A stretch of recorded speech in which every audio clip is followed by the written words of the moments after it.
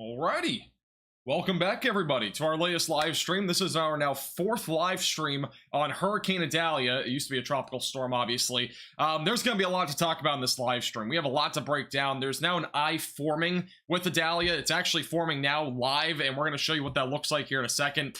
It's obviously a very intense storm that's moving toward Florida. It's expected to make landfall tomorrow morning, sometime around 8 to 10 in the morning, so it'll be sometime a little bit after sunrise is when this will make official landfall in the Big Bend of Florida, or potentially even up near the Appalachia Bay. So we'll have to watch this very closely as it moves off to the north and east. But this is a very intense storm now. It is actually borderline category 3. The pressure is down to 965 millibars, and this is expected to continue to intensify as it moves off to the north and northeast. And there's a possibility that this gets to a category 4 hurricane. Could it get worse than that? It's not out of the question, but it's going to be running out of time here over the next few hours. Again, there's only about 12 hours until this makes landfall in the Big Bend of Florida. But as of right now, this is off the coast by quite a bit. It's west of Tampa. There has been some outer bands that have been going through Florida today.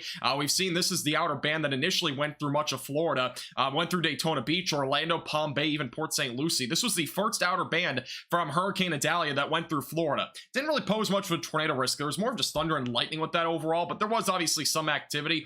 More than anything, though, now we have a tornado watch that is now in effect. This does include a pretty large chunk of Florida. It goes all the way back through the Big Bend, back through Cape Coral, Tampa, anywhere in this pink area here. I'm going to take off the satellite so you can see it better. This is your tornado watch here, and it extends all the way back through parts of really the panhandle of Florida. So it goes back through the Big Bend.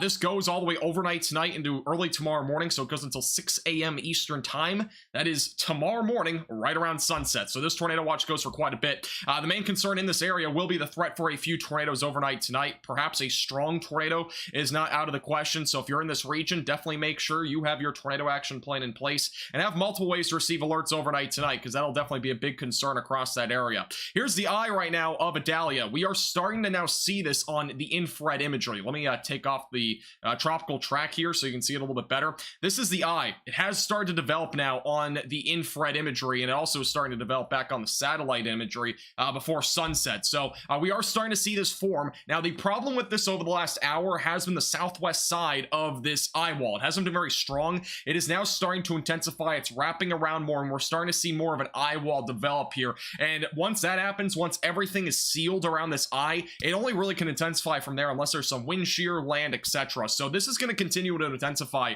over the next several hours as it moves off to the north. There has been some wobbling with this. We mentioned this earlier today. There will be some wobbling, so that will obviously change the path a little bit, and it could change it a bit last second. So this could make landfall possibly further to the east on that cone of uncertainty. It could make landfall further west. There's obviously going to be some uncertainty there where this exactly makes landfall, which is something that we've been trying to decipher so much over the past 24 to 48 hours. But the problem is, when there's wobbling and when there's this rapid intensification process happening, it's a bit harder to tell. We saw that with Ian. It took a really sharp right turn last second. This will not take a sharp right turn. So if you're in Tampa, there's no need to be concerned about a direct landfall, but there will still be storm surge, flooding, rains, and some potential tropical storm force winds. Even though you're under a hurricane warning, I don't think we're going to get really close or too close to the 75 plus mile per hour winds. We might get near it, but I don't think we'll really exceed 80 miles per hour unless this thing really gets any closer. But right now, it is moving more due north, so you can kind of just see how this is tracked out over the last little while. And I'll try to make a little marker here. This is the last hour on the infrared imagery. It is pretty much going due north right now. There hasn't been a whole lot of wobbling in the past hour. It's been pretty straightforward, actually. Overall, I'm kind of surprised it hasn't wobbled a whole lot with this intensification. If anything, it's actually wobbled maybe a little bit to the west, but not by a whole lot. And this will continue to move off to the north and obviously go toward the Big Bend of Florida. So you might be wondering, what does this cone of uncertainty look like now that we are now into the evening hours? Well, as of right now, the cone of uncertainty has obviously changed here a little bit. It has every single update every 6 hours. We're going to see a change in the cone to some degree, whatever that might be. But we are expecting a category 3 hurricane by the 11 p.m. update tonight. So this will be officially a major hurricane, most likely at least by 11 p.m. tonight. The National Hurricane Center has mentioned mentioned that this will likely be a Category 3 hurricane in approximately about an hour and a half. If not, it might already be at that stage. Again, we have a very clear eye that is appearing now, which is one of the key things when it comes to a major hurricane, when we have an eye showing. It's not a full eye. It's not like, you know, you can't, like, there's not like it's like let's say the sun was out. It's not like you're going to see the sun above you. There's still clouds there, but it is an eye that is starting to become more organized, and that'll eventually probably become pretty intense as this moves off to the north. But again, this will become a Category 3 hurricane at some point over the next hour or two. If not, it'll become a Category 3 hurricane by about 2 a.m. tonight. So it's going to be either the 11 p.m. update or 2 a.m. Signs are pointing toward this being a Category 3 around the 11 p.m. update, because again, it's at 965 millibars of pressure, and to compare that, that is at the very lowest pressure it really can be for a Category 2 hurricane. If we go down to like 964, 963, that's technically a Category 3 hurricane on the scale. Once we go further into the evening hours, so as this continues to move off to the north and northeast into the overnight, it will move toward the Big Bend of Florida. Here's your big cone of uncertainty still. It's about 50, 60, 70 miles wide. So again, the landfall could happen very well anywhere in this region here. It's actually going to be about 80 miles in diameter. That's the exact count. And this entire area here that is outlined in this red cone of uncertainty means that we could see landfall anywhere in here. So that would include anywhere from just south of Tallahassee. And if we see this go toward Tallahassee, obviously the impacts would be pretty bad up that direction, back through the Horseshoe Beach region. So that's the entire area that we are currently covering in terms of where this could make landfall. And Cedar Key was obviously one of the places that was really in play for a lot of storm chasers. I'm pretty sure a lot of storm chasers are still there. But Cedar Key is an area that is going to get flooded over. We're going to be talking about 10 to 15 feet of storm surge over there. What I have heard personally, at least from what I've heard on Twitter, let me just confirm these numbers. I have some written down on here. 30 people are still on the island from what we know in terms of residents on Cedar Key. That was as of a few hours ago. But approximately 98% of the people on Cedar Key, Cedar Key, I meant to say Cedar Key, not Cedar Island, but 98% on Cedar Key have officially evacuated at this point, which means only 2% are still on the island, which obviously that is way too many. Still, we should really have nobody on that island. Again, we're talking about 10 to 15 feet of storm surge as it goes towards Cedar Key. So it's obviously really concerning there. And again, this is a 3D view of what this looks like. Again, you can see the eye deepening in the middle. It gives you a better idea of all the convection around it as well, because we have a lot of convective towers built. And that is obviously very concerning, because that does usually indicate some intensification, and it's also starting to surround the eye, which means that we're starting to see some intensification with this eye wall that's trying to develop now. So obviously very concerning with this right now. On the live reflectivity, we've been seeing a lot of development on the live reflectivity as well, since we have this radar site in Tampa that goes all the way out here into the Gulf of Mexico, and we're able to see the eye in live motion. That's back over here near actually a buoy right now. Unfortunately, we're not going to be able to see anything because it's nighttime. We don't have any photos. It's going to be pitch black out there unless we got a lucky lightning strike, which I doubt we'll really get any out of this area. But the current wave height is 24 feet right near the eye, so it's obviously very high waves. And down the road, this is going to create the potential again for some significant storm surge. So as this approaches the coastline, we're going to definitely see an increase of storm surge. We already saw some minor storm surge beginning back down near Cape Coral earlier today, really during the early to mid-afternoon hours. It wasn't anything like too out of the ordinary. It's just water kind of starting to push up inland a little bit. So we're going to see more of that start to transpire over the next several hours as this system continues to move off to the north and northeast. But notice this nasty little band here of storms that we have connecting all the way just west of Tampa back down through Cape Coral. This is where that tornado risk will start to increase tonight. We are going to start to see more of these rotate. We've been seeing a lot of rotation with these already, even though they're offshore. We've been seeing some water spouts, and there's definitely going to be a possibility here as these move closer to land that they could very well produce a tornado risk. So we have to watch this very closely throughout the next several hours. These are nocturnal threat. This is a nocturnal threat, meaning that we're going to see essentially tornadoes at nighttime, which is obviously very dangerous. So if we have that threat start to transpire more overnight, that is going to cause some concern. And obviously you're going to want to make sure you have multiple ways to receive alerts and have a tornado action plan in place in case you are issued into a tornado warning. Because I remember last year we had Hurricane Ian. I was under a tornado warning at one point, and that warning came in pretty late at night, and it was, you know, it was pitch black outside. So obviously make sure you have those tornado action plans in place in case you do end up being under a tornado warning tonight. All right, let's go through some of the forecast graphics. I gotta go ahead and tab out to this, and let's go through the forecast for today or tonight into the tomorrow morning. Again, this is another look at infrared imagery. You can see how the eye has evolved here over the last several hours. We had a pretty decent core here, the eye wall, and then we have that eye right in the middle there on the last few scans. I'll pause it at the very end here. Let me just put this down a little bit, but here you go. This is like the end of it. So this is the most recent scan. Again, notice right here, this is your eye, and then on the outside here, tons of convective towers. We're seeing, obviously, very heavy rainfall in the middle for sure, but in addition to that, that's the area of strengthening around this eye. Once this fully seals off, intensification will really start to take place, and we've already seen some intensification, but rapid intensification overnight tonight is not out of the question. Again, I would not be shocked if this got to a Category 4 hurricane. Here's another look at the overall look on infrared imagery, another little close look. Again, I've showed you multiple loops, but this is a quicker loop, so in case you want a different speed, here you go. But this is over on Tropical Tidbits. Again, that's the eye right there. Have a little bit of leakage, it looks like, on the east side, but again, that should be filled up here pretty soon in terms of the strongest convective towers that are currently on the map. Here's Franklin. Again, I'm not really going to talk much about Franklin in this live stream, but it is going to be crossing near Bermuda off to the north. It is a Category 3 hurricane now, sustained winds of 125 miles per hour. It got up to 150 miles per hour for sustained winds. It was almost a Category 5, which is just crazy. So here's the forecasted tracking, and I've already showed this, but we're going to have another update from the National Hurricane Center at 11 o'clock tonight on the track of this, and as well as any new details that we can get out of it, because again, this could very well rapidly intensify overnight tonight into a Category 4 hurricane. But as of right now, it is offshore, again, pretty far away from Tampa, about 150 miles west of Tampa. So again, I'm not expecting this to take a sharp right-hand turn toward Tampa, but you are still going to see some impacts if you're in Tampa. The bare minimum, some tropical storm impacts, and as well as storm surge. Those will definitely be something to watch out for. But the landfall area right now is likely to be in the Big Bend area and possibly near the Appalachia, or sorry, it's not Appalachia, it's Appalachia Bay, maybe? Something like that. That place has not seen a Category 3 or a major hurricane ever make landfall there, so this could be the first if it goes that far to the north. But that's an area that we've never seen a Category 3 hurricane make landfall, which is actually kind of crazy when you think about it, at least in recorded history, because we've seen so many major hurricanes make landfall in Florida before, so that's a bit of a weird one that area has not seen it. That's near the Osceola River, by the way, so it's in this little area up here. But here's the storm surge forecast for tonight and tomorrow. We have a lot of concern, obviously, about storm surge. And right now, the storm surge forecast from the Osceola River back through Yankeetown is 10 to 15 feet. We mentioned this earlier in the last live stream. That is quite significant. That is very significant to the point where that means that we could see 15 feet above ground water. That means if you're like 6 feet tall, that means it's going to be about 2.5 times higher than where your head's at. And if you have like a one-story home on the immediate coastline, you need to evacuate. It's just not safe, because if we see 15 feet of storm surge, it's going to be flooded over entirely, anywhere from Yankeetown back through the Osceola River. So again, it's very dangerous there. Further down to the west, we do have over near the, I can't really read the name here, but it's back over near a river, near Carabelli as well.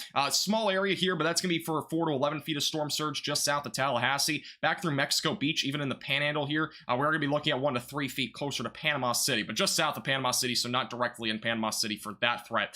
Back over in Tampa Bay, 4 to 6 feet. This has actually dropped slightly over the past 12 hours. It was at 4 to 7 feet. They've dropped it by a foot. Whether that makes a huge difference for your location, go check the National Hurricane Center's website. That'll show you the exact location in terms of storm surge, and see if you're in one of those impact areas. Back near Charlotte Harbor, 2 to 4 feet, which is primarily happening now into the overnight hours. And then further up here to the north near Englewood in the middle of Longboat Key, we are also looking at 3 to 5 feet of storm surge. East Cape Sable back through the Bonita Beach area, that is also 1 to 3 feet of storm surge. Flagler in the Volusia County line back through the mouth of the St. Mary's River is also going to be about 1 to 3 feet. And they've also updated the forecast up and down the coast here, the East Coast, 2 to 4 feet from the mouth of St. Mary's River back through the South Sante River. That's all the way from Georgia back into South Carolina for tomorrow. And then once we go closer to areas from South Sante River back through the Beaufort Inlet in North Carolina, 1 to 3 feet. A couple of these bays will be near 2 to 4 feet as well, so obviously concerning. And then from Duck back through the Drum Inlet, again, 1 to 3 feet of storm surge is expected there. All right, so the computer models have changed a lot over the last 24 hours in terms of its long-term track. Most computer models are having this make landfall in a very unison area. That would be near the Appalachia Bay, closer again into parts of the Panhandle of Florida, just northwest of Cedar Key, closer to like the Horseshoe Bay area, just off to the northwest of there. But a lot of the computer models have it in unison that'll make landfall up there tonight, or tomorrow morning, I should say. And then eventually, as we go into, let's just say Thursday, this will start to go back out to sea, and we could see this loop back. There's a few computer models still indicating that, but a lot more computer models models are back on board with this going back out to sea, so I'll have to watch this closely long term where this goes, but there's a chance that this just goes out to sea again and does not impact the United States, but it could also loop. So obviously make sure you're staying weather aware there. In terms of the intensity, again, all the computer models right now are still showing this way too low in terms of intensity. I really do not think it's all of a sudden going to drop from a category 2 and downward. It is intensifying very quickly. This, in my opinion, is pretty misleading in terms of the intensity, but these are just different computer models. There's one computer model bringing it to a category 4, and all the other outliers are showing less than a category 3 for the most part. So I do think this will intensify at least to a category 3, perhaps again a category 4 tonight. All right, here's the overall look at tonight's storm and what's going to happen over the next several hours. So here's the future radar. Overnight tonight, again, we'll have some of these outer bands going into western Florida. That's where the tornado risk will start to increase as we go throughout the next several hours. Notice this is the eye, so it's still west of Tampa by midnight. Rapid intensification is possible overnight tonight. As we go closer to 6 in the morning, more of these outer bands will impact Florida with a tornado risk. Again, make sure you have a tornado action plan in place because this will go all the way through tonight, overnight, and tomorrow morning, and even perhaps tomorrow afternoon. It's going to be a pretty elongated threat there. Further up to the northern parts of the Gulf of Mexico right here, again, that's where the eye will be. Tallahassee's up here. This is where the eye is being projected to go from this latest computer model. Almost every computer model is bringing it right here. So just near Perry, basically, is where this is currently located around 8 to 9 in the morning. This will move off to the northeast, closer to Tallahassee, and that's where the highest wind speeds will be, by the way, is right here near Tallahassee, and also on the eastern side of this, so near like Lake City, for example. Those areas will start to see those very high wind gusts. Eventually by noontime, this is inland, so the eye will start to fizzle out very quickly, become more disorganized with land interaction. It usually does not stay very strong, and also you'll notice some storm activity across central Florida. That will also produce the threat for some tornadoes as well through the afternoon, and then that tornado threat starts to decrease as we go later into the afternoon. One of the big things with this, again, is the wind direction. The wind direction will start to change and come out of the south and southwest in parts of Tampa Bay as we go into the overnight hours. That's going to allow for storm surge to start to ramp up into parts of Tampa Bay between 4 to 6 feet overnight tonight, and then back over in parts of, again, even near the Big Bend, we're going to start to see storm surge really ramp up closer to about 5, 6 in the morning, and eventually as this gets close to landfall at 8 in the morning, it'll be basically peaking by this point. Look at these very strong winds pushing right into Cedar Key. That does indicate we'll be looking at very high winds that'll be pushing all that water inland, and that's going to really cause a lot of concern. Again, 10 to 15 feet of storm surge is possible there. That's very concerning for those in the Big Bend. Obviously, again, if you're right along the coastline, you should be evacuating. Here's the wind gust for tonight. Again, we're right now at 9:32, so this is about 10 o'clock. Winds are right now around 40 to 50 miles per hour on the west coast, so tropical storm force winds are now being felt on the west coast near Tampa, Sarasota, maybe even Cape Coral. Overnight tonight, these will increase just a little bit. They're not going to get too crazy, I don't think, for Tampa. Again, this will just be off to your north and west with the highest wind gusts, like within 30 miles of you, but they should just be far enough to your west to the point where it should stay below hurricane force winds, but it could get close. We'll see. Eventually, by 6 in the morning tomorrow, the hurricane force winds will be arriving to the coastline near Big Bend and back through the Appalachia Bay. Again, I'm not probably pronouncing that right. I'll get the pronunciation here in a minute. This is going off to the north, though. It'll go toward Tallahassee. Notice the wind gust as it makes landfall. Again, around 130, 140 miles per hour. I do think this computer model is underestimating the values around 122. I think it'll be higher than that at landfall, possibly as high as 155 mile per hour wind gusts will be possible. Tallahassee, you'll notice around 70, 80, 90 mile per hour winds as we go into the morning tomorrow. Gainesville could also get up there. Look at Orlando, Tampa, and Daytona Beach, and even Jacksonville and Palm Bay. All those areas at tropical storm force winds by that point, and eventually by 10 to 11 in the morning, this continues to move up to the north and northeast, where the highest winds will pretty much occur in between Tallahassee and Gainesville. It's going to go right in between the two with the highest winds, and this will continue throughout the morning into the afternoon. We could still see wind gusts exceeding 70 to 80 miles per hour in parts of southern Georgia, so it's obviously going to be a very big concern. Power outages are very likely here across the coastline here near Tallahassee, back through west of Gainesville. This entire region here, very likely for power outages. It's obviously a big concern. If you're in a mobile home, again, you really shouldn't be when this arrives because the winds will really start picking up and it's going to be very dangerous to stay in a mobile home. Rainfall accumulation from now until tomorrow and as well as going into the following day. So basically through Friday, but this is as of now. So this is not from what we've already seen. This is what is to come. As of rainfall for right now, Tallahassee between 6 or up at least around 6 inches, but it will be between about 4 to 8 inches of rain. Even parts of like the southern southern panhandle here could also get upwards of 6 to 8 inches of rain. Gainesville, it's going to be kind of one of these situations where it's 50-50. If this goes a little bit closer to you, you might end up seeing possibly between 4 to 6 inches, but if it's not nearly as close to you, probably between 2 to 4 inches is more realistic. Right along the East Coast, we should be talking upwards of an inch of rain or so, maybe 2 inches. It depends on if you get any of those heavier outer bands throughout the overnight hours and as well as tomorrow. And then also near the West Coast, near Tampa, we are still talking about some flooding concerns. Between 3 to 6 inches of rain will fall. But again, nothing in comparison to Ian in terms of rainfall.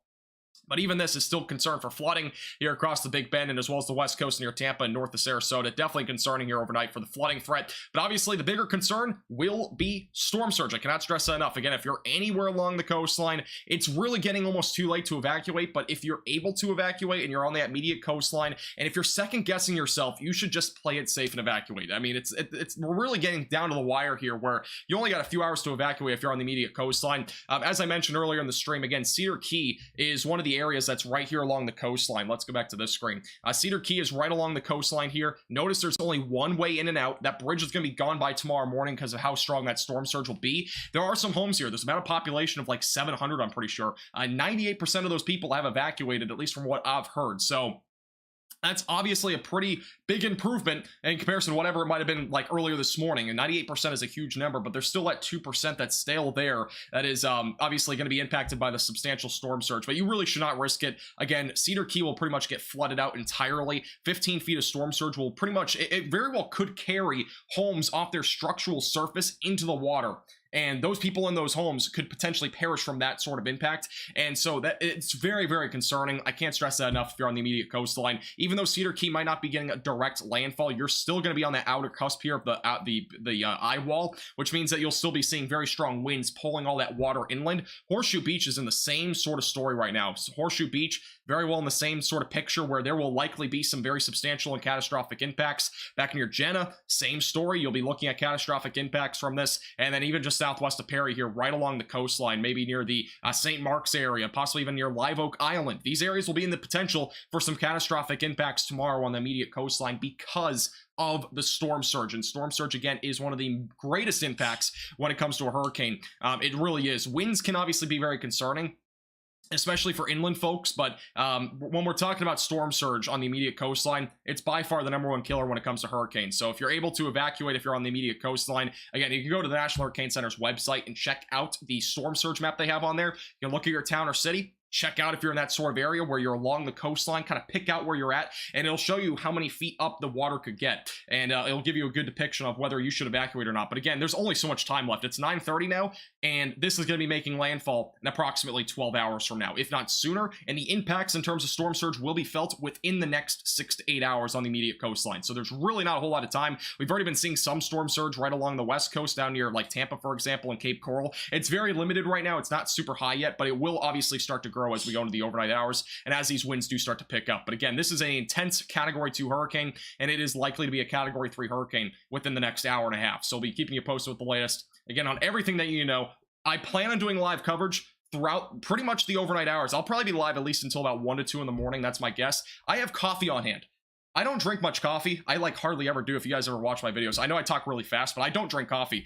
I do have a coffee on me. So I will be hopefully awake enough to be able to go live for several hours here. I've been up since like 8 in the morning, so we'll see how everything goes, but we'll be live here for quite a while, and we'll be covering everything, because obviously there's going to be a lot of changing things over the next several hours in terms of the intensity, where this might be heading, which again, the cone of uncertainty gives you an idea of where the eye is heading at least, and all that sort of stuff. Let's go back over to the satellite imagery here on Idalia.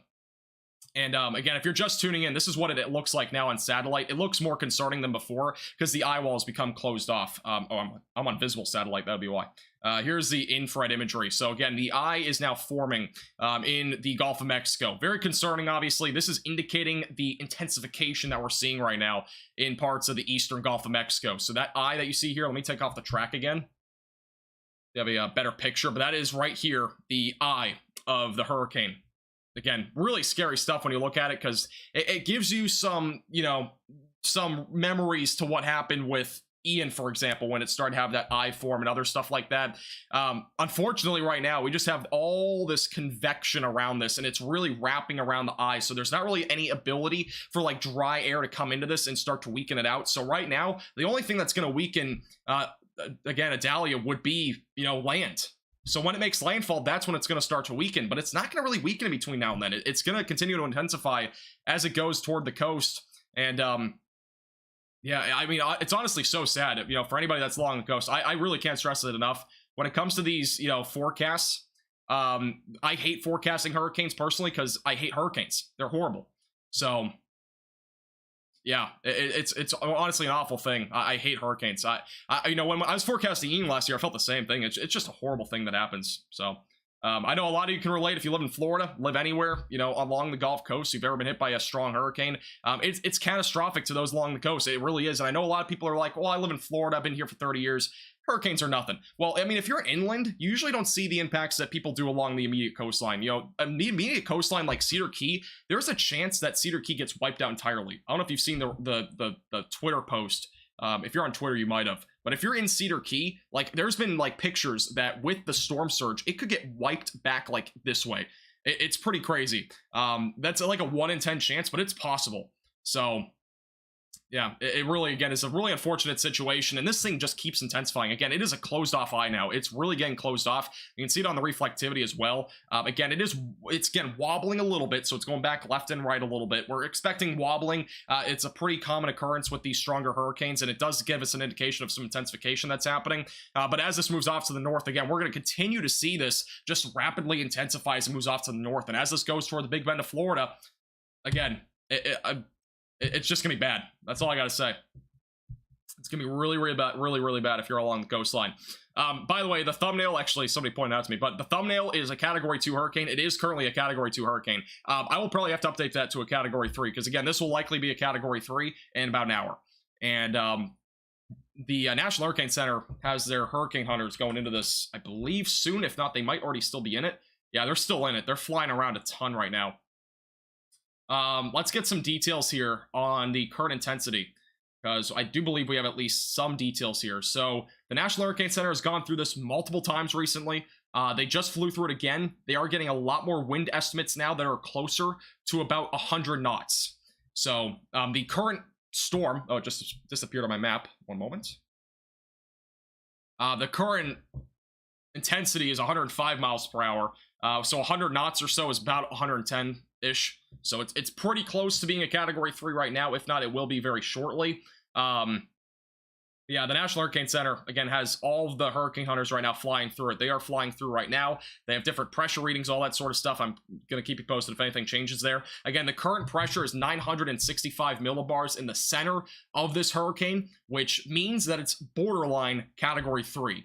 Technically, if it's any lower than 965, it would be a Category 3 hurricane. So we're basically on the cusp right now of that happening. It's very, very close. And again, this is the eye right now, live. And again, it's intensifying very quickly. That's all I gotta say. It's really awful if you're along the immediate coastline. As I mentioned before, again, I'm not expecting this to take a huge right-hand turn toward Tampa. This will likely continue to go up this direction. If it takes a right-hand turn at all, it would be more something like this, right? So it'd go closer to, like, let's say Cedar Key. That would be the sharpest right-hand turn we're really talking about. But if it stays on track, it would probably go toward Tallahassee. So there's still a couple of points of uncertainty here where this exactly goes. Could it go closer to Tallahassee? Could it go closer to Cedar Key? That's all kind of up in the air right now. But regardless of where it makes landfall at this point, you just got to know that catastrophic impacts are expected along the immediate coastline.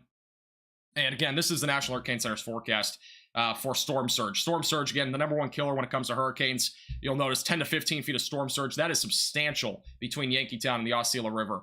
And then further down to the south near Tampa Bay, 4 to 6 feet. Charlotte Harbor, 2 to 4 feet.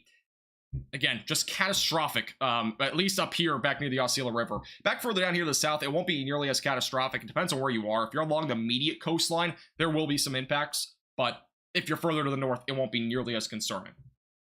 Or, sorry, further north, it will be more concerning. If you're further down the south, it will be less concerning. Let me repeat that just so I didn't, mistakenly say something wrong. I need to start using some caffeine. I'm starting to get tired.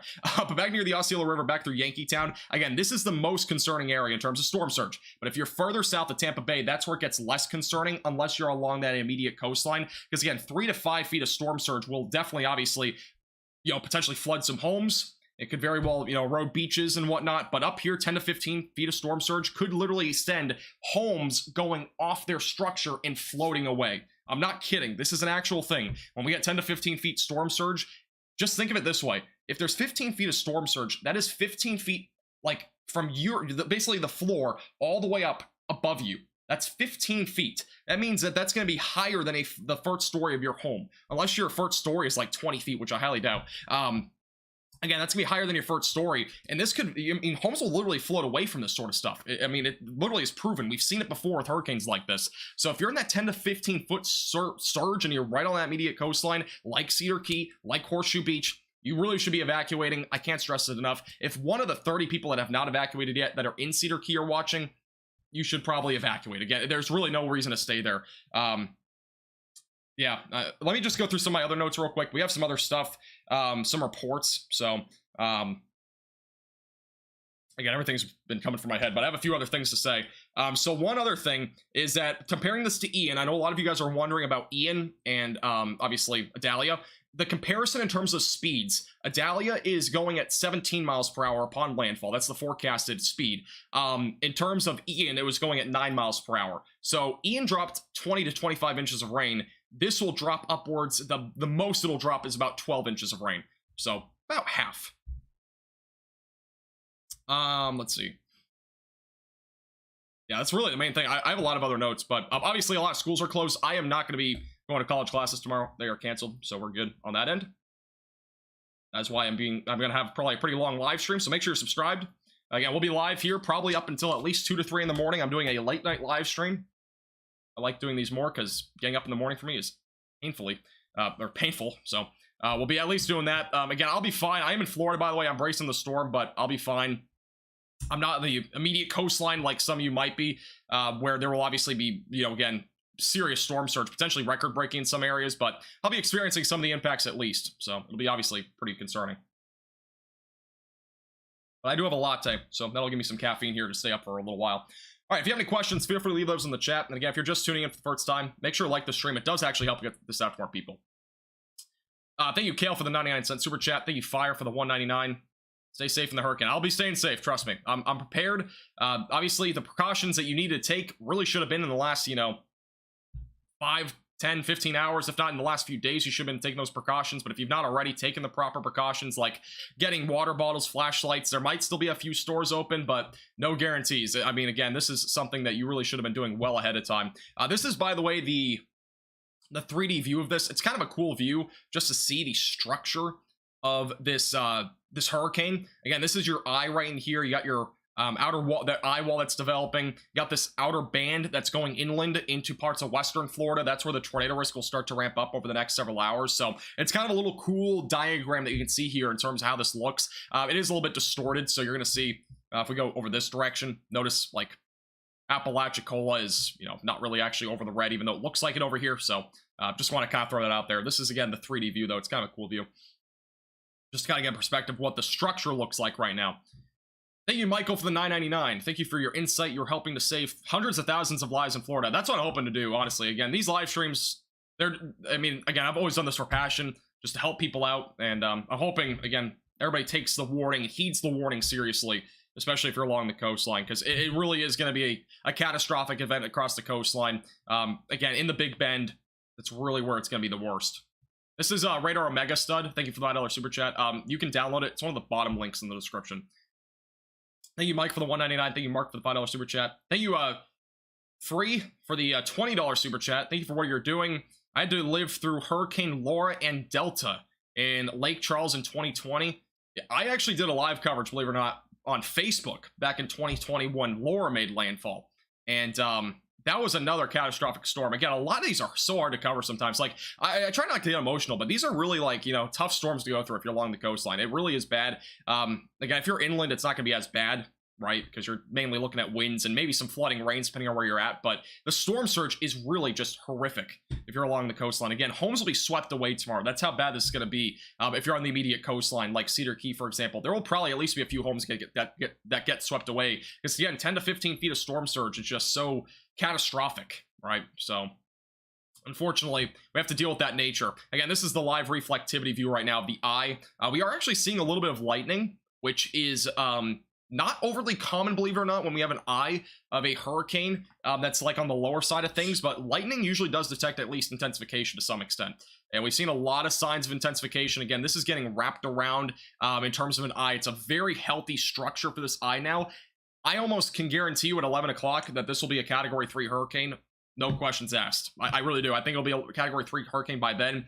It is possible, again, that this does get to a Category 4 hurricane going into the overnight hours. Rapid intensification is very well possible. The National Hurricane Center has mentioned it in their wording, by the way, that a Category 4 hurricane is possible. I'm not just saying that, you know, randomly or trying to fear you. I'm actually, like, I thought that earlier today before they even said it, but I mean, they're saying it now. So it is obviously in play. It's still 12 hours until landfall. Rapid intensification is very possible. The ocean waters, by the way, are about a degree warmer up here. Doesn't make a massive difference most of the time, but obviously in this case, it's like 87 degrees Fahrenheit in a lot of these areas. So that's obviously very concerning. Thank you, Cindy, for the $5 super chat. I will be staying safe. Thank you. Yes, I'm good to go. Hey, Jessica, for the $4.99. You're becoming one of my favorite reporters on YouTube. Keep up the great work. Appreciate it. Thank you. CNN says Category 4. What, do they make their own forecasts too? I know AccuWeather makes their own forecasts nowadays. Or at least, I think they do. They make, like, long-term hurricane projections. Hey, no problem, Summit. I like my hair longer, just saying. I get a high fade whenever I go, so. It's a high fade. That's my haircut. This one was a little bit different, though. I have a weird line on my head. I'd say low Category 4 by landfall. Again, I'm kind of on board at this point with this either being a strong Category 3 upon landfall or Category 4. Look at these velocities, by the way. Holy cow. These are the velocities. They are a little bit higher up into the atmosphere since we're very far away from the radar site. Look at this. 102 miles per hour. And over here, 116 miles per hour. Again, this is velocities. We're looking a little bit higher up into the atmosphere, so it's not at the surface where they would categorize this as like a category, again, like a Category 3 or 4 hurricane, but this is at least an idea of how high the winds are here on the velocities radar. Again, we're looking a little bit of loft, so it's not at the surface, but that's still very concerning. Again, that's your velocities right around the hurricane, which, again, are becoming pretty intense right now, and this has been doing a lot of wobbling. If we do a little, let's do a little 50-frame loop here. This is the little direction here. So it's been wobbling a little bit back and forth. It's not substantial in my opinion, but it has wobbled. See, a little bit here, a little bit back and forth. I'm just going to kind of trace this out here. This is over the last like hour or so. See those wobbles? It's wobbling a bit, and that can change the direction and course a little bit. But that's basically the wobbling. So it's basically due north-northeast, but that's the wobbling path, I would say, in terms of Idalia right now. Again, a friendly reminder, if you're just tuning in, make sure to subscribe to the channel. I do plan on being live again all the way through at least 2 in the morning.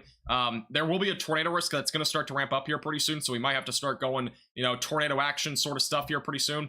So we'll be obviously monitoring that very closely as that starts to evolve. Again, this pink or purple box that's on the map here, that is your tornado watch. This goes all the way until 6 a.m. Eastern time, so make sure you have a tornado action plan in place. And make sure you're prepared for this tornado risk. This goes all the way through the Florida Panhandle, back into Cape Coral, Tampa, Spring Hill, the villages, Ocala, Gainesville, Cedar Key, just west of Orlando. Again, all included in a tornado watch. And I know, storm surge and high winds, that's already enough. But unfortunately, there's a tornado risk to go along with this, which happens a lot, by the way, with hurricanes.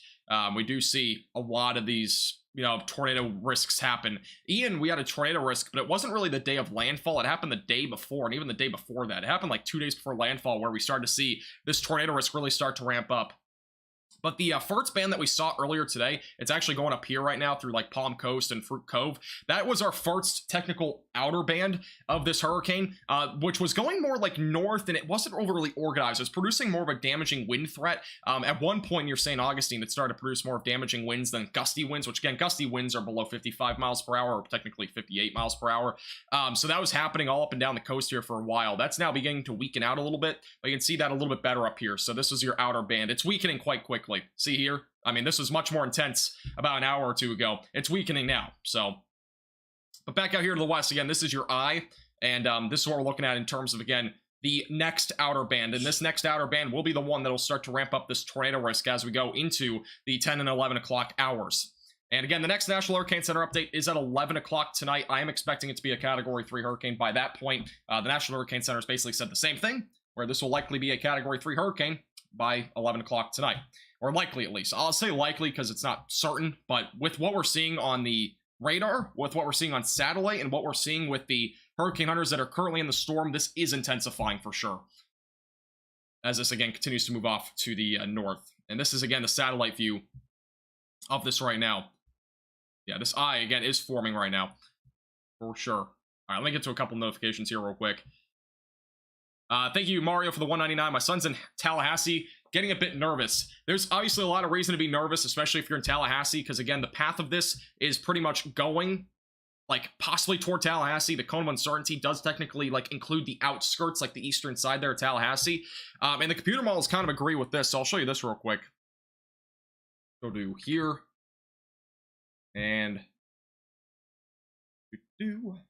here's the wind gust. So I'll show you this map. It's a little bit better to look at overall. This is an experimental model, but I honestly think the wind gusts are very accurate on this. They're not exaggerating them substantially, in my opinion, and it's very on track with all the other computer models. So this is an experimental model, but I do think this is a pretty good look at what we'll be seeing tomorrow. This is 7 a.m. tomorrow, so notice the hurricane force winds approaching the coast. Again, if this goes closer to the Perry, Florida area near Tallahassee, there's a better chance of hurricane force winds for sure. Notice the wind gusts by 9 to 10 in the morning, upwards of 70 to 80 miles per hour. I would increase these numbers by 10 to 20 miles per hour if it made landfall right here. I do think this model actually underestimates the wind gusts just a little bit here, and as well as for Gainesville. I think Gainesville also gets up there. Notice back down near Tampa, I know a lot of you probably watching are in Tampa. Tampa's probably not going to see hurricane force winds. It's a low chance. There is a small chance if this goes far enough to the east overnight that might occur. And if it intensifies far enough or further enough, it actually could possibly impact you in terms of hurricane force winds. But that hurricane force wind threat should just be off to your north.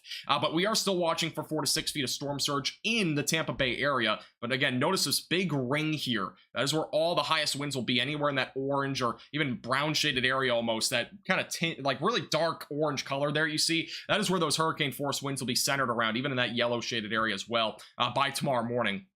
And again, the approximate landfall tomorrow is around 8 to 10 in the morning. And here's your storm surge map. So again, 10 to 15 feet of storm surge expected from Osceola River back through Yankeetown. This is the area that, again, the mandatory evacuations are in place for a reason. You will likely see, you could at least see homes floating down like the ocean, down the river, whatever it might be, from this event, especially if they're one-story homes, because again, the water will be just so high that stuff can get lifted up. Even 3 feet of storm surge can lift a car up and drag it down, and you might never see that car again. That's entirely possible here across this entire region, anywhere from about Tampa Bay all the way back through the Panhandle here. So I'm going to kind of make a better line here, but anywhere in this area that you see, at least again on the immediate coastline is what I'm talking about. Those areas, you very well could see your car floating down a river with 3 feet of storm surge. So obviously, if you have your car for whatever reason parked on a beach tonight, which I don't think you do, but if you do, you should probably move it away, because it's gonna probably float away if the storm surge does get as high as it is. And don't forget, there is a super blue moon tomorrow night, or blue supermoon tomorrow night, which means that the tides will be 1 to 2 feet higher over the next 24 hours, which again adds to everything being just bad. Again, that's the easiest way to put it. It really just is quote-unquote bad at this point. Thank you, Sapphire, for becoming a moderate velocity member, and also thank you, Free, for becoming a minimum velocity member. Welcome to the Velocities. Appreciate you guys joining the Velocities. Welcome. Thank you, Tony, for the $9.99. Any worries about Fort Walton Beach in the Panhandle? Fort Walton Beach. I know I've heard of it, but I don't exactly know where that is, so just give me 1 second and let me find that. Because I am somewhat familiar with most places. You should be okay. Yeah, over there, there's not really much cause for concern in Fort Walton, and the reason why is because, one, this is going to be to your east, and usually on the western side of hurricanes, the impacts aren't always as bad, especially in this case. The worst of the impacts will be from the storm surge, and that's because of the strong southerly wind that will start to develop. Let me find a better color for this. We don't really have a good color that blends with this. Let me just take off the satellite here for a second, and let's go back to the live radar feed. This might be better. All right, well, maybe the live radar won't even be on. So let's just do this. But we have a strong southerly wind around this pressure, or this hurricane right now. So this is your low pressure system. It's hurricane, again, is just a very deep low pressure system over the ocean. So this is our low pressure system, right? It's very strong southerly winds here, and that's all going to Tampa. And we got this counterclockwise motion. Once this gets up to here, I'm going to erase all this other stuff. But over here, once it makes landfall, the winds are going to be coming out of your north and even over to your east. So the storm surge won't really be that bad over there. There won't really be any storm surge past Panama City, and even then, Panama City probably won't see much of any storm surge. It'd be maximum of 1 feet. So there's not going to be a whole lot of storm surge really north and west of Mexico Beach. So overall, with this rotation that we're going to be seeing, overall the storm surge will be way worse here along the east coast. And we're going to see this again motion where the strong winds will be even coming out of the west at some point, probably tomorrow over in Tampa. So Tampa will have multiple rounds of this storm surge for sure tomorrow. And if we go back over to here, let me turn on the satellite real quick, and we're going to go back over to the other screen though, on the forecast screen. 1 second. All right, here's the forecasting screen. I have like 90 tabs open. While I oh, that's the wrong thing. Here is the... Nope, still on the wrong screen. Bear with me. There we go. All right, here's the wind speeds and the wind direction, and we're really looking more at the wind speeds. So kind of ignore the colors. They're important. Like the more yellow these colors are, the higher the wind speeds will be, right? So those are obviously pretty critical here. But what we're looking at here is the wind direction. So these wind barbs, and so when you see them facing, this is all going south right here. So I'm just going to kind of teach you some stuff here. But this is all going south. This is going from northwest to southeast. This is what we would call a southwesterly wind. This is going from south to north, so again a southerly wind. And so all this wind here at 4 a.m. overnight tonight, notice how this wind is going from south to north into Tampa Bay. And that's going to increase the storm surge overnight. But luckily, there's some small good news to this. The winds are not going to be super strong. They're going to be around tropical storm force winds here. This red area here that you see, that's tropical storm force winds at least. So that will at least push some water inland into Tampa Bay. And as that moves off to the north into Tampa Bay, that does mean that we're going to end up seeing some storm surge, again, between 4 to 6 feet. But notice up here, the storm surge will be much stronger because of these stronger winds. Again, the wind is what kicks all this water inland in terms of storm surge. That's why we call it storm surge. It comes from these winds that are very strong and intense with hurricanes. And that's why when we have a more intense hurricane, or perhaps even a supermoon or a full moon in general, that's why it's more concerning, because of higher tides and as well as stronger wind speeds. So by 6 in the morning, again, notice these wind speeds coming south to north. This is all going to push inland. But even anywhere around this, the winds are just going to be so strong, even on the west side of this, that there will be storm surge around this. Even on the west side, we're still going to see that storm surge, but it's usually the highest on the eastern side of a hurricane. And then eventually, once we get closer to 8 in the morning, notice again, the winds are coming all out of your north in Panama City. So it's not going to be as concerning in Panama City for storm surge. But even going through tomorrow afternoon, the winds will still be strong enough out of the southwest and west into Tampa Bay, where we could still have some minor storm surge between 1 to 3 feet, even going into tomorrow afternoon. So it's entirely possible. And then eventually, as we go into really late Wednesday night and Thursday morning, the storm surge will subside. But there will still be water inland, especially near like the Cedar Key area. And the Cedar Key area, again, is an area that we're currently has the most prone area for storm surge this entire event. Thank you, Tony, again for the $9.99. I appreciate that. Thank you. All right, let me get back to regular chat.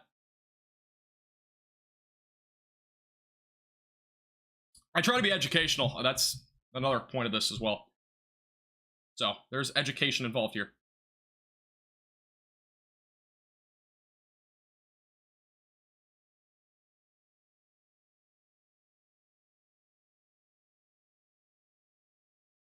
Yeah, I mean, get a fan outside, right? Put a fan out and just blow this hurricane away. I wish it was that easy. But unfortunately, again, this is the eye right now, west of Tampa. And obviously very concerning right now, west of Tampa. Got this huge eye that's developing. And again, have this eye wall that's forming. We have this huge convective burst on the outside. And as this continues to really spruce up over the next hour, we're probably going to have, again, a Category 3 hurricane by our next update. Let me check the National Hurricane Center one more time. We should have an update on that. And the hurricane hunters are currently inside of this hurricane. They are still flying around, and they are now finding winds again around 100 to 105 knots, which would be pretty much borderline a Category 3. So we'll see. This is the map. It's going to look very confusing, but this is the map. This is where the hurricane hunters are, and this is all the wind barbs in there. And those pink wind barbs are representing around 100-mile-per-hour knots, which again would be 110 miles per hour. So again, obviously very concerning to say the least.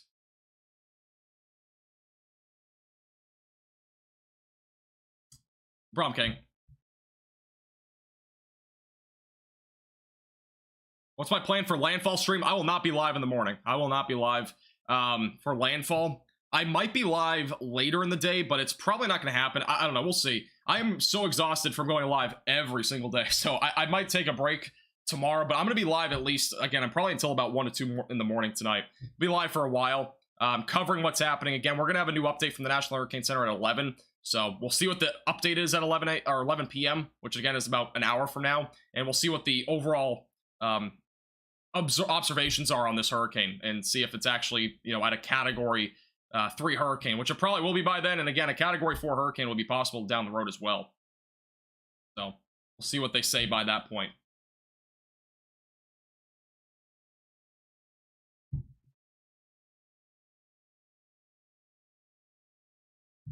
And the next National Hurricane Center update, again, will be in about 55 minutes. It could come earlier, so we'll see. But that'll obviously be what we're really looking out for today. And obviously, the tornado risk will start to increase here over the next little while as well.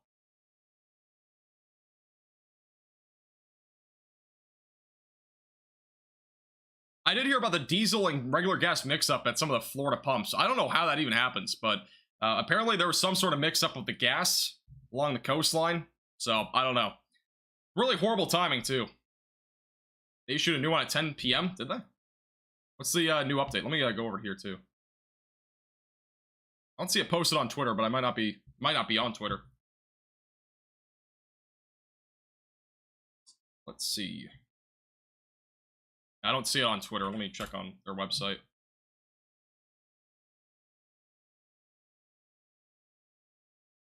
Yeah, I don't see anything right now. Maybe I'm missing it. Is it anything like important? Like any upgrades or anything like that?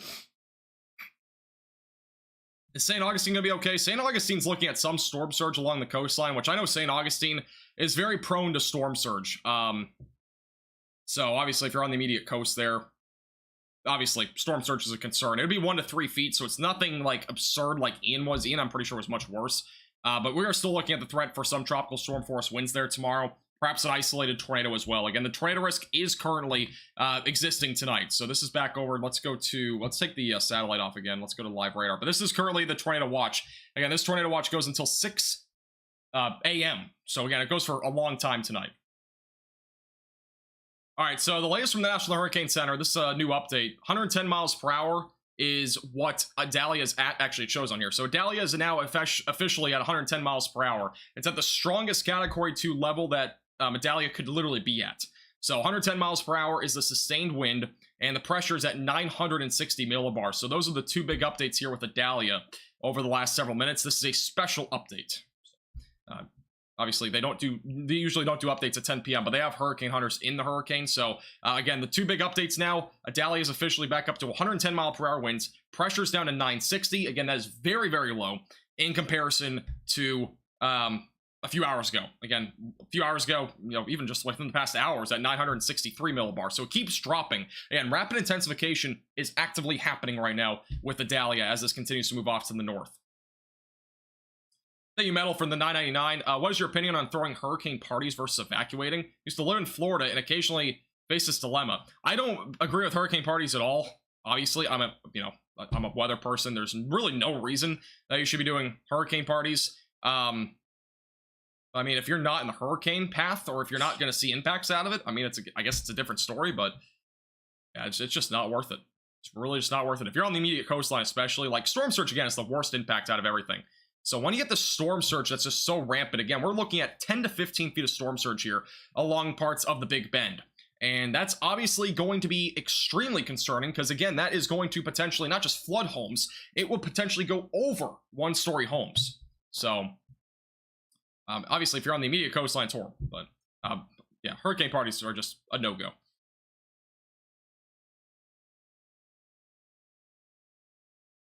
I don't drink coffee very often, if you cannot tell. All right. It's a Florida thing. Yeah, again, I mean, some Floridians, again, people have lived here for a long time. Again, don't necessarily take these very seriously. But if you're, like, again, if you're near the beach within even about 5 to 10 miles, you really should be very weather aware. But not everybody lives within 5 to 10 miles of the beach, right? And so some people don't even live that close to the beach. Let's say you're in Gainesville. You're not that close to the beach. You'll be seeing hurricane force winds possibly tomorrow, but you're not looking at storm surge up to 15 feet. You're not looking at storm surge at all because, again, you're not on that coastline. But yeah, if you ever live within like 10 to 15 miles of the coast, anywhere along the Gulf Coast or the East Coast, you probably should be pretty aware of hurricanes, for sure. By the way, this is a 3D view right now of Idalia. Again, this is your eye right here. This is the convection around it that is building. south of Apalachicola, and again, south of Tallahassee, west of Tampa. It's west of Tampa by about 150 miles. This is the look. We'll do a measurement here. But from Tampa, the eye is actually 125 miles away. So the eye of this is basically the closest that it will get to Tampa. So take that as you wish if you're in Tampa. It might actually get a little bit closer. If it takes the very furthest east path in this cone of uncertainty, it technically could get within about 105, 110 miles, but still, it's a lot. Still pretty far away, but obviously you're still looking at storm surge around 4 to 6 feet, and there will be a potential again for some heavy rainfall. Tornado risk is going to start to ramp up. Again, this is the live radar feed here along the west coast of Florida. Go to the velocities here. And again, I'm not seeing anything in particular right now that shows a whole lot of rotation. Let's go to a different radar site. Yeah, I'm not really seeing a whole lot yet. So we'll be watching these storms pretty closely. Obviously, the tornado risk will start to increase further over the next few hours as all these storms do move inland. There is, again, a tornado watch tonight, so we'll have to watch, again, all this area very closely. Winds are pretty high, though, for sure. Again, these storms even, we could be talking about at least some gusty winds around 50 to 55 miles per hour. Even if they're not tornadic, we're still looking at some damaging wind potential as this all moves inland. So that's definitely a concern for sure. When will Tampa feel the storm surge? Let me look at the tides real quick for Tampa.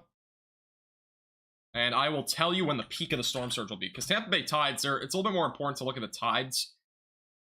Tampa, the tide tonight, the high tide's at 4:07 a.m. So basically, the overnight hours is when that peak of the storm surge will be in Tampa. So about 4:07 a.m. But again, give or take about an hour. It could be even higher after that. The winds will obviously be cranking. Here's the computer models real quick. Let's go to the HRR model. And let's go ahead and put on the wind gusts. Here's the wind gusts. And again, look at the yellow areas. That's where we're looking again for the higher wind gusts here. But let's go to 4 a.m. We'll pause it at 4 when the high tide is. So here's 4 a.m. in St. Petersburg and whatnot. Yeah, I mean, it's estimating around 60 to 65, 70 mile per hour winds. That's pretty strong. And we have these winds will be coming more out of the south here, not necessarily southwest. Southwest would be worst case scenario pretty much with this. It'll be coming a little bit more southwesterly. So with that being said, we're still going to see storm surge come in. Let me take this off, but storm surge will be really ramping in here. Let me take off the speeds as well. Just do everything real quick. But these, again, the wind will be coming in this direction, so that'll all disperse into the bay. And that's when we're going to start to see that storm surge really ramp up tonight. My arrows are... I'm great at drawing, by the way, if you couldn't tell. My arrows are horrible. But again, this would be the dispersing that we would see in the bay. And 4 to 6 feet, again, of storm surge is expected in the Tampa Bay area tonight. And that also includes Bradenton. Again, I know a lot of people are in these outskirts, suburbs areas here of Tampa. So if you're in Bradenton, for example, we're going to see storm surge going there as well. Again, it's going to go in multiple areas. It's going to disperse here in the bay, even near St. Pete Beach, St. Petersburg, Largo, Clearwater. All these areas, all the way up the coast. It gets worse and worse the further north you go in terms of storm surge. Again, up to 15 feet of storm surge is possible after we go closer to the Cedar Key area. So, obviously, very concerning up there for sure. And again, Cedar Key, there's only one way in and one way out. I mentioned this earlier, but I'm going to mention it again. For those that are wondering about Cedar Key, there's a population of around 700. All right, I'll give you some background information there. Out of the 700 people, there's about 30 people that are still left on the island. So... from what I've heard, at least about 10 or 20 of them in that range are like first responders. So there's about 10 to 20 people that are still there that have not left at all. In addition to this, that's the 98% basically that have evacuated there. So 98%, I'm not sure if the math is right on that, but 98% have evacuated. There might be people vacationing there. I have no clue. But that's basically the math on it for Cedar Key. Again, it's one way in, one way out. That bridge will be gone tomorrow. And I've seen some graphics, like the National Hurricane Center put out a worst case scenario where there could be so much surge that this might all be gone here. Like this entire area could just be wiped out entirely from this storm surge because of how extreme it'll be. So obviously very concerning for sure if you're in Cedar Key and even Horseshoe Beach. Cedar Key is not even going to get a direct landfall. It's just more than anything, we have this very strong southerly wind that'll happen tomorrow morning. Best case scenario for Cedar Key is if this eye goes over here. So if the eye ends up making landfall over here, the winds will be way less than what they are going to be, or could be forecasted to be at least. And that would mean that Cedar Key would be spared a bit in terms of the 15 feet storm surge. It would probably be like, 6 to 10. So by 5 to maybe 9 feet basically is the range that it might be better by if it went on the very furthest west track. That's the major difference here between it making landfall again near or like closer to Cedar Key or making landfall closer to Tallahassee. And it's only about an 80-mile difference. So it's pretty substantial, obviously. All right, let me go back over to the satellite. Let me get to a few questions.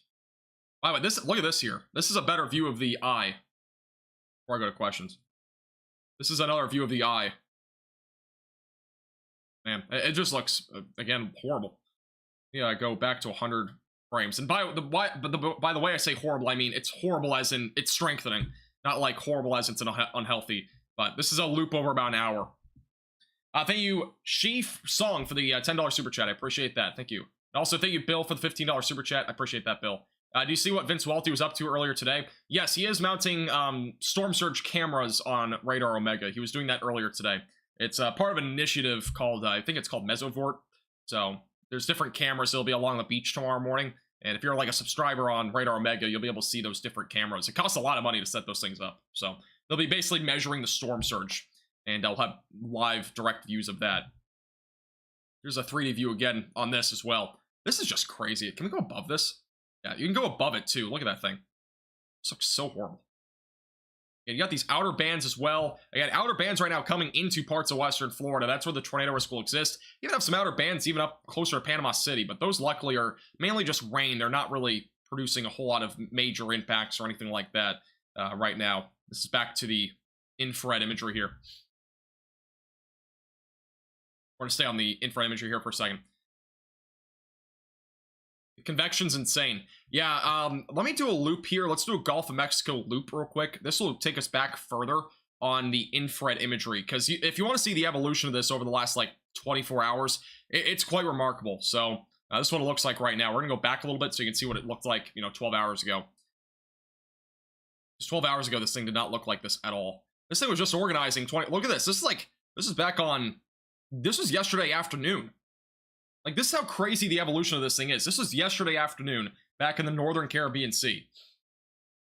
And then as this goes into the southeast Gulf of Mexico by around 7 o'clock, it kind of loses intensity. It starts to blow up again with more convective towers. And again, we were live last night when this started to happen. This is overnight. Like, lag a little bit, but this is what it looks like. Still intensifying this morning. Again, no definitive eye by this point, by any means. This morning is still a Category 1 hurricane. And it's crazy to think, by the way, this was a Category 1 hurricane last night, and even yesterday was a tropical storm. It's just crazy to think that. It really is. This is by 10 o'clock this morning. Outer bands hitting Florida. Rapid intensification process begins. Really starts to ramp up. Eye wall's really trying to intensify quickly, becoming way more organized.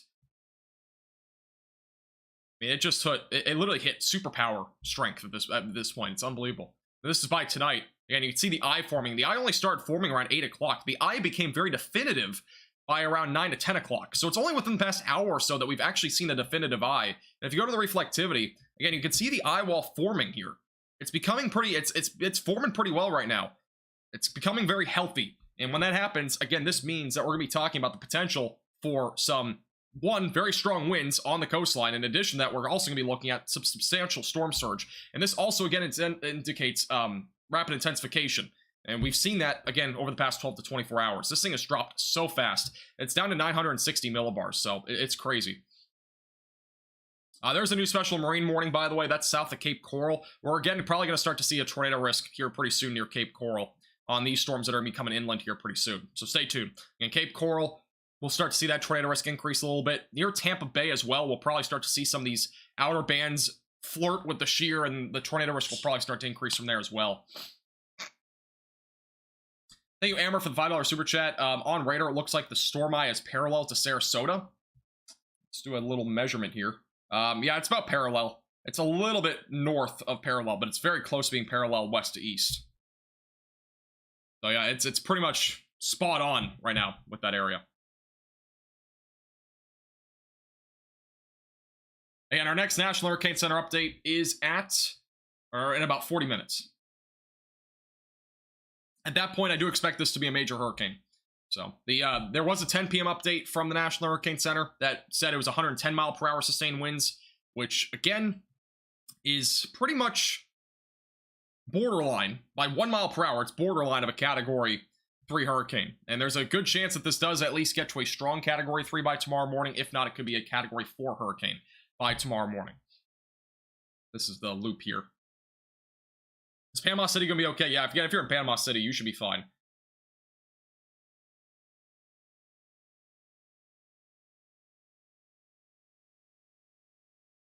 Still Category 2? Yes, it is. It is a strong Category 2. Sustained winds currently at 110 miles per hour. Again, that's 1 mile per hour off from being a Category 3 hurricane. Again, I fully expect this to be a Category 3 by that point. It is becoming pretty organized, pretty healthy. And unfortunately, again, it's in very favorable environment. So from here, it's just strengthening. That's pretty much what this will be from here. A friendly reminder, by the way, if you're just tuning in, make sure to subscribe to the channel. Again, we'll be live until at least 12, 1, 2 o'clock in the morning. Again, this will be a pretty long live stream, so we'll keep you posted with the latest and everything that's happening with Hurricane Idalia. As new changes come in, obviously there's going to be a lot of updates here throughout the next several hours. And again, we'll keep you posted with the latest. It's going to be very, very active. If you have any questions, anything like that, feel free to leave those in the chat. Impacts for North Texas. North Texas will not see anything from this, other than the heat dome and dry air, unfortunately. You see that hook west of Orlando? Let me check it out. I don't see any hook west of Orlando. In terms of... Yeah, there's... I'm guessing you're talking about, like, reflectivity stuff, like, in terms of a tornado risk. I don't see anything there. Back down here, we're not really seeing too much, but we're starting to see some of these kinks here popping up. We'll have to go to the base velocities for these, because it'll show us a better view of what we're looking at. But there is some rotation here just offshore that's starting to kind of fire up here near the Englewood area. We are starting to see some weak rotation, so again, I wouldn't be surprised with a few tornado warnings here pretty soon. Tornado risk will definitely start to increase here over the next little while for sure.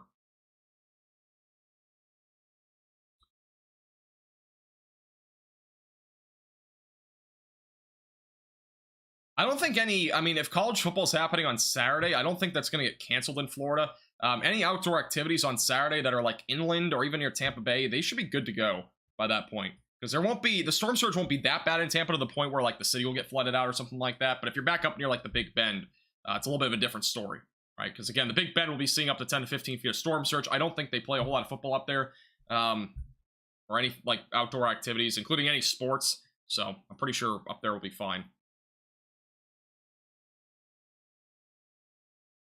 Gainesville, Florida. So I know we have a lot of viewers from Gainesville, Florida. So let me do this real quick. Let's go back to the forecast graphics and do a quick little forecast for, again, all of Florida pretty much. I just exited out of that tab. I have to go back in. Actually, I can just do it on here. Let's do this. Let's go to wind gusts. And here are the wind gusts tonight. Again, I think the HR model underplays this. We're going to have to go to the other model here. Go to, I think this goes far out enough. This is the latest run. Again, this is an experimental model, but this is the RRFS model. It actually brings the winds upwards of 135 miles per hour well before landfall. Again, it's possible that this gets to a Category 4, perhaps even a strong Category 4 by tomorrow morning with the rapid intensification that could very well occur. But here are your wind gusts overnight tonight. So again, Tampa Bay will probably peak around 65, 70 mile per hour winds overnight. By the morning hours, so right around sunset, Gainesville winds will start to pick up closer to about 50 to 55 miles per hour. If this does go a bit further out here to the east, the winds could be very well higher. Really, the range for you in terms of a peak wind gust is anywhere from 60 to 100 miles per hour. But obviously, the higher end of that would happen if this made landfall closer to Cedar Key, which is a very low chance now. It's more likely going to make landfall up here in the Big Bend, just south of Tallahassee, closer to like the Horseshoe Beach area. So once this makes landfall, winds will be way higher in this like cone here that I'm outlining. So that'll be for sure hurricane force winds as this makes landfall. Notice the peak wind gust near Gainesville. If it made landfall up here, it's probably going to be around 60 to 65 miles per hour. Tallahassee, same story, but say Tallahassee will probably be higher if it went closer to like Perry, for example, for landfall. 76 miles per hour. That's obviously very concerning. Pretty much the entire state of Florida will have at least some sort of gusty winds, whether that's 30 miles per hour down near Miami, which is not tropical storm force winds, or down like near Orlando or Daytona Beach, that's 45, 50 mile per hour winds. So it's going to be definitely much stronger by that point for those areas in terms of tropical storm force winds. Peak wind gust for Daytona around 55, 60. Orlando probably going to be around 55 to 60 as well in terms of the peak wind gust for tomorrow. But again, we're watching a lot of outer bands with this. So there will be outer bands overnight tonight. These will produce that tornado threat overnight tonight, and as well as through the morning hours. And notice by 10 in the morning near Gainesville, we'll start to see some of these storms really start to fire up and produce that tornado risk. So, but during the afternoon going into Wednesday, the tornado risk should start to decrease. So that's what we're looking at in terms of the overall broad spectrum of things, again, for those areas. Trying to get a good perspective on this. Let's do that. All right.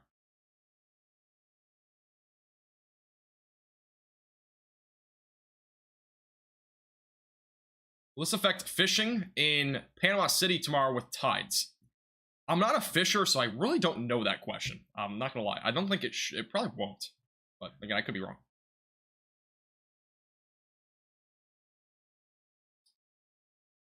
Again, right now, latest update, if you're just tuning in from the National Hurricane Center, Idalia is right now 1 mile per hour shy of being a Category 3 hurricane. Again, the maximum sustained winds are 110 miles per hour. The minimum pressure is right now at 960 millibars, which is basically in Category 3 range. Again, this center has been wobbling a lot recently, so wherever this makes landfall, there's still some uncertainty because of the wobbling that's been happening. Again, the wobbling might look super minor on this. It might look very straight to you, but it is wobbling a little bit. And so with that wobbling, if this goes right now straight to the north and east, which probably will not happen directly like that, but it would end up making landfall closer to Perry, Florida. But if it started to wobble more, it very well could start to track a little bit more out here to the east. So we'll have to watch that closely as it goes toward Live Oak, for sure. Hey, Reef, for the $5 super chat, how long does it typically take for the storm surge to recede? Anna Maria Island area. Let me figure out where that is. Depends on what the storm surge forecasted is for you. For that area, it will probably take somewhere around, I mean, it could be pretty quick. With 4 to 6 feet of storm surge, it probably would be within 24 hours. But if we're talking about like Cedar Key, again, Cedar Key could see upwards of 10 to 15 feet. That could be there for days. So that's the difference there. Thank you, CH, for the $9.99. I appreciate your generosity. Thank you.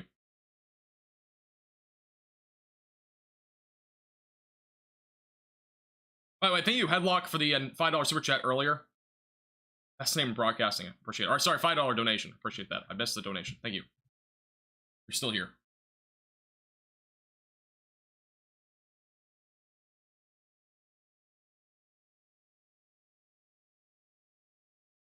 Tucker, yeah, you're good. Category 5 intensity is also starting to become possible.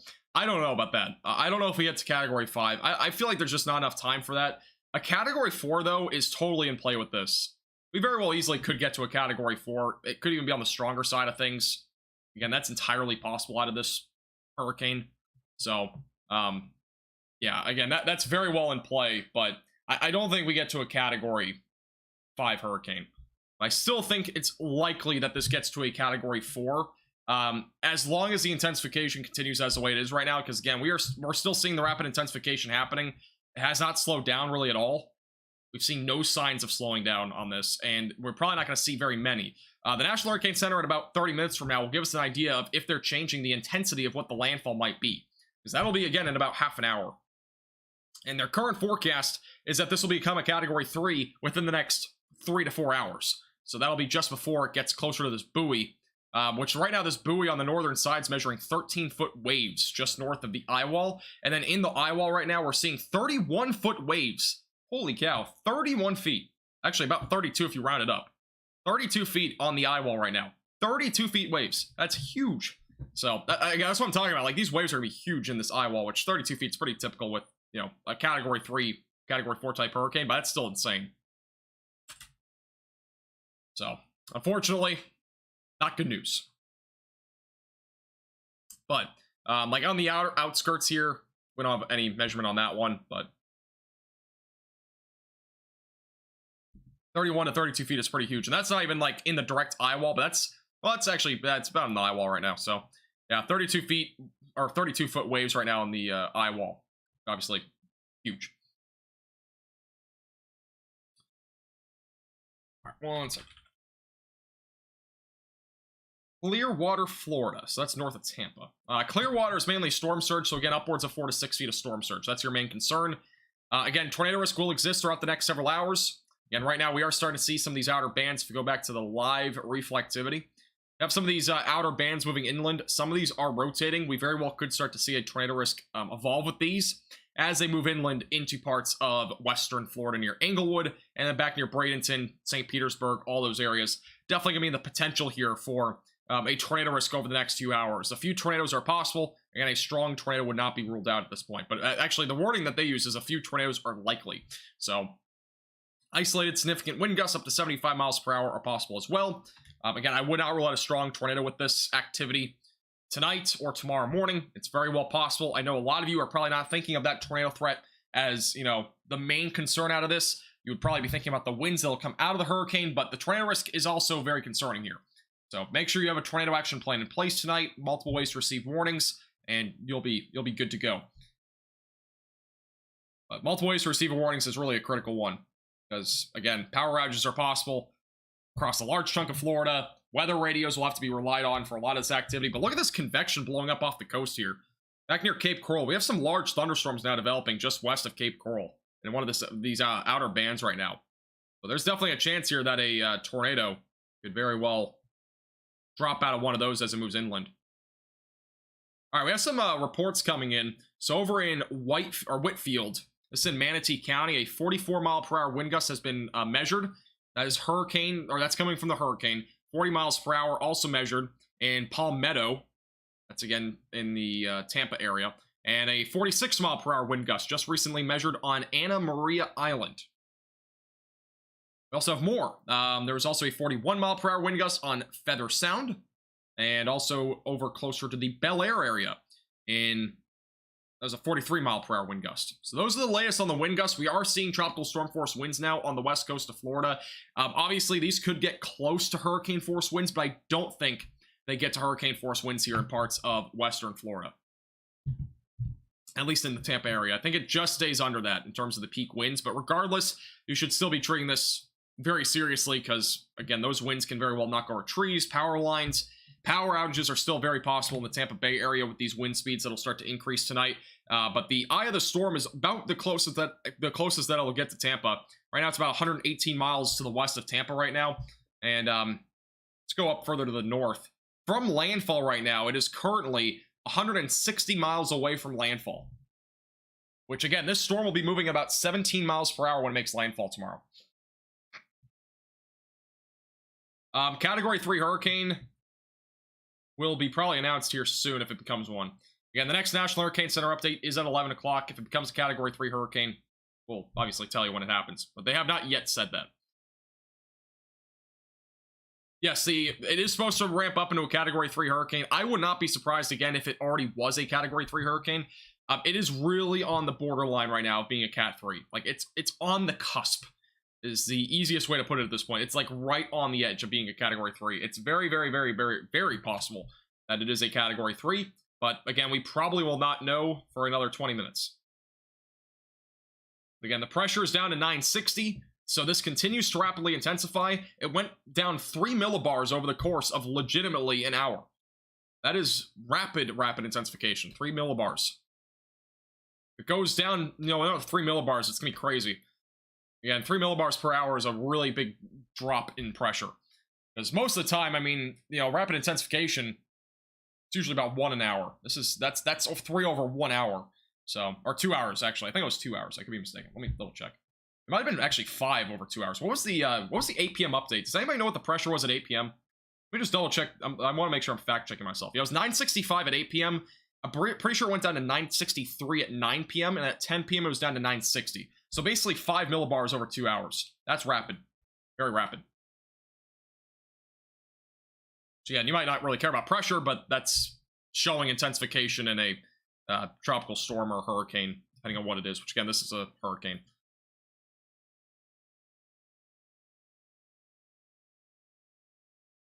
Well, the path of the hurricane changes and intensifies. So we've been mentioning this a little bit, but the wobbling effect that happens with these is when we start to see this eye, when it intensifies, it can wobble a little bit. So it could wobble a little bit this way, it could wobble a little bit like this, and that can change the track a little bit. Let me just do a quick loop.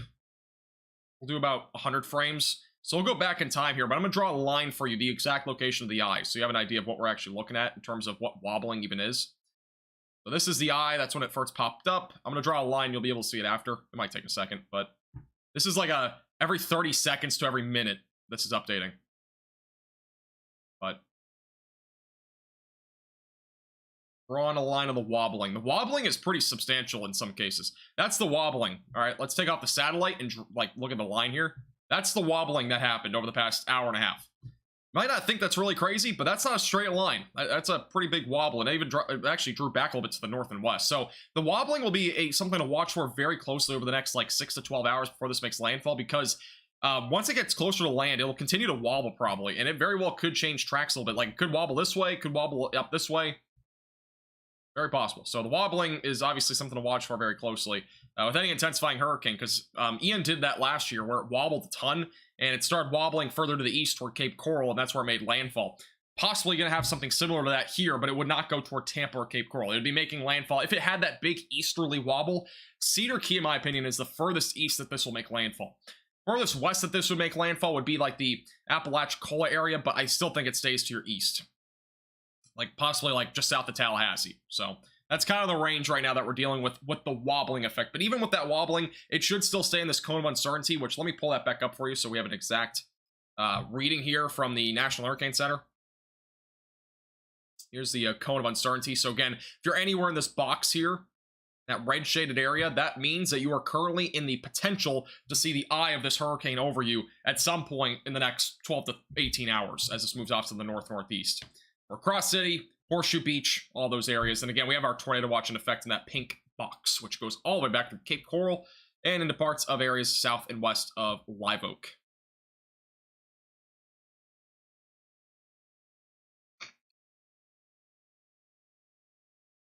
Brevard County, where's Brevard County? Isn't that south of Daytona? Is that Titusville and Merrittville Island area? But if that's the case, Brevard County is primarily going to be gusty winds and maybe some isolated tornado risk. It's not going to be much more beyond that, though. Shouldn't be, again, catastrophic by any means if you're over there. It's the easiest way to put it. And by the way, I know some people have been mentioning this, like, why is the National Hurricane Center taking so long to upgrade the intensity on, like, the track and whatnot? Like, let's just say, like, a couple days ago, it was like a Category 1. That was the forecasted landfall. And the reason why they sometimes will do this is because they don't want to, like, all of a sudden say this will be making landfall as, like, a Category 3 or 4 hurricane in 3 days when, one, there's not enough certainty, and two, they don't want to overhype it to the point where, you know, if it doesn't make landfall as a Category 4, let's say it only makes landfall as a tropical storm, people will just stop or just start ignoring the National Hurricane Center's forecast. So that's why they don't, like, do that. You know, it's basically like the hype factor in a way where they don't want to make it so that, you know, all of a sudden they're going to forecast this as a Category 4 upon landfall when, you know, it might only make landfall as a tropical storm, if you know what I mean. So just want to throw that out there. I know a lot of people have been wondering about that. More than anything, it's to make sure that people are taking these forecasts seriously. And, yeah.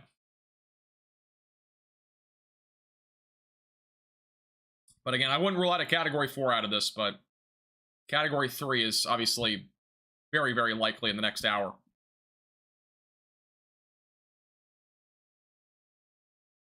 Thank you, Evan. I'm not entirely sure if I can use this one. I think I can. I used this one last year, I'm pretty sure. Yeah, this is the live cam in Cape Coral right now. It's the city of Cape Coral.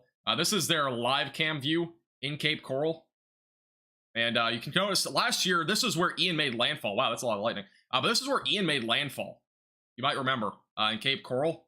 And this is a live view that we had. Yes, Tucker, you're good.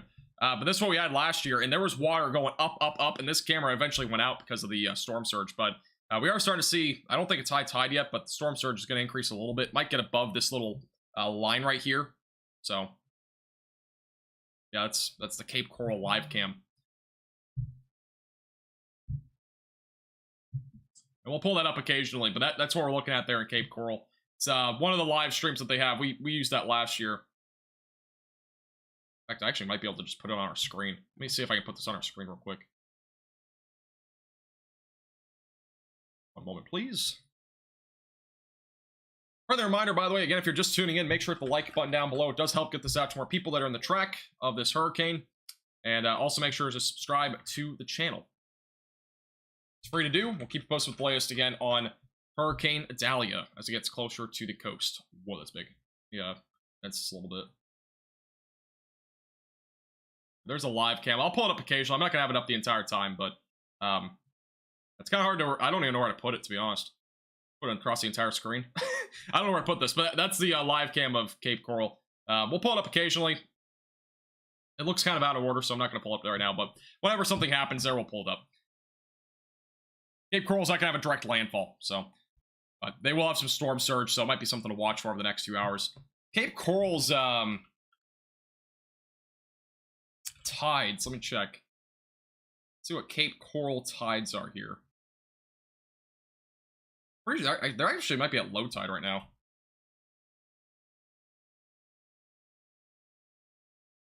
So Cape Coral, they're at low tide right now. So they're actually not even close to high tide. So that water that you saw there, that looked like high tide water. It actually did. Thank you, Casey, for the $5 super chat. I'm in Live Oak. What can we expect? It to weaken from coast to Live Oak. Live Oak's up here. Live Oak, I'm still expecting hurricane force winds there tomorrow morning.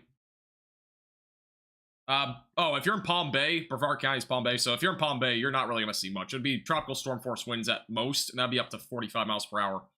But if you're in, like, Live Oak, hurricane force winds, possibly some flooding rain as well to go along with that would be our main concerns for that area. I'm in the tornado watch. Yeah, the tornado watch is pretty big. Yeah, it includes a pretty large area. Let's go to the live radar. This is the tornado watch. So again, this goes until 6 a.m. tonight. Goes from Perry, Florida, back all the way through Cape Coral. Near Orlando, but Orlando's not included in this. There will probably be a new tornado watch tomorrow that does include the Orlando area. Let's go over to the live radar feed real quick. Let's see if there's any rotating storms here. There is rotation in some of these areas. We don't have the base velocities, but there is rotation that's broad over Northport. That would be this area of rotation here. So we're starting to see some rotation. Again, could drop a tornado, but that's really the main location of rotation. There's another small pocket back up here near Shinytown. So as these storms continue to come ashore, this tornado risk will definitely start to increase. And this is a bit of a hook that you're starting to see here. It's trying to develop inflow, which, again, with these sort of storms, you don't really need a clean inflow, at least noticeable on radar. So it's not always needed. Tucker, you can go to bed. You're good. I got it. Again, this is the reflectivity right now, and this is the eye wall that's forming. Again, it's intensifying. This red area that you're seeing just north of the eye, that is right now where we're seeing an intensification offshore. And again, within the next 20 minutes, the National Hurricane Center will tell us whether this has gotten to a Category 4 hurricane, or sorry, Category 3 hurricane, or if it is not. But a Category 4 hurricane will still be possible by landfall with this. So we'll have to watch that closely. As this, again, continues to move inland.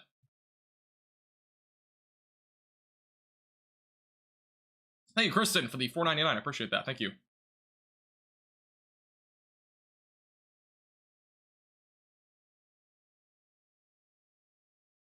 Yeah, Category 4 at this point would not be surprising. I hate to say it, but it really wouldn't be, with how this has already become pretty intense. We have really strong convection now on the west and southern side of this. Even there's still some pretty good convection on the north and east side. It's a little bit weaker, though. But it's all closed off now, so from here, this will just keep intensifying as this moves off to the north-northeast. And again, this is your eye right here. And that eye is seemingly becoming more and more defined. I wish we had the satellite. Obviously, it's nighttime, so we can't see, like, the satellite imagery. When it, like, for example, if it was daytime, we'd be able to see it. But it looks like right now we are starting to see a hole open. I can probably check on Tropical Tidbits. It might be a little better and clearer. Let me check. This is Idalia on Tropical Tidbits. And this is what it looks like here. Yeah, you can kind of see it's trying to open again. It has done that a few times now. But it has this process. Again, it's been wobbling a lot back and forth, but it's trying to open up and intensify. Yeah, it's become pretty organized. Again, this is definitely organizing into a Category 3. Again, I would not rule out a Category 4 by landfall.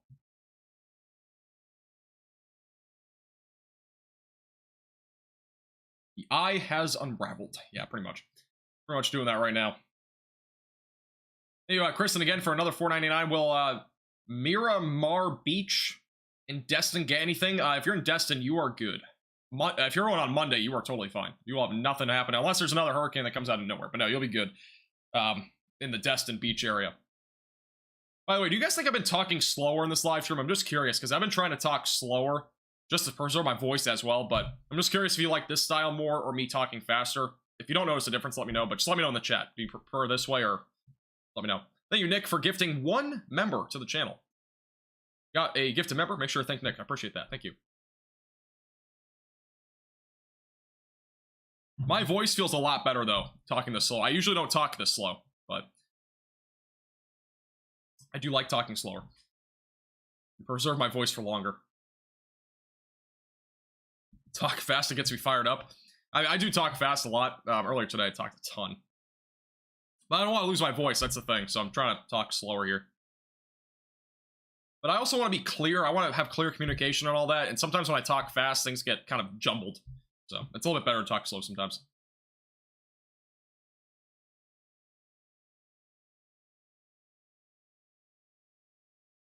All right. What will Orlando see? If you're in Orlando, the potential for tropical storm force winds will exist. A tornado risk may unravel overnight tonight as well. It would probably be by tomorrow morning, though, is when you see that tornado risk at the greatest point. But tropical storm force winds is the main concern there. Some showers and storms, obviously, that goes with any hurricane like this, from these outer bands that are moving inland, but that'll still take a few hours to even get to you. Because right now, again, this is the live radar. Let's do a quick, like, 50-frame loop here. Again, this is what the outer bands are doing. They're moving pretty much south to north, so they're going to take a while to get to you. And as this continues to move to the north, it's going to take a longer time there to get to the Orlando and Kissimmee area. So overall, it'll take a little bit longer for those areas. Within 15 minutes, by the way, the new National Hurricane Center update will be out. So stay tuned, and we'll officially announce if it's a Category 3 hurricane or not. It's very, very possible. We will see.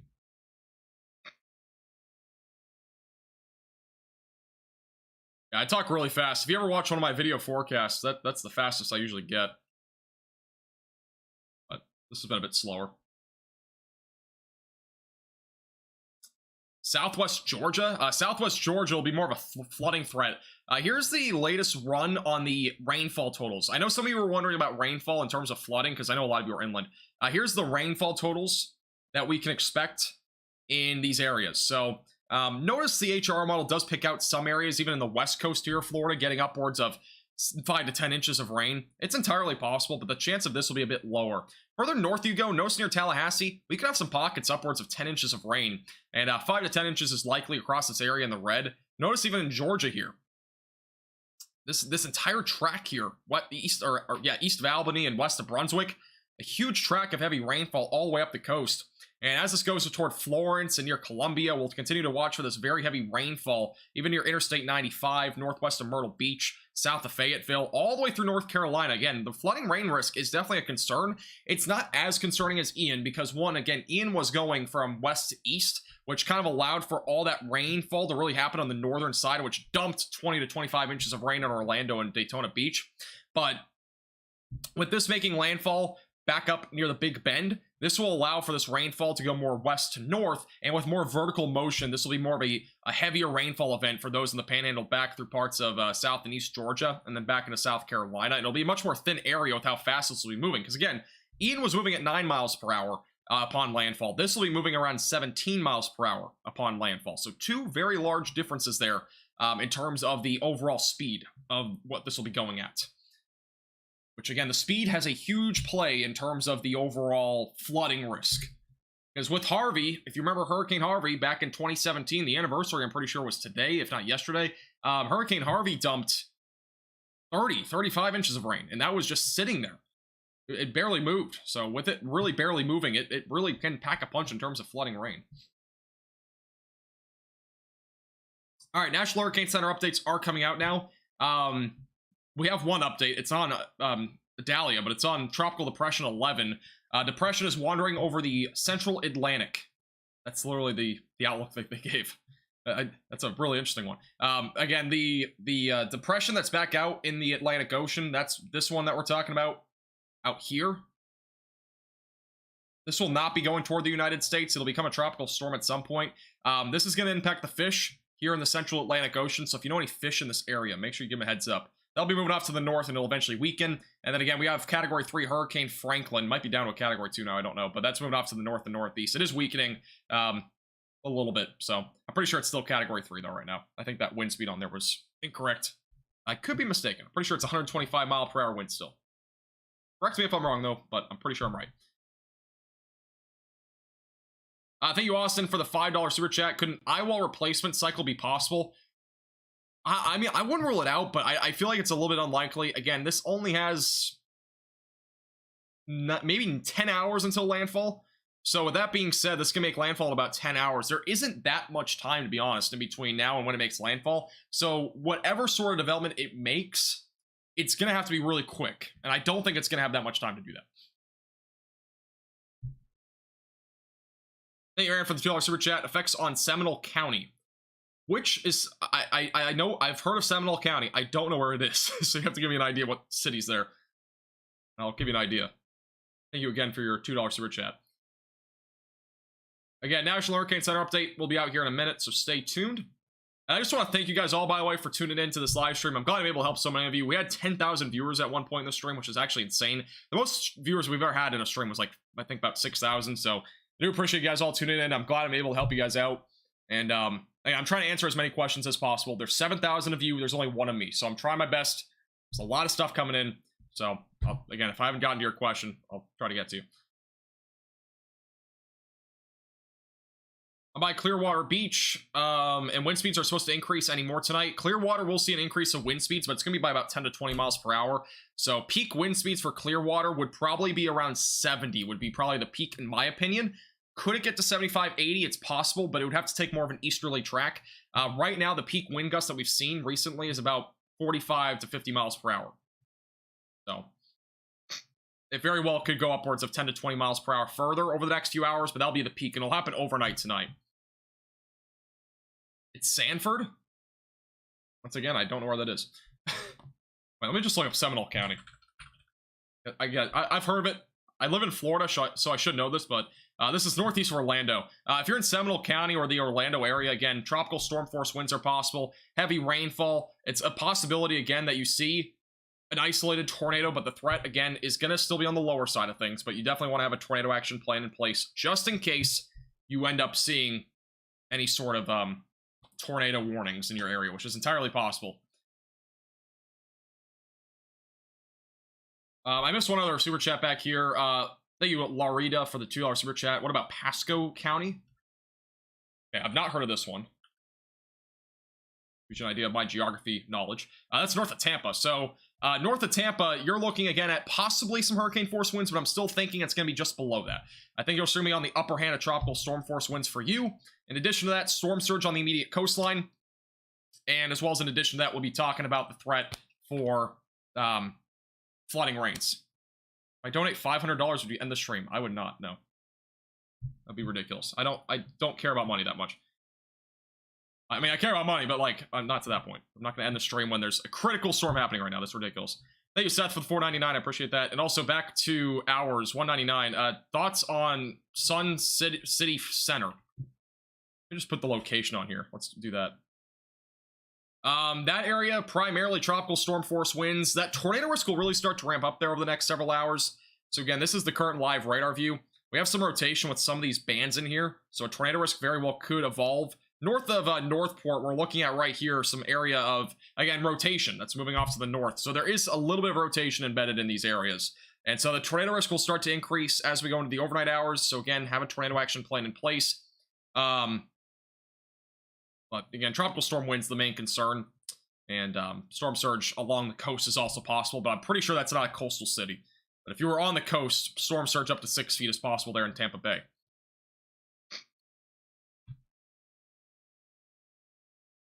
My rent is absurd. It's like literally absurd. It's over $1,000. It's actually crazy. It's horrible. Rent is so expensive right now. Thank you, Jack, for $1.99. How about New Smyrna Beach? New Smyrna Beach, again, will probably just be same old that I just said. Again, tropical storm force winds, maybe some very low-end storm surge on the immediate coastline, but that's really about it for that area. I think tropical storm force winds will be the main concern.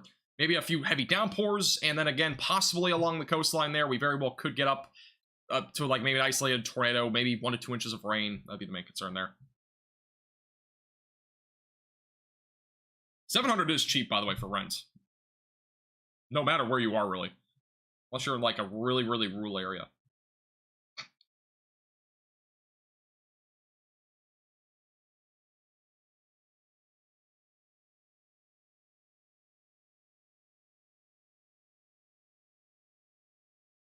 How do you think it'll be in Perry?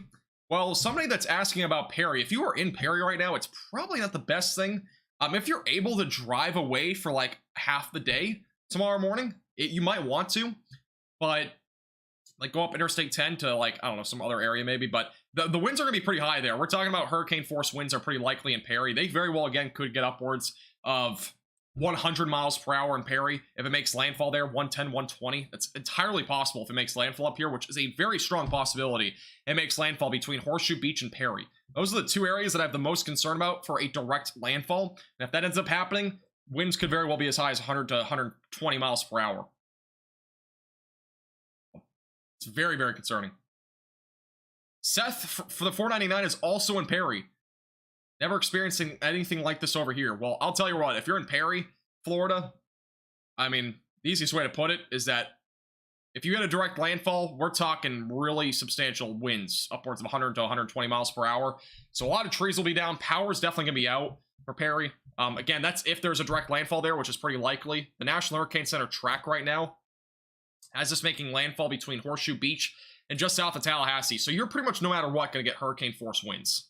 So, again, if you're in Perry, I can't stress this enough. If you're able to leave and go somewhere else for the day, maybe go to, I don't know, Alabama, go explore the forest there, then do that. But I really would think that you probably should, you know, maybe leave there for the day if you're able to. But if you're going to leave, you really got to leave, like, early or even tonight. But the storm surge there could also, I believe, go up that river. Let me just double check here, because there is a river there. I'm looking at my other monitor, so give me a second. I'm trying to find where Perry is. Hard to see some of these smaller towns. But there could be a little bit of storm surge going up that river. I could be wrong on that. I found Lamont. Let me just zoom back out. We'll go back to this. By the way, next National Hurricane Center forecast is supposed to be out here momentarily, so we'll have an update in a minute. But I'm just trying to find where Perry is. I can't find it. But yeah, again, there might be a little bit of surge that goes up that river there that was on the map that I saw. By the way, tomorrow night is the supermoon. The next time that we'll see a full supermoon, by the way, is 2037. So there is currently 14 years until our next supermoon, full supermoon. And just to go along with that, obviously you might think that has nothing to do with this. Well, it actually increased the tides by 1 to 2 feet. That means that storm surge will, all in essence, be 1 to 2 feet higher. Thank you, Crafty, for the $2 super chat. Is Idalia following the expected path? Yeah, it's been pretty much spot on for the last, like, 48 hours. It's actually been very accurate for the center of this cone, at least. It hasn't shifted that much. It's shifted a little bit more to the west, but that's pretty much about it. It's been pretty straightforward, in my opinion. All right, we have new updates. This is really bad news. Really bad news. So, kind of the thoughts that I was having. Idalia is now expected to become a dangerous Category 4 hurricane upon landfall. That is what the National Hurricane Center is saying.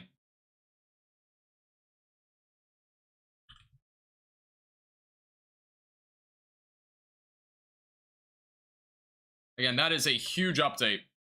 Category 4 hurricane now expected to make landfall in Florida.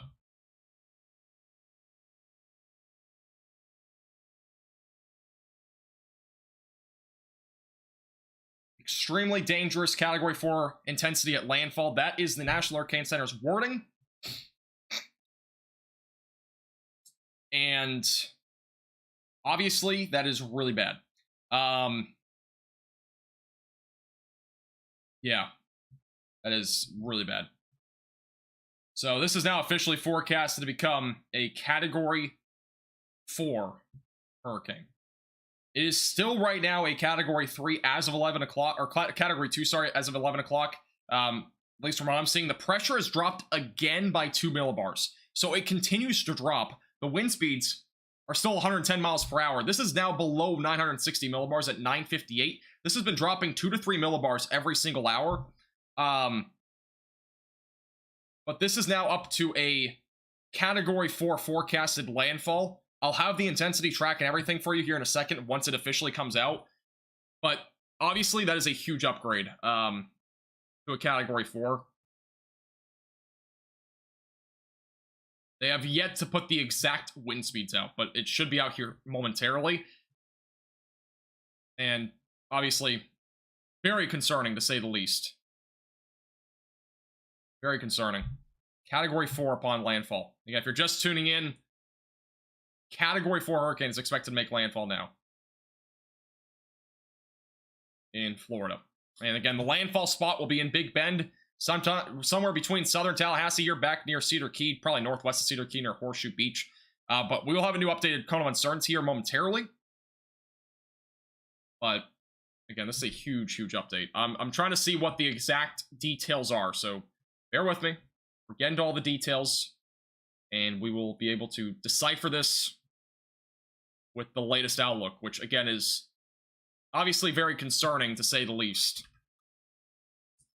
And yeah, it's really sad. It really is. It's horrible. We don't have a new map yet or anything, so again, just bear with me. We're waiting for the details here. It is still a Category 2, but it's 1 mile per hour away from being a Cat 3. Again, an eye is forming pretty quickly. Rapid intensification is still happening. The pressure has dropped by 7 millibars. 7 in the past 3 hours. That is, again, rapid intensification on its own. Even if the category hasn't gone up, that's still substantial. And it's just horrible.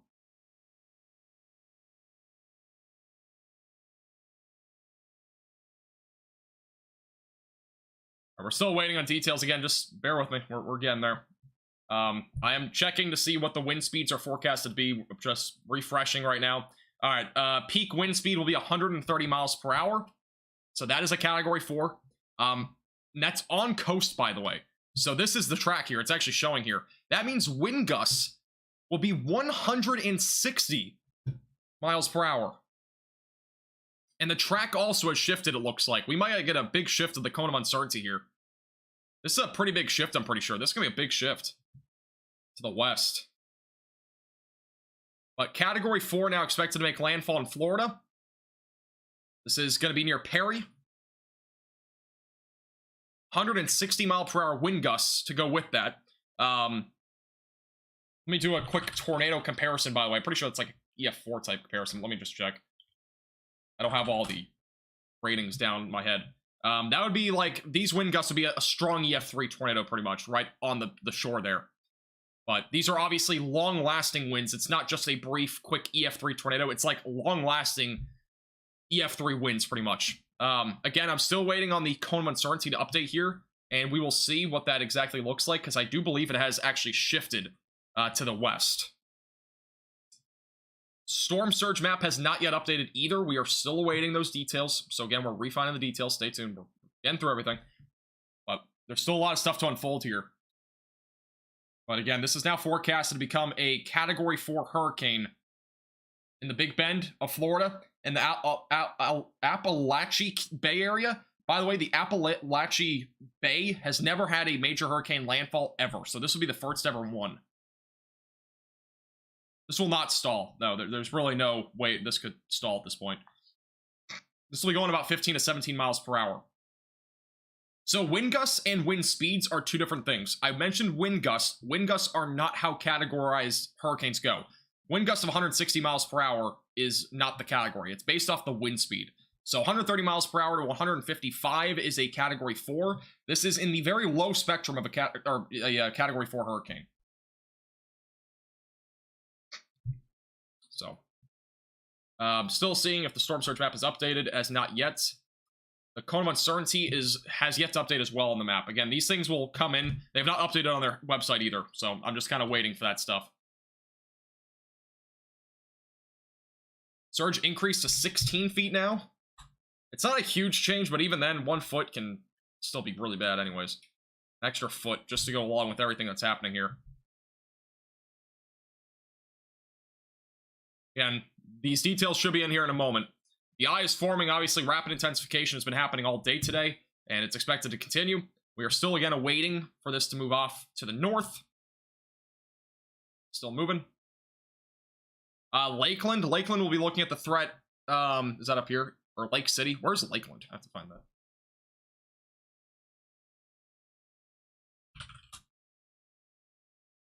Lakeland's more inland. You'd be primarily looking at tropical storm force winds, few inches of rain, and a isolated tornado risk in Lakeland. That goes for anywhere in central Florida there near Orlando. Where's the storm surge forecast updated? It still hasn't updated on the website here. Just waiting for it to update on the website. But apparently up to 16 feet of storm surge is now possible in the Big Bend. Yeah, the Gulf of Mexico, again, is at record-breaking temperatures, so things like this was not really unexpected, to be honest, but it's obviously a shock to a lot of people. But I just want to kind of put this in perspective. A Category 4 and a Category 3 hurricane by 5 miles per hour, it's not a major difference, 5 miles per hour, but it's obviously still a Category 4 versus a Category 3. They're still, you know, they're pretty, I mean, 5 miles per hour will not make a huge difference. It's still a difference, though.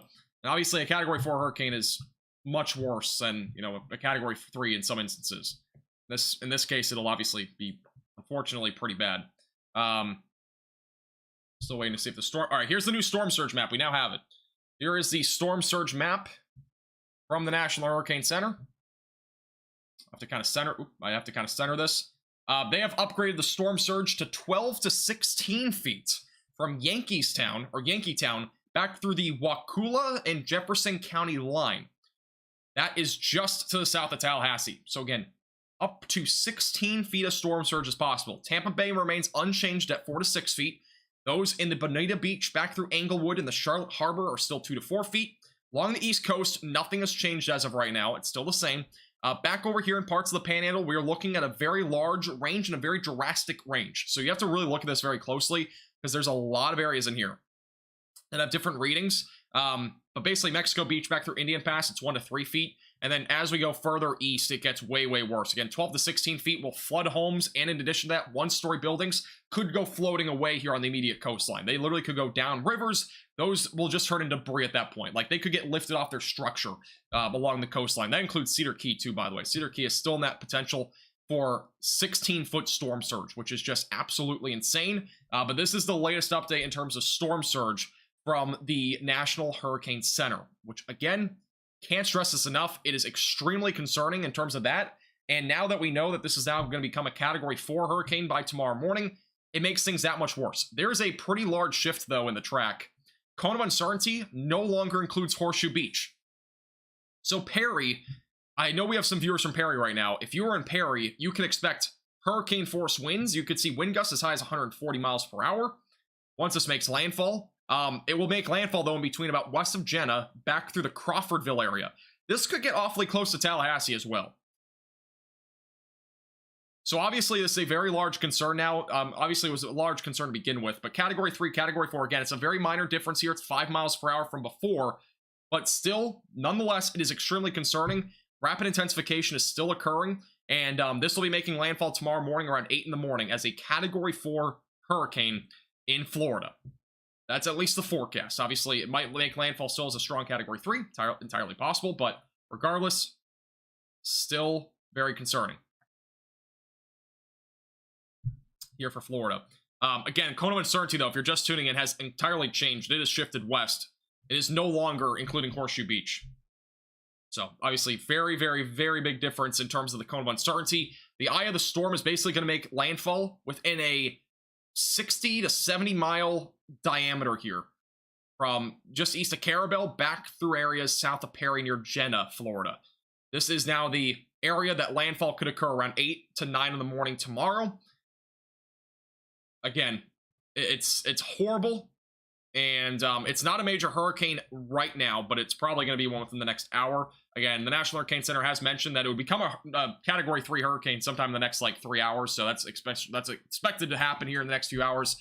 Sustained winds as it makes landfall, 130 miles per hour, which, again, is the lowest of the Category 4 scale. Additionally, 160 mile per hour wind gusts are expected. That is, again, like an EF3 tornado, but a very strong one that lasts a very long time there along the immediate coastline. That'll last hours. It will be a Category 1 hurricane still through Savannah, Georgia by 8 p.m. Look at this thing. By 8 p.m. tomorrow night, this will still be a Category 1 hurricane. So I might have a live stream tomorrow night. Again, I will not be live for Landfall because it's just too quick of a turnaround time since I'm already up. But Category 1 hurricane there near Savannah. So there's a chance I'm live for that. It'll be a tropical storm still in the Atlantic Ocean. So this is a big change as well. Savannah, Georgia, there will still be a Category 1 hurricane up there. That's absolutely crazy.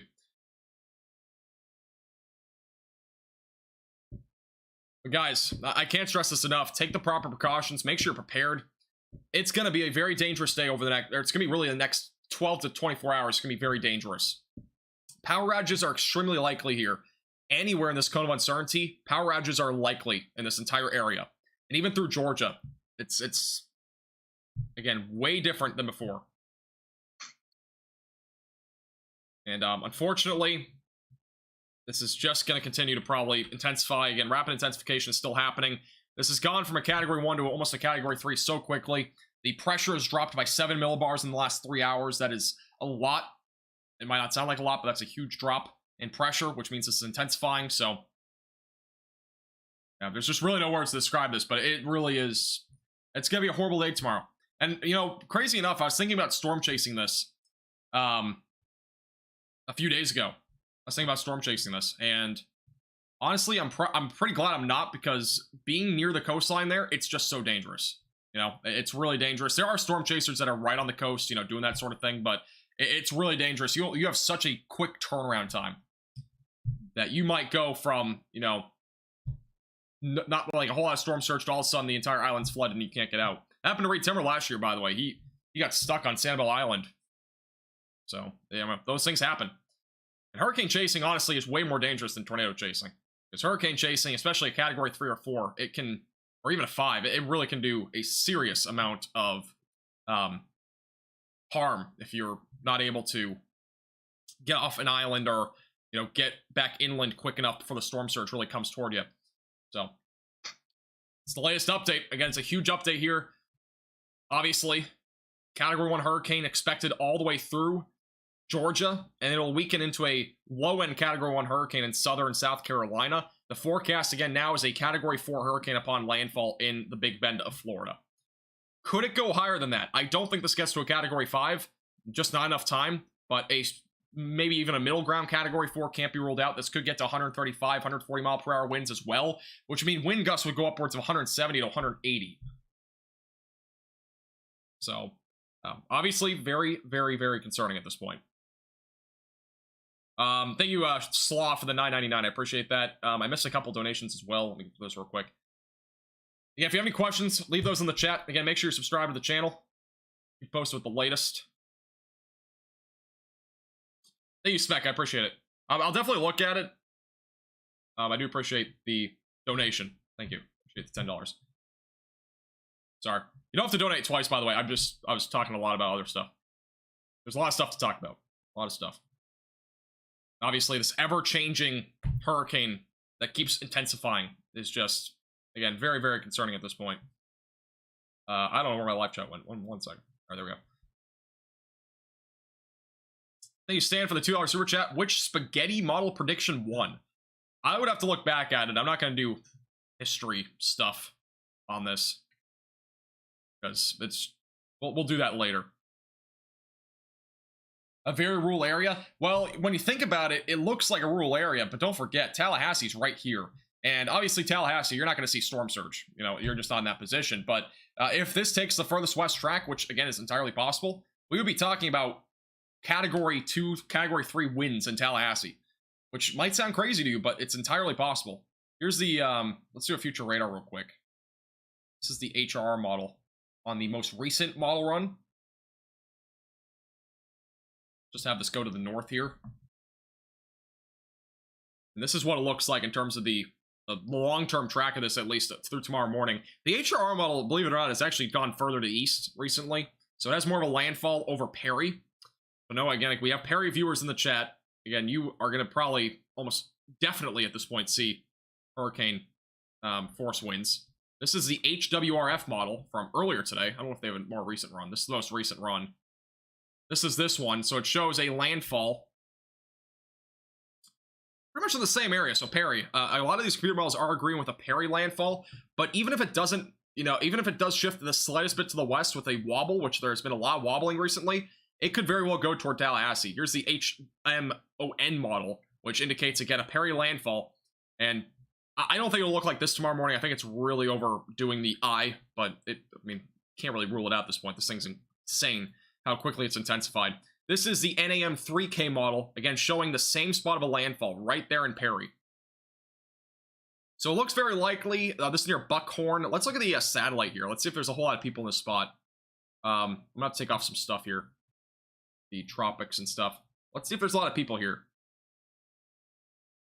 So there's Route 14.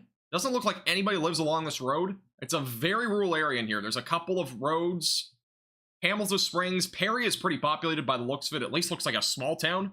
Population, 2,000 to 3,000 is my guess at least. Correct me if I'm wrong. Let me know in the chat what the population is, but looks like there's a decent amount of homes here. And then back down here near the Deckel Beach, you'll definitely see some substantial impacts here right along the coast. And the wave height is already up to... We don't have a wave height, never mind. But the wind gusts are around 20 miles per hour right now.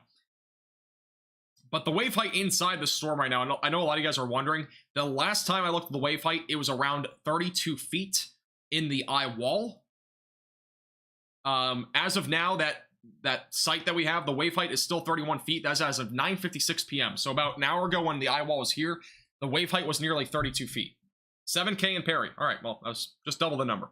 And also further to the north, we have another buoy up here. This one, unfortunately, does not tell you the wave height, but it does tell you the wind gusts. And as of 10:30, it's 50 mile per hour winds on this outskirt area. That's as of about a half an hour ago. So they were really actually in this activity that's further up here to the north. So just for perspective.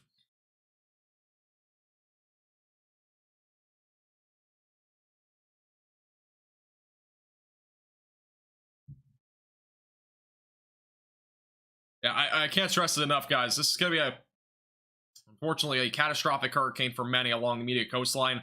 Tallahassee, again, be prepared tomorrow. Be prepared now, obviously. Have the proper precautions ready. All that sort of stuff. Again, it's very, very, very, very dangerous. With the wind speeds that'll be happening in Tallahassee tomorrow. Probably hurricane force winds. So... I can't stress it enough, guys. Make sure you are prepared and have water balls, flashlights on hand. Make sure your devices are charged up. If you have spare iPads, iPhones, whatever it might be in your house, get those plugged in. You know, now. Make sure they're charged for tomorrow before the power goes out, because there will be a lot of power outages up there. Again, Category 4 is expected upon landfall if you're just tuning in. That is the latest update here from the National Hurricane Center. Obviously, it's it's a huge change. Let's say a massive change, but this is going to be a huge change here in Florida. Let me go back over and put the track back on. Get to a few questions here. Thank you, Anthony, for the $4.99. Do you think Central Georgia will be okay? My kids are there 30 miles north of Macon. You'll be fine. There will be heavy rainfall in the area. I don't even know where that is. It's somewhere over here, though. But you'll be... Oh, it's over here. Yeah, you'll be fine. You're out of the way, really, of the heaviest rainfall anyways. There'll be more of... If you're in, like, that Central Georgia area, it'll be more of... I mean, you might see some gusty winds, but even rainfall-wise, I think it'll be okay up there in terms of rainfall. You might see a few inches, but it wouldn't probably be flooding potential. It'd be a low-end flooding threat. So some localized flooding in low-lying areas, basically. By the way, this latte, it's not bad. Starbucks, by the way. I don't know if you can see it on the camera, but that's how I'm staying awake, by the way, for the next few hours. So, going well so far.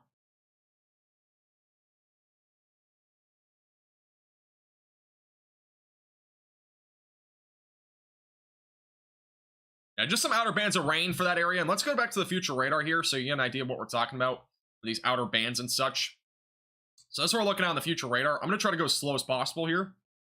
But this is midnight tonight, right here. Again, outer bands are impacting Tampa. We're going to see some outer bands along the west coast. Again, tornado risk will be involved in that area with a low to medium tornado risk. Tornado risk really ramps up overnight tonight. Again, a nocturnal tornado risk. Make sure that you have a tornado action plan in place in multiple ways to receive alerts overnight. The eye of the storm will be about at 4 a.m. Pretty much due northwest almost of Tampa. This will be approaching, again, Perry around 8 in the morning. And this one looks like around 8 in the morning. So it's going to be going toward Perry. And it'll be in that, like, cone of uncertainty, again, just south of Tallahassee, making landfall. Outer bands continue across central Florida with, again, a tornado risk existing. And then back up in parts of central Georgia and southern Georgia, again, heavy rain starting in southern Georgia. Central Georgia will be primarily light to moderate rain, so it shouldn't be anything too out of the ordinary. This is by the afternoon, 2 o'clock, 3 o'clock. Again, notice how the rainfall really starts to pick up here. The eye completely diminishes, which again, it'll still be a Category 1 hurricane throughout Savannah, Georgia. And then once it goes back closer to Charleston, it'll start to weaken into a tropical storm. But still, impacts are expected there. Very heavy rainfall here across parts of Georgia. And then eventually, as we go closer to the evening hours on Wednesday, this will all move toward Charleston. And that will be our threats. And we do have a live cam up here in Louisville, Georgia. So this is the calm before the storm in Louisville. Nothing really happening there right now. Calm, dry. Winds are 0 miles per hour, so it's very calm there. Might be a little bit higher than that. I think that might not be working, but regardless, gives you an idea of what's happening anyways up there. Thank you, a zombie, for the $1 super chat. Panama City should be fine. If you're in Panama City, again, I'm not anticipating anything that out of the ordinary there. Again, some rain, gusty winds, storm surge is pretty unlikely there. You would have to be down near Mexico Beach for any storm surge.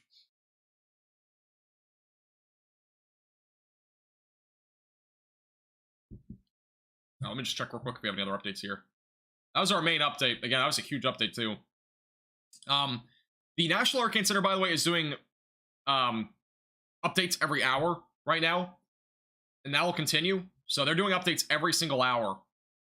And with that being said, we are probably going to have a Category 3 by 12 o'clock. I would be surprised if we didn't have one by 12 o'clock, to be honest. I do think it's like literally borderline of being one. So next update will be at 12 a.m. I'm just going to change it at the bottom left of your screen. But again, if you're just tuning in, you haven't already heard the update. Again, Hurricane Idalia is forecasted to become an extremely dangerous Category 4 hurricane at landfall tomorrow morning. According to the National Hurricane Center, catastrophic storm surge impacts and life-threatening winds are expected along the coastline. And that's up to 160 mile per hour wind gusts on the immediate coastline here near the Perry, Florida, just south of Tallahassee. Tallahassee, if this makes a landfall just to your south, you could even be seeing 120 to 130 mile per hour wind gusts. It's not out of the question. It really isn't. So if you're in that area near Tallahassee, trust me, it could get really rampant there as well. Let's go to this model. This model I haven't looked at in a while, but there's an update on this one. Let's go to this real quick. This is, again, an experimental model, but this one actually has some pretty good details here. This one's been very, very accurate, believe it or not, in terms of its overall track and intensity and everything. Let's go to this, the wind gusts. The wind gusts on the computer model. This is the most recent model run. So, again, it's an experimental model, but this has been pretty accurate so far. This is what it looks like upon landfall. This model has it going closer to Perry, where wind gusts on the outskirts will be around 100 to 150 miles per hour. Notice how it goes in between Tallahassee and Gainesville.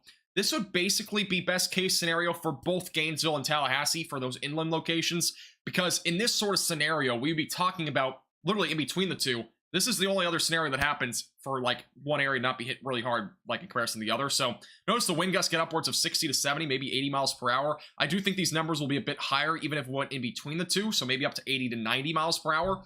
Because these wind gusts even here are showing like 100 miles per hour. This is about 40 to 50 miles per hour lower than what will actually happen tomorrow. So these numbers could very well be higher. So just keep that in mind. They could be as high as 100 in some of those areas. But if this makes a direct landfall over Tallahassee, I mean, I would fully expect those winds to be even higher. Again, possibly upwards of 100 or higher. The NAM3K model, I usually don't use this one, but this gives you an idea as well. Near Tallahassee, see 85 miles per hour by 9 a.m. It could, again, be higher than that. And that's if it makes a close landfall to Tallahassee near Perry. Let's look at the HRR again. The HRR model has been pretty consistent on landfall as well. We'll notice around 60, 65, 70, but I still think these numbers are way underestimated. So don't really believe the computer model a whole lot. I think they're really underestimated numbers. They're not really accounting for the rapid intensification that is going to be occurring with this, as it has been for the last several hours. I really do think this gets a lot stronger as this approaches the coast. Again, a Category 4, very likely at this point that it'll occur in Florida. All right, let me go back up here real quick. Thank you, Charlie, for the $5 super chat. I appreciate that. Do appreciate all the generosity and the support, guys. It really goes a long way. That's how these live streams are possible. I appreciate you guys. Let's see. Ian Survivor. Love goes out to people and animals in Idalia's path. I 100% agree.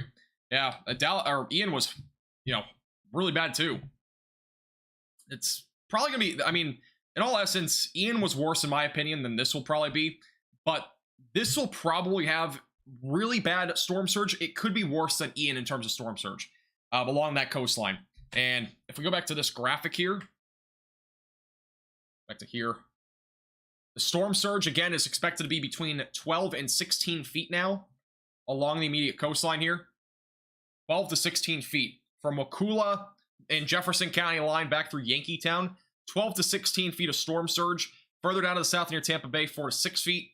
Yankeetown, and just south of there, it's 7 to 11 feet. So this is catastrophic. This forecast, by the way, is higher than what Ian was. Just keep that in mind. This is actually a higher number than what Ian was in terms of its intensity. When it came to the forecasted storm surge. The forecasted storm surge with Ian was 8 to 12 feet further down there to the south. So just kind of put that in perspective, right? That's pretty big difference in terms of storm surge being forecasted. That's about 4 feet higher overall, which is obviously very high.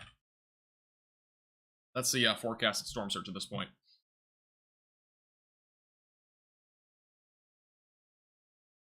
Yeah, I go back to here. We'll put it back on here. I think this will go to a Category 5. I don't think this will go to a Category 5. Realistically, this does not get to a Category 5. It's just my opinion, though. And you can ask anybody else. They might tell you different, but it just doesn't have enough time, in my opinion, at this point. This shouldn't have enough time, at least. I mean, right now, again, it's going to be making landfall pretty soon. And when you think about it, this is going to be making landfall in about 8 hours. You might not think it will be, but it will be. It's making landfall in about 8 hours. It's moving about 15 miles per hour off to the north. It'll be going around 17 miles per hour once it gets closer to Tallahassee. And so this will be a really quick moving storm.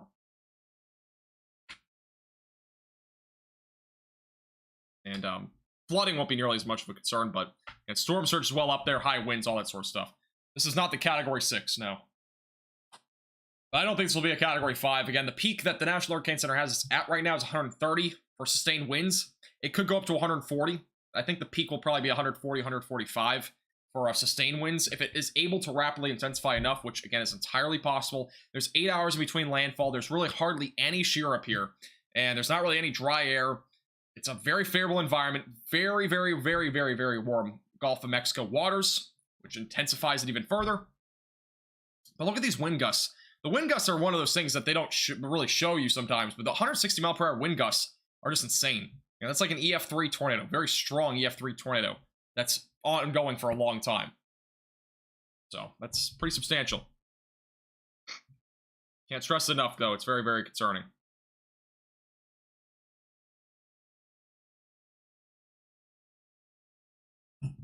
Yeah, in Georgia, it's going to remain a Category 1 hurricane, so flooding potential will exist here, heavy rainfall, all that sort of stuff. Again, Category 1 hurricane is still expected through southeast Georgia, Idalia. Again, 80 mile per hour winds, 100 mile per hour wind gusts near Savannah around 8 o'clock tomorrow night, by the way, which is really crazy. There is a tornado risk, by the way. We haven't had any tornado warnings since we went live, but there is a tornado risk that should start to increase over the next couple hours, but we haven't seen any tornado warnings yet. There's been some rotation, but I'm honestly not really seeing a whole lot in terms of rotation right now. It's a lot of, we have some kinks, but there's nothing strong in terms of strong rotation. But we'll keep you posted. Again, there's a tornado risk tonight, and that does include central and western Florida, which obviously very well could evolve here over the next few hours. And let's go back to the live view in Cape Coral real quick. I'm just going to see if we have any other updates here. Here's the Cape Coral live cam. So again, Cape Coral is an area that is expected to see up to 4 feet of storm surge in Cape Coral right now, by the way. This area was hit by Ian last year, and this thing got flooded out entirely. So this is a look at it this year. It's really not a whole lot different from last year in this specific area, but there was some substantial storm surge. You can see the flashes of lightning there. This is an area, though, that's at low tide right now, so we're only going to go up from here in terms of the storm surge. And it'll really start to ramp up as we go over the next few hours. But yeah, that's a live cam view there again out of the Cape Coral area in Florida. And we'll go back and forth between that a little bit. Just kind of give an update on that area. But again, it's low tide right now, so there won't be anything too crazy there yet. But obviously that'll change as we go down the road. Wave height is now up to 13 feet as of 10:50 p.m. That's kind of on the very far northern side of this eye wall. Again, this eye will be going right over this buoy that's on Radar Omega. So we'll look at that as it goes up to the north.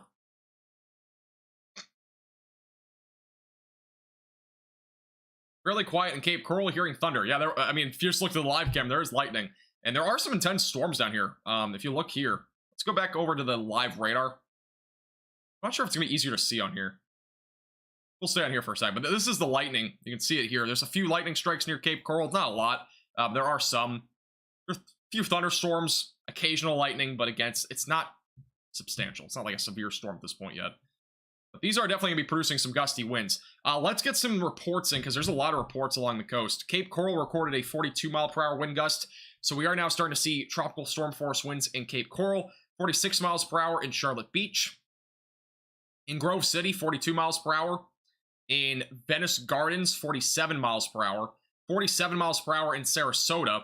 So again, tropical storm force winds are picking up. Whitfield, 44 miles per hour. 40 miles per hour in Palmetto as of 10:10.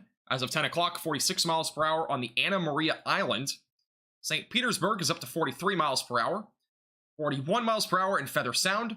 And then 43 miles per hour for Bel Air. So those are the latest hurricane wind reports, at least in the last couple hours here. You'll notice this buoy, though, out here.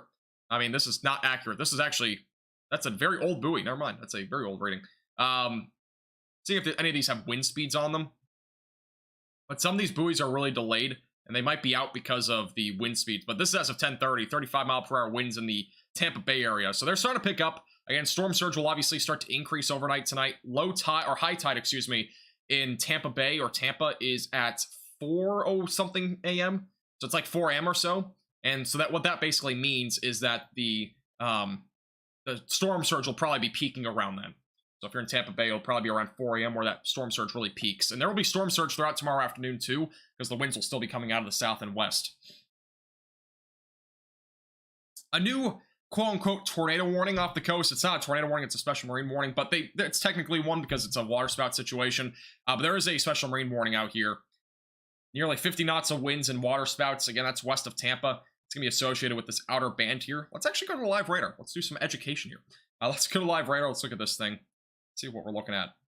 And yeah, right here. Yeah, these couple of kinks right there. Maybe even one up here. We got some strong rotation here out shore. So again, if you know any fish in this area, I'm not sure what the fish population is, but make sure they're doing all right there. If you're a fish watching, get to your safe place, to the very deep waters.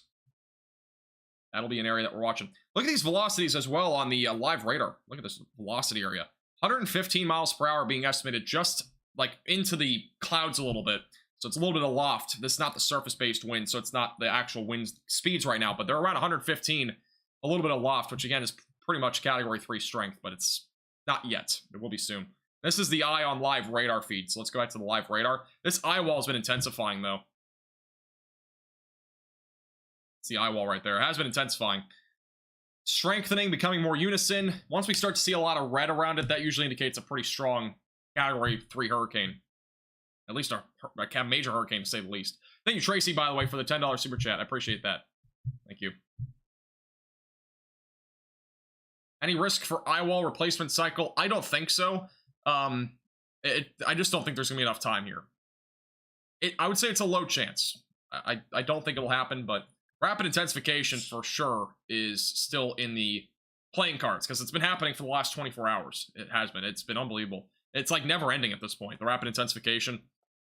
Again, this storm has been dropping millibar readings every hour by 2 to 3 millibars, which is beyond rapid intensification. It's like rapid intensification. So it is rapidly intensifying. Again, you can see the eye that is starting to become more organized. A lot of convection here on the southwest side that's been developing too. Convective towers out in parts of, I mean, it's not really a place, but over in the Eastern Gulf, I'll say. I mean, it's about 150 miles away from Tampa. We'll just go with that. Tampa right now away from the eye is 120 miles now away from the eye. So, again, Tampa's not going to get direct impact from, or direct landfall, but that's the distance it is away right now from Tampa Bay. 10% tornado risk might be necessary. It's a chance. The tornado risk could get increased tomorrow along the East Coast there, through like South Carolina, Georgia, maybe Northeast Florida. That'll definitely be possible tomorrow.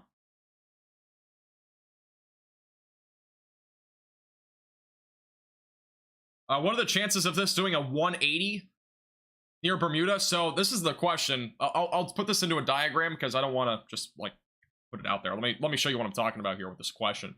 Somebody asked a question about where this will track long term in terms of the computer models, and this is what it looks like, the spaghetti models for the long term.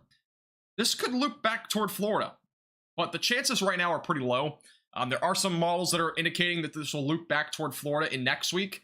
So basically showing us that there could be 2 shots of this hurricane, one right now and then one next week, that we could see this loop right back into Florida. But I would say the chances of this are quite low at this time.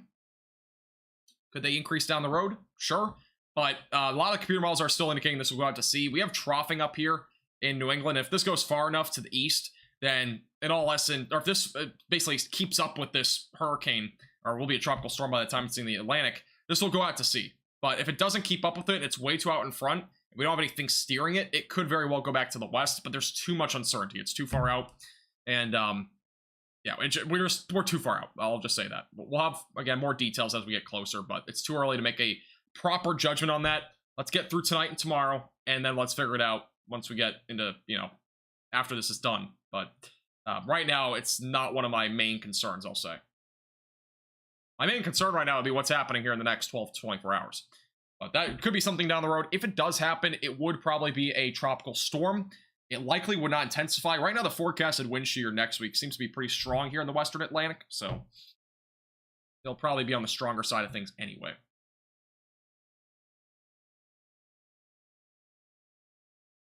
Friendly reminder, if you're just tuning in, make sure to subscribe to the channel. Again, like the stream if you've been finding this informative. It does help get this out to more people.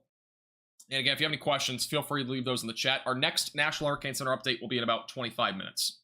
Possibly sooner. Again, they've been doing it about every hour right now. So I'm guessing there'll be another one in an hour. Or not an hour, but within the next, again, 25 minutes.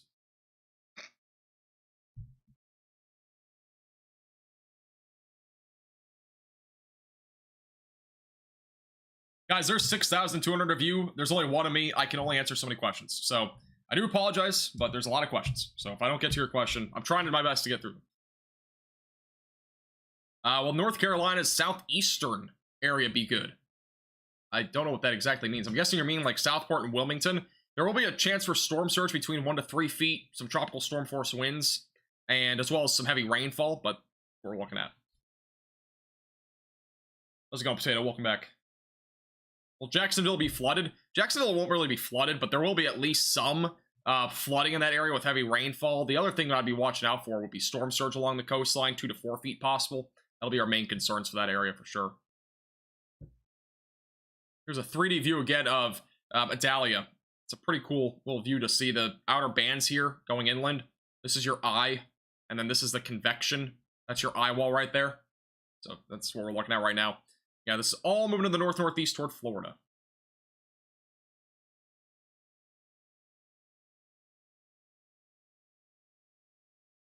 What do you think Ocala will look like?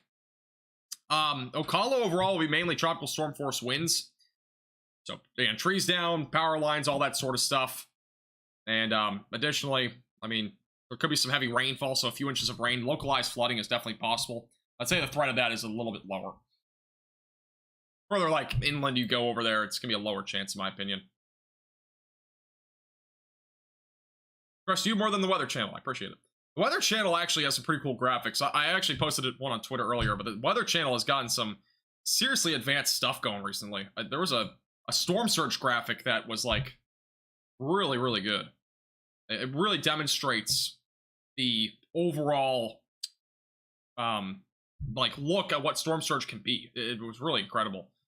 And, yeah, it's pretty cool what they're doing over there.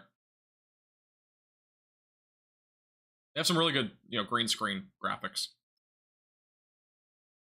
What's the estimated landfall time? The estimated landfall time now is about 8 in the morning. So here's the track and the cone of uncertainty. Again, if you're just tuning in, you've not already heard the update, I'm going to go through it again, just so you get an idea of what's happening, all right? So a Category 4 hurricane is now expected to make landfall in Florida. I know, it has upgraded. The upgrade's not as insane as you might think, but it is right now currently forecasted to make landfall as a Category 4 hurricane with sustained winds around 130 miles per hour, maximum wind gusts of 160 miles per hour on immediate landfall. That's obviously catastrophic to begin with, and going with that, storm surge upwards of 16 feet now is forecasted from Cedar Key back through areas south of Tallahassee. All right. In addition to this, again, the cone of uncertainty has changed a little bit. The cone of uncertainty has actually shifted off to the west. So our cone of uncertainty here exists just northwest of Horseshoe Beach, back through areas near Route 98 east and northeast of Carabel. So that's the area now in this cone of uncertainty. That means that the eye of the storm could make landfall in this area. That does not mean you will, if you're not in this area, you're not going to see impacts. That's not what this means. It means that that's where the eye will make landfall, somewhere between these areas here, or potentially on the outer cusp of the cone of uncertainty. Hurricane force winds are still possible in Tallahassee, Live Oak, Gainesville, Cedar Key, Apalachicola. All those areas have a chance of hurricane force winds tomorrow morning. I'm just telling you straight out, it's a possibility. Here are the wind probabilities for hurricane force winds. This is from the National Hurricane Center. Let's go and take off all the track stuff so it's easier to see. The highest probability would essentially be right here in this yellow shaded area, and that's basically the highest probability. So anywhere in the yellow from Waycross back through Valdosta, Live Oak, Tallahassee, all in the track. Now, I don't really agree, honestly, with this forecast in terms of the hurricane force winds. I think it will honestly be a higher probability across the board here. I do think hurricane force winds will happen right in this area here at the bare minimum.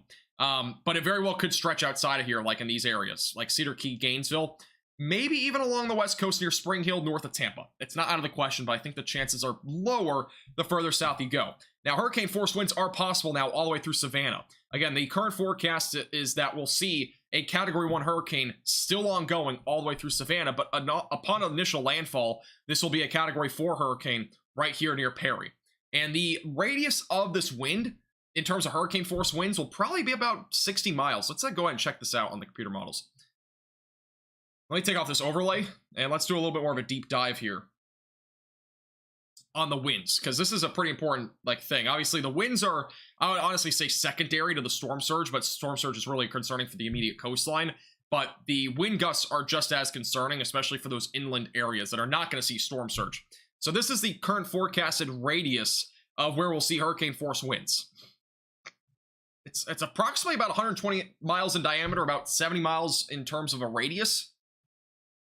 And notice any of this yellow area, that's representing hurricane force winds. That exists from Tallahassee all the way back through Cedar Key and Live Oak. So again, very, very large area overall that we're looking in terms of the hurricane force winds. It goes all the way inland through Valdosta, Thomasville, Live Oak, Tallahassee. It goes towards Waycross. Look at this by 2 o'clock in the afternoon tomorrow. It's still rolling through Georgia near Tifton, Waycross. That's where the hurricane force winds will be ongoing. And then by 3 o'clock, it continues to move to the north and east towards Hinesville and Savannah. So again, it just keeps continuing through tomorrow afternoon and evening.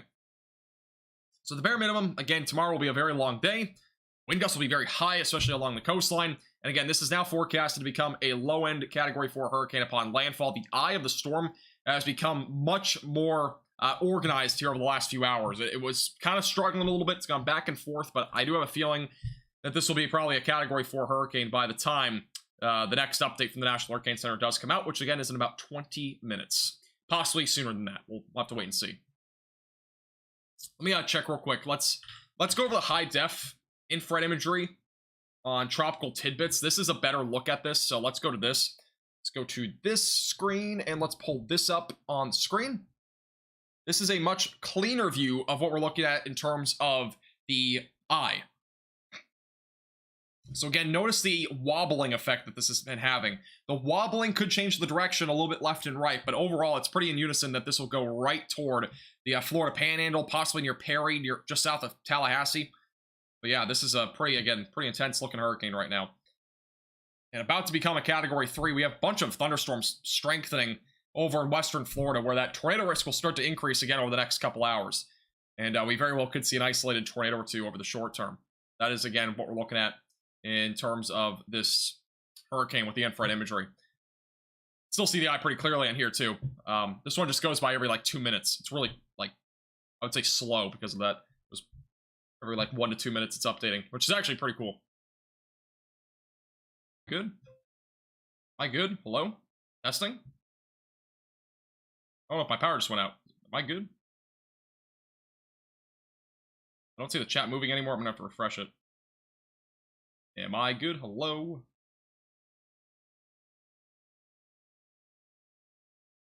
Hopefully my power didn't go out, but I don't know. says it's going through now. I'm good. All right. My power basically just flickered there for a second. That's awesome. Let me go back to where... What was I just saying? Oh, Brunswick. Brunswick will be mainly a flooding threat over there. That's what we're looking at. Sorry. Guys, I am the track of this hurricane, so I might lose power. I hope I don't, but that's obviously a possibility. So, do apologize. I think it was only a couple seconds, but still, kind of scared me for a second. I was like, what the heck? Yeah, I am in the track of this hurricane, so there's a chance that power goes out, but hopefully it won't. I should be good tonight for sure. Tomorrow, we'll see. Because I'm not really seeing the impacts right now, but I'll see them at some point tomorrow. Audio's going in and out. Is it still going out? If it's going out, refresh. I'll just put refresh in the chat. Yeah, I'll be good. I'll be good. We're chilling. But yeah, west of Brunswick, flooding rains, hurricane force winds are possible there. So again, category 1 force winds around 70 to 80 miles per hour are possible there if you're west of Brunswick. Additionally, there will be a chance for storm surge, but again, you're not in that prone area because you're inland, but along the coastline, there'll be a couple feet of storm surge there as well. And the supermoon is tomorrow night, so that obviously will increase the tides tonight and tomorrow night. So that's why there's going to be more storm surge than usual. This latte now tastes horrible. Oh my god. It's really bad now. Alright. We're out of our latte. Our latte has failed us. It really tastes horrible now. Like at the bottom of it. I'm like on the bottom now of this latte. It's like an 11-ounce latte. It's really bad at the bottom. There's nothing special about this latte, by the way, if you're wondering. It's a really basic coffee. So, but it is Starbucks. Water is better for you. I'm aware, but I'm trying to stay up. All right, I'm trying to stay as live as long as possible. That's why I'm drinking coffee. Yeah, so again, when this makes landfall, again, 160 mile per hour wind gusts are expected in that area. So, yeah, again, 160 mile per hour wind gusts expected there right along the coastline in terms of wind gusts. Sustained wind speeds of around 130 miles per hour is the current forecast. Could this be stronger than 130 miles per hour? I know I've had a lot of people asking, will this become a Category 5 hurricane or something along those lines? It, in my opinion, is pretty unlikely. It'll get above 145 miles per hour for sustained winds, but it will probably at least be a low-end Category 4 hurricane. It could still get to a Category 5, though. That's the current forecast at this point. But it probably won't get to a Category 5. That's too hard to do that. But a Category 4 hurricane, very possible. I will not be live at 7 a.m. tomorrow, no. This is my live stream. I will not be live for Landfall. It's just, again, way too early for me. Especially since I'm live tonight. I'm drinking a ton of coffee. We'll see when I can go to bed tonight. But, yeah, this is my plan right now. So, obviously, I'll be live here for the next hour or two. So, I'll be live until at least 12:30, possibly 1:30 in the morning. That's the plan. I will probably be live again tomorrow at some point. It'll probably be during the afternoon, though. I do want to make sure I still have power tomorrow, because I could lose power. So, if I lose power, it's entirely possible. But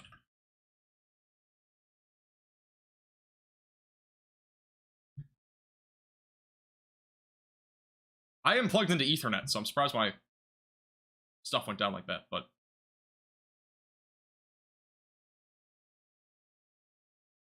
yeah, as long as my power is good tomorrow afternoon, I'll probably go live again when this is over near Savannah, and I'll just kind of do a breakdown what's happening from there. That's my plan.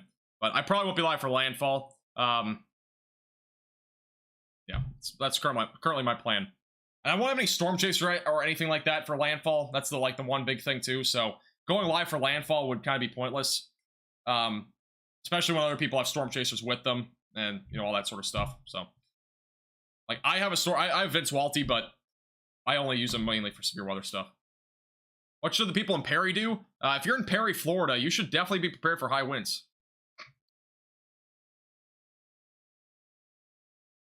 That is an area that we're looking at for very high winds. Again, Category 4-like winds are likely there. In addition to that, we are looking at the threat for upwards of 150, 160 mile per hour wind gusts in Perry, Florida. So it's obviously very concerning there for the Perry area in terms of wind gusts.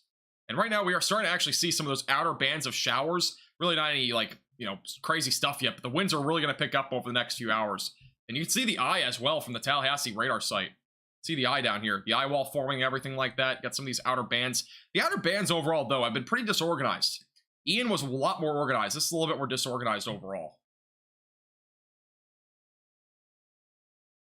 At least in my opinion. This is a little bit more disorganized for those outer bands. Way more, it's pretty organized though for the eye right now.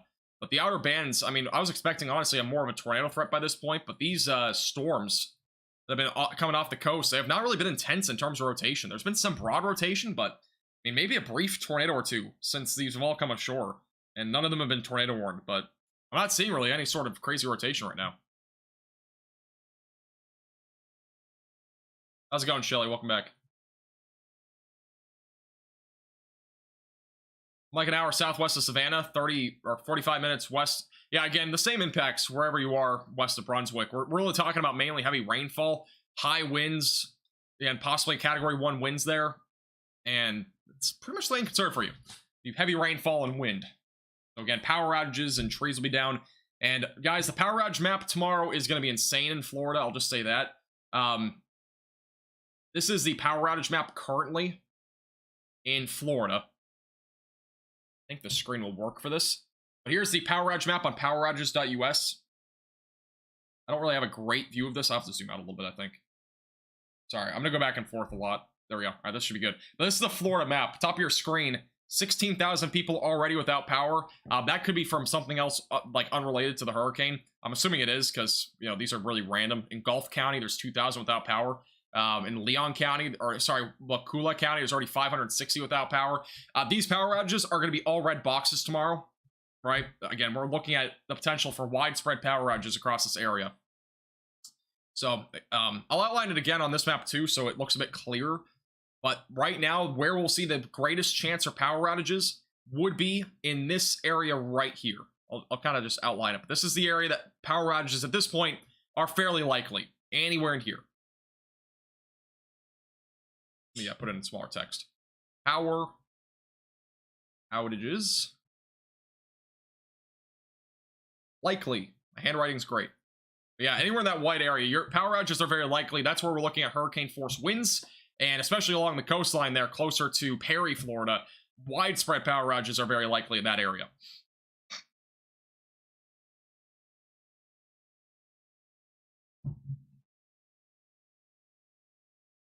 In the chat, say if my audio is fine or cutting out. If it's cutting out again, you have to refresh. I'm pretty sure it's just you guys, because I'm looking at my audio and everything. Everything looks fine on my end.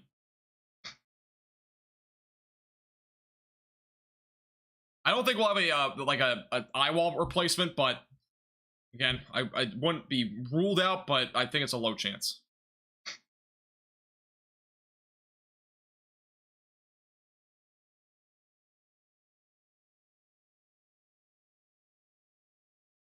I won't disclose where I live in Florida, but I'm in a fine place. I'll be good. But I am still going to see some of the impacts, which, again, I could lose power. I might not. We'll see. It's kind of 50-50. But, we'll see. I don't know how good the power is here. I have no clue. So we're going to find out. Real quickly, see if we have any other updates on Twitter. And by the way, if you have any, like, things you want to mention me on Twitter, feel free to @me on Twitter, @MaxVelocityWX. If there's anything that you want me to look at, feel free to. Again, I am looking at Twitter, I wouldn't say really frequently, but I am looking at it often enough to the point where if you mention me on something, I'll be able to see it. So if there's anything you want me to look at, feel free to. If you have any photos, videos, anything like that as well, feel free to leave those on Twitter. But and the link, by the way, to that is in the description below. I have Discord, we have Twitter, all those links are in the description below. So if you have any photos or videos, I have Facebook as well. You can send those all into those places. And again, please, once this gets closer to landfall, and if you start seeing some really high winds picking up at that point, don't go outside, please. Just stay indoors, and stay in interior room, by the way. In Perry, Florida, this is what I want you to do. So if you're in Perry, Florida, and you cannot evacuate and you cannot leave, tomorrow, once this is close to landfall, which again, it'll be close to landfall by about 6 in the morning, hurricane force winds will probably be ongoing near 6 a.m., all right, in Perry, Florida. And so in Perry, Florida, 6 to about 12 o'clock is when those hurricane force winds will be ongoing. You're going to want to be in an interior room of your home or building pretty much the entire time, because especially if you're near trees, because flying debris could go flying trampolines, trees could fall down, power lines could fall down. It's going to be a mess there with how high the winds will be. Again, this could make landfall a little bit further west and east, but either way, the winds will be pretty high there. And we do have the flying trampoline meter, in case you were curious. Obviously, this should come to nobody's surprise on the flying trampoline meter, but we are at the highest level it goes to, we are on a gone forever stage. And again, this could be what trampolines look like tomorrow on top of power poles. Entirely possible tomorrow. Hatch down your trampoline or flip it over. If you can't hatch it down, flip it over, because those things will go flying. But I highly recommend, if you're anywhere within the vicinity of this cone of uncertainty, like in the cone of uncertainty near the landfall position, if you're within like 30 miles here of the beach, you should probably consider going further north. You really should. I just don't recommend you being that close. That's what I would do. Again, if I was in your position, I would leave. I would go, even if I didn't have a place to go, I would just go over to, like, I don't know, Bainbridge for the day. Or Panama City even. Panama City is not really in a bad position, to be honest. Like, you might see some minor storm surge along the coastline. Cedar Key, again, if you're in Cedar Key, there's only about 30 people in Cedar Key as of a little while ago. In Cedar Key, 98% of the people have evacuated, which is great news. 2% haven't, though, which is obviously bad news. Out of that 2%, it's about 30 people. And with those 30 people, I believe about 10 of them are first responders. So, or 10 or 20, something in that range. So there's still about a dozen, maybe 2 dozen families or people still there. Obviously, you should not be staying there with how high the storm surge will be. Even though you're not in the eye path, the southerly winds that are coming out of this, they're going to be very strong, pulling tons of water into Cedar Key, which is going to cause some serious storm surge there. So, luckily, most people are out of there, but obviously there's still a couple people that are, you know, still hanging around, which that goes with any hurricane, unfortunately. We really can't do much about it. Again, mandatory evacuations, most people take them seriously, but some people don't. The people that don't very well could be the ones that, unfortunately, don't make it through this. It's the easiest way to put it. I'm not trying to be like, you know, not trying to fearmonger, nothing like that. This is serious stuff. I mean, with this 16 feet of storm surge, again, is like 1.5 stories, possibly even 2 stories high. So the only chance of you, like, basically on Cedar Key living through 16 feet of storm surge is if you're on a 2-story house that doesn't float away and you're on the roof. This is just not recommended. Just go inland, you know, for the day. And I know there's a lot of circumstances where some people can't leave their place because of, you know, just financial reasons and stuff like that, but it's just really not worth it. If you're able to leave, leave. But Cedar Key is honestly like the worst place to be with this thing. And even back over here near Horseshoe Beach and other areas, it's really not good. But like when you look at Cedar Key in terms of its geography, again, this thing is a key. It's literally a road out to a bunch of tiny, small islands. And I've seen a map on Twitter that shows 1 in 10 chance of this all being flooded away and gone after this thing's done. So this could all be gone, depending on how it all interacts tomorrow morning with the how close the hurricane is to this area. But yeah, it's really, really concerning for those areas. Cannot stress it enough, though. If you can evacuate, evacuate. You only got a few hours until it's basically too late. Again, the main action in terms of tropical storm and hurricane force winds is all in this area here. So it's all just west of Tampa, but it's going to be there within the next few hours. Should I be scared from Tallahassee? I mean, you don't have to be scared, but you want to make sure you're prepared, right? If you're in Tallahassee, because we were looking at the threat for Tallahassee to see winds upwards of 100 miles per hour. If this goes close to you, if it goes close enough. If it goes like right on this western line, wind gusts could get upwards of 120 in Tallahassee, which means power outages, trees down, all that sort of stuff.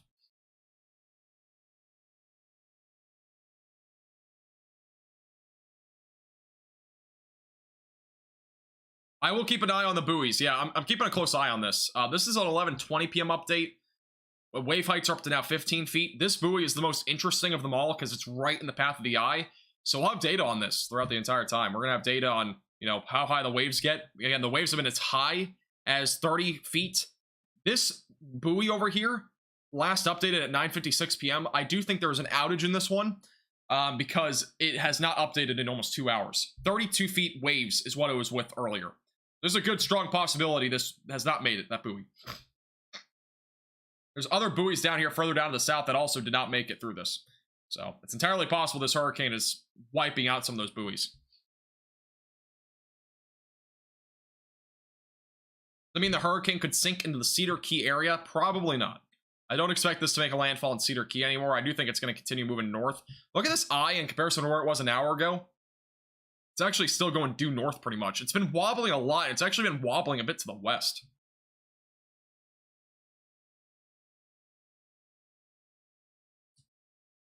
There should be a National Hurricane Center update in the next 5 minutes. There might not be. They did a special update at 10. They could have another one. We'll see. But they usually do this every hour or so.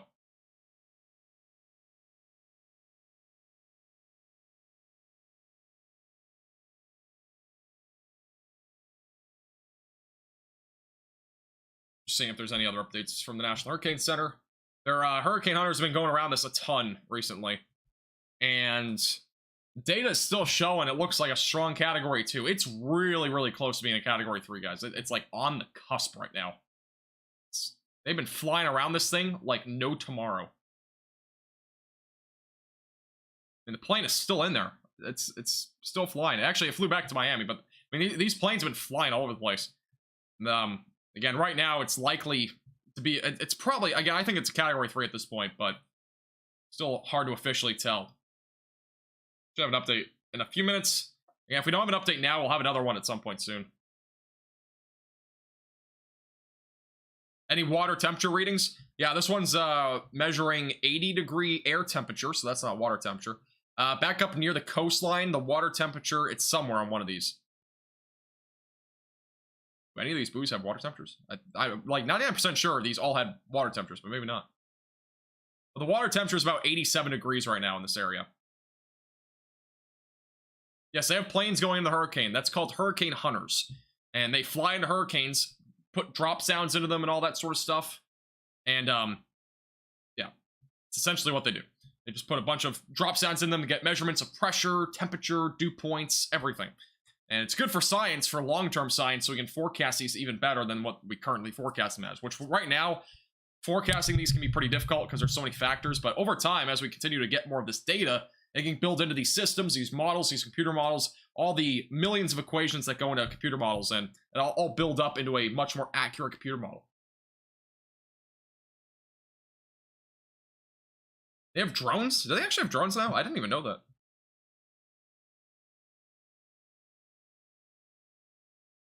Yes, again, this is forecasted to now make landfall in the Big Bend of Florida as a Category 4 hurricane. That is correct. Yeah, again, if you have not already heard, this is going to make landfall now as a Category 4 hurricane in Florida.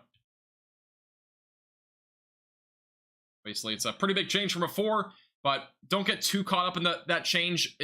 I mean, the difference between 5 miles per hour from before, Category 3 was 125, now it's 130. It's not a huge change, but it could still go up from there as the rapid intensification continues here in Florida. Or not Florida, sorry, in the Gulf. It could continue to rapidly intensify, and that could obviously get much worse. So, it could very well get to a middle grade Category 4 with sustained winds near about 145 or so. It's entirely possible with this system, so we'll definitely see what happens here over the next several hours.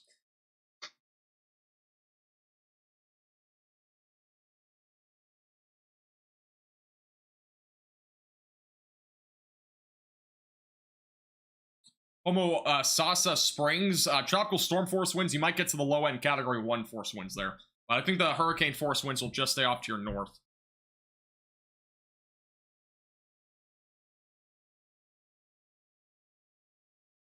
Why lightning by the eye now? That does indicate intensification. Look at this intensification over the last several minutes, actually. Look at this.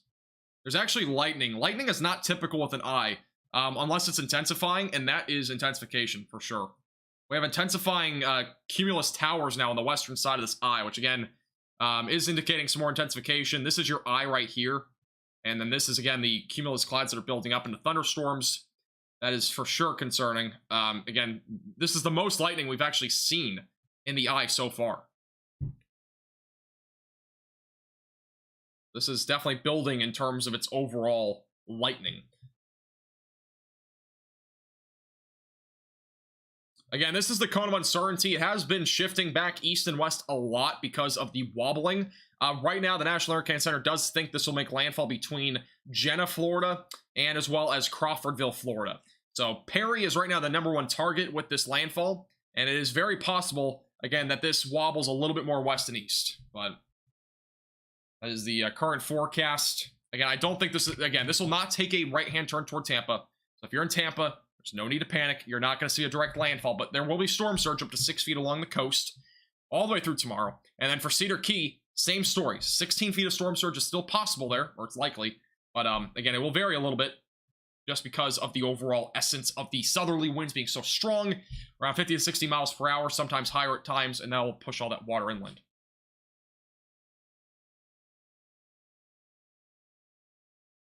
This is a photo that somebody just sent in to us.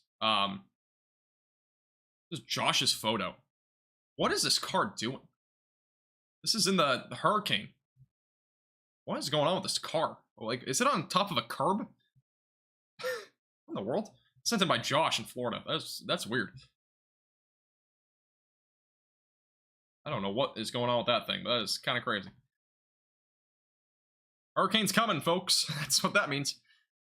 It's pretty crazy. You can see a lot of lightning. Lightning's really starting to pick up there.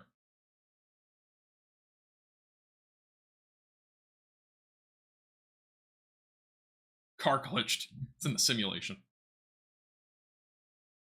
Brevard County canceled school? Really? Brevard County is Palm Bay, right? In Melbourne? They canceled school? That's actually crazy. That's really far south and east from this storm. The warnings, I'm pretty sure you're under a tropical storm warning, but the highest wind speeds will be around 40 miles per hour. There is a tornado risk, which I guess makes sense. There's a tornado risk, winds around 40 miles per hour. I'm kind of surprised by that, to be honest. It's pretty far south and west, or south and east of this storm. But there will be some outer bands going that direction into the morning hours, and that will be the tornado risk out of that. So there'll be a tornado risk there for sure. Volusia County, Daytona Beach canceled school. Yeah, it makes a little bit more sense up north, closer to Daytona and Deltona, Palm Coast. But, I mean, they're going to be a little bit closer to like 50 mile per hour winds, maybe 60, a couple inches of rain, some storm surge as well as possible, which gives it a more reason. A little bit surprised, though, about Brevard County. But, I mean, I guess it's better to be safe than sorry. And I don't think you want a bunch of people driving out there during this tropical storm force stuff that's going to be happening over there anyways. But better to be safe than sorry, no doubt about that. I 100% agree. It's a 1 day off. It's not the end of the world if you take 1 day off for this sort of thing. I think it's very reasonable. Yeah, Florida schools also start really early, so they start early because of this. I mean, they start early because of hurricanes, really, and tropical storms and all that sort of stuff. It doesn't seem like we're gonna get a National Hurricane Center update, a special update at least. No problem, Josh. Appreciate you sending that in. I don't think we're going to get a National Hurricane Center update here at midnight. Might get one delayed, we'll see. Because there was a special update at 10 o'clock and 11 o'clock. There was our normal update. We could have one again sometime soon, we'll see. Thank you, Cosmic, for the $4.99. I'm in Wakulla, south of Tallahassee. I left my mobile home, and I'm now in a brick house. Are you still in the same area? If you're in the same area, that's honestly not bad. If you're now into a brick house. Power outages are still very likely, high winds and all that sort of stuff, but it's at least good that you went from a mobile home to a brick house or a structural home. Some people don't do that. You know, there's mobile homes all over the place in some of these areas, and just knowing that you're in a structural home should give you more comfort, for sure, because it's safer. So I'm glad you did that, because some people aren't doing that, and especially if you're near the coastline here. If you're like a mobile home, let's say in Perry. I'm not sure how many mobile homes are here, but if you're in Perry in a mobile home, you should get to a sturdy structure well beforehand, because the winds are going to knock that thing out like it's a pancake. It's going to go flying. That mobile home will not stay up with these kind of winds. 160 mile per hour wind gusts when it comes ashore. That's serious. That's, again, catastrophic stuff.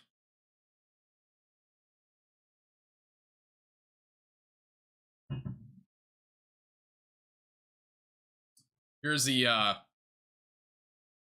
my radar just glitched out. Let's go back to satellite. There we go. But yeah, the eye has really become more defined now. Over the past couple hours, this thing has really become more defined. You can see it better now. Let's go over to the tropical tidbits again. Hold this up on the current storm. Let's go to Idalia. Yeah, this eye has become pretty defined at this point. Look at this thing. We're actually starting to see it looks like a pretty clear hole opening for the last hour. Look at this right here. This eye is opening up. You can actually see through it now. We've seen a couple glimpses of this, but this is the longest that it has been fully open for. This has been open for... Let's do a little quick time loop here. This has been open for about an hour now. maybe about 40 minutes. 40 minutes this has been open for. This is the longest that this eye has been clearly open for here in the Gulf of Mexico. Which again, I do think this is a Category 3 at this point, but we haven't had a Hurricane Hunter in here for about half an hour to 45 minutes. So it's hard to tell, but yeah, you can see the convection blow up here over the last hour. That's pretty serious, but the eye has been really getting defined now. It's really strengthening quick. Rapid intensification is definitely happening here, but I do have to say, the outer bands have been super disorganized. A little bit surprising for a hurricane of this magnitude at this point.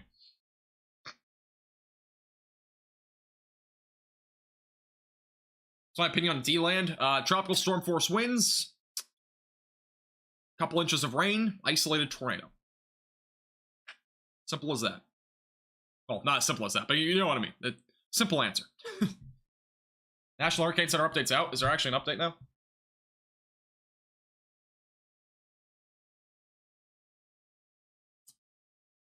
Ooh.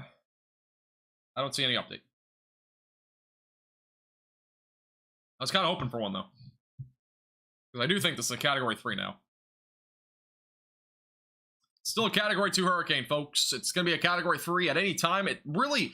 This is the most defined I've ever seen an eye for a Category 3 hurricane. Or Category 2 hurricane. I just want to say that. I've never seen an eye like this for a Category 2 hurricane. Like, never. This defined. I really think it's a Category 3 at this point.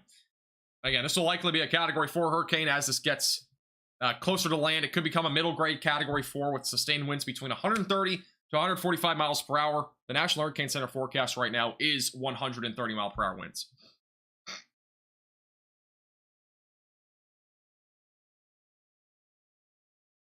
Yeah, the pressure was 958 before, and it was also sustained winds of 110 miles per hour before. I'm pretty sure those numbers have changed, though. I don't think that's the 12 a.m. update. Because they haven't had a 12 a.m. update yet.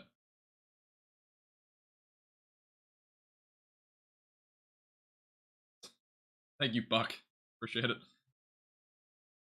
Yeah, the photo icon that I have for my profile picture, that is from like 4 years ago, believe it or not. A very old photo. It's actually a school photo, believe it or not. Should we evacuate Tallahassee? You can if you want. I personally would if I was in your situation. It's not mandatory by any means, but you will be watching for the potential for hurricane force winds, upwards of 100 miles per hour. So, there's definitely a possibility for Tallahassee. I am aware, Davis. I'm not able to use them. They're not for commercial use. They're only for subscribers of the app. I work with Radar Omega, so but in the future I will be able to use them. We have to work out those details because they do sponsor a lot of our streams. So, but there's not really a whole lot to look at right now, anyways. In those beaches, it's pitch black. We do have a view though out of Cedar, or not Cedar Key, but Cape Coral, which there's been a lot of lightning here. Again, this is an area that's at low tide right now. It will be at high tide in about 5 to 6 hours. Storm surge is starting to pick up a little bit. It's not really that high though, because again, the tides are really at low tide right now. This is like the lowest the tide will get. But there's been a lot of flashes of lightning here. There is currently an ongoing storm here. Wow, look at that bright flash of lightning. That's what I'm talking about. Like Cape Coral here, there's a lot of lightning right now with the thunderstorm that's in the area. That could very well produce a low-end tornado risk as well. There's a supermoon tomorrow night, and the supermoon again is going to rise those tides 1 to 2 feet tonight and tomorrow.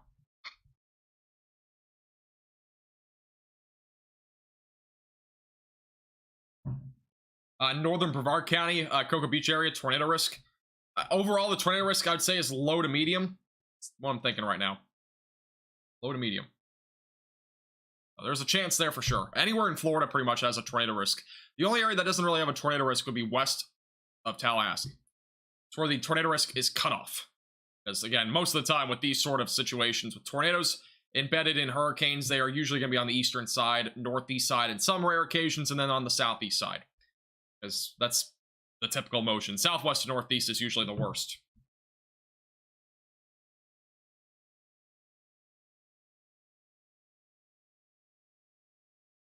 No, you're good, Austin. No problem.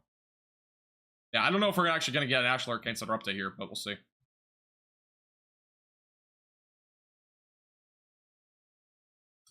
Explain why the hurricanes don't have pinks and purples on the radar scans. I don't know what you mean by that. Can you explain further? Are you talking about like the infrared imagery that we're using right now? Like here?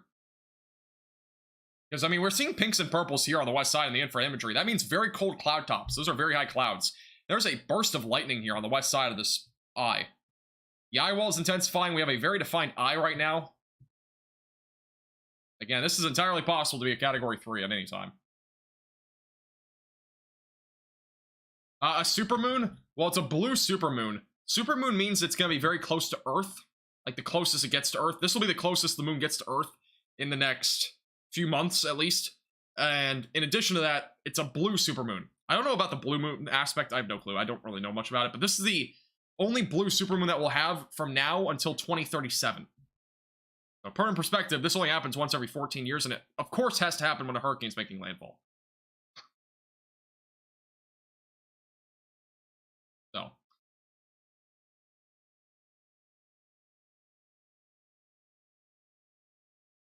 Oh, pinks and purples and AccuWeather? Yeah, I mean, this is a bit different. All the radars vary. Color tables, that's what we call them, with different color layers. So color tables are all different. But whenever we have a severe storm ongoing, let's say I'm covering a severe weather outbreak, which we do very often, usually you would see like pink, black colors sometimes popping up on these storms if there was like a hail core or a very severe storm. So, but we're not seeing any of that. This eye wall here is becoming more intense. It's kind of wrapping around here, but we're starting to see it really start to circulate, and it's condensing pretty quick here. It's wobbling a lot, and again, it's wobbling a lot on this left side of this cone of uncertainty. It's been going really to it's going north, but it's going like due north right now. I wouldn't be surprised with a direct landfall near Tallahassee. I wouldn't. But at the same token, it could very well go back toward Perry. It could take some more wobbles to the right and go toward Perry. It's, again, entirely possible.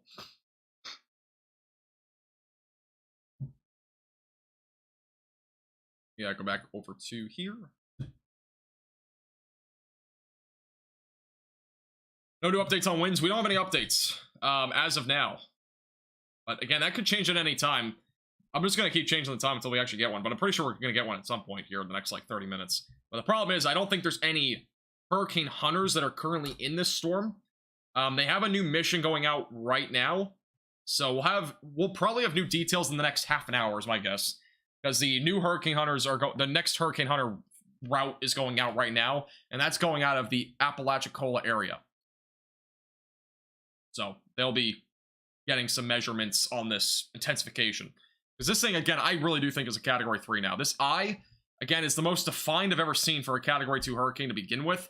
So I really wouldn't be surprised by a Category 3. It's like, it's hollow almost now. It's a pretty flat, little distorted eye. But regardless of it being a little bit distorted, again, there's a hole there. Which means that there is some opening there in the middle that you might be able to even see through the clouds if you were there. Which obviously nobody's going to be there, but other than the fish, if the fish look up, they might see it. But even then, I don't think they'd be really looking at that, so.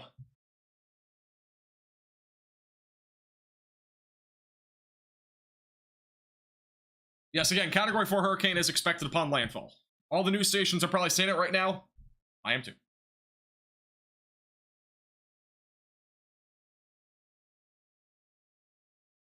This live stream is going to go until at least 1. Could go later. We'll see. I'm going to be live as long as possible. That's pretty much the plan right now. So keep you in the loop. Make sure you're subscribed. Again, if you're just tuning in, you've never subscribed to our channel, click the red button down below, subscribe so you're keeping up with the latest. Click the bell icon as well so you're notified with the latest live streams. We post with the latest details on everything that you need to know. The next National Hurricane Center flight, the hurricane hunters are again going back into this. So we'll have an update on intensity here pretty soon. Gainesville will be primarily tropical storm force winds. You might get near hurricane force winds. Flooding rains are unlikely, but you might see a few inches of rain, so there might be some localized flooding, and also an isolated tornado or two in that area. But again, you might see a tornado, you might not. It's a low chance overall for you even seeing a tornado on your own. Tornadoes are already very isolated to begin with, so your chances, again, are quite low. But you want to have a tornado action plan in place. Make sure you have multiple ways to receive alerts as well.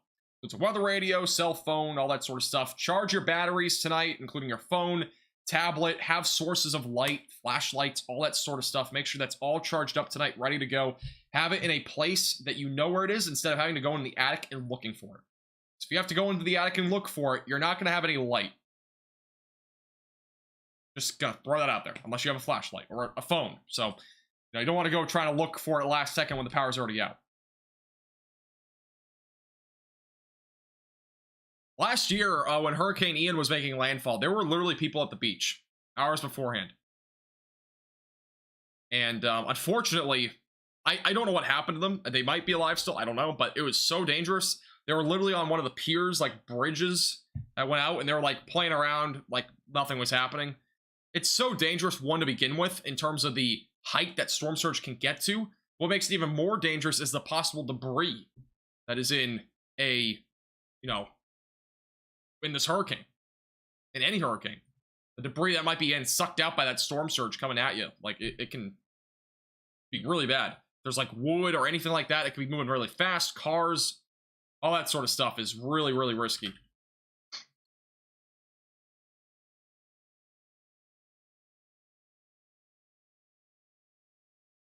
Ian was really a bad hurricane. It was really the worst one. I've personally, I would say it's probably, I don't know, it's up there in terms of one of the worst ones that I've witnessed on hand, because I experienced it. I mean, there was 20 to 25 inches of rain across central Florida, and then back in, areas that weren't even being hit directly by this hurricane. Even back down like near Miami, there was hurricane force winds at points, or not really Miami, but like north and west of Miami. So it was a really bad hurricane, Ian was.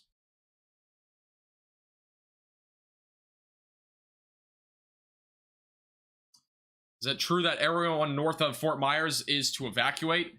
Fort Myers north, I mean, you don't really have to evacuate in certain areas. If you're right on the beach, you probably should. If you're seeing that storm surge risk at least at 2 feet, that's definitely very concerning. But overall, a lot of these areas, you don't need to evacuate. You got to look at your local, your local town and stuff like that for that information. Some places do have to evacuate, some places don't have those evacuation orders.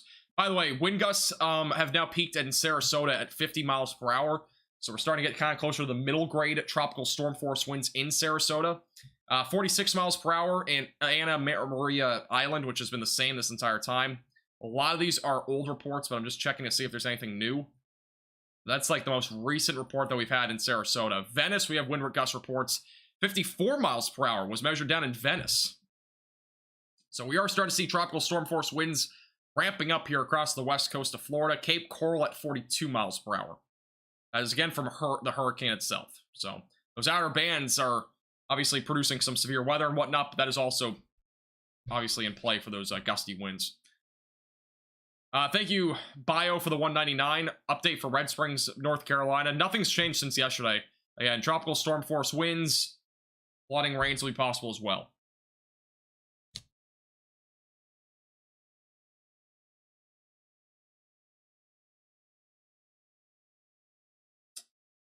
There is a new 12 a.m. update from the National Hurricane Center. The minimum pressure is still at 958. That has actually not changed in the past hour, at least from what we know. I'm not sure if that's exactly measured, but there was a 12 a.m. update from the National Hurricane Center. In addition to this, there was a update on the wind speeds. It's still 110 miles per hour as of now. That very well could change at any time. The movement of this is 17 miles per hour off to the north at 360 degrees. That means it's going due north right now, this hurricane. So that's the latest on the 12 a.m. update. There will be another one probably at 1 a.m. Again, the hurricane hunters are currently flying toward this hurricane.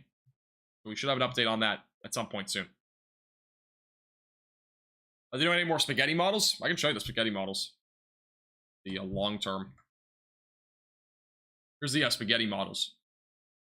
So as of right now, they all take it through South Carolina, right along the coastline. So storm surge, flooding, rains, all possible. Pretty much worst case scenario when it comes to the path of this, because it's going to basically bring flooding, rains inland, storm surge along the coast, high winds around it, around 60 to 70 miles per hour near the eye. And then it'll go out to sea. If this trough goes fast enough, it actually could take a turn back west toward Florida. It's a low chance right now, but it is possible. Again, it's an outlier. There's a couple outlier models here, but it's entirely possible. It also could just go out to sea. So there's a couple scenarios. Either it goes out to sea, or it comes back toward Florida going into next week.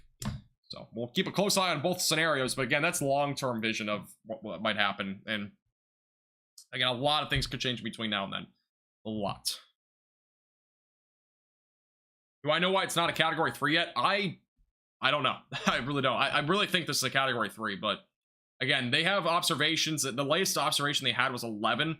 This has had a very defined eye for the past hour. This eye is like really defined in terms of at least a really strong category 2 hurricane. I've never seen this eye like this before, where it's this defined. We have lightning that's ongoing, convection, which is, you know, continuing to increase the intensity of this. So I'm not sure, to be honest, but the pressure's at 958 millibars. That's pretty much category 3 range. It's pretty much there right now. Yes, the long-term track is that this will become a category 4 tomorrow morning upon landfall in the Big Bend of Florida. This is, again, the current expectation out of this. This will be a category 4 upon landfall. All the storm chasers that are going to chase us tomorrow are getting their like 3 hours of sleep and getting up in 3 hours. Pretty much, it's literally what it is. A lot of the storm chasers that are chasing this tomorrow, they're basically getting up at 3 in the morning. I think Reed Timmer said he was going live at 3:30, so, I mean, they're going quick. The only storm chasers I've seen with a live time. I think Vince Waelti's going live around 3 to 4 as well. He's right now chasing live, by the way. He's not really chasing anything. I'm pretty sure he's driving probably to wherever he's staying for the night. But I just want to throw it out there. Vince is going to be getting like 2 or 3 hours of sleep. I'm pretty sure. He's not going to be going to bed for very long. And to begin with, honestly, like this is one of the bigger problems with storm chasers and people like me, for example. If I was get live or get up really early, the turnaround time is so fast. And if you're not used to a sleeping schedule where you're going from 2 a.m., like let's say you're going to bed at 12 a.m. tonight, you're getting up at 4 in the morning, you might not even sleep for those full 4 hours because you're just like so worried and thinking about the tropical storm or hurricane that's at place. You might only get 2 hours of sleep. That's why there's a lot of problems. Like you can really easily get sleep deprived with that sort of thing.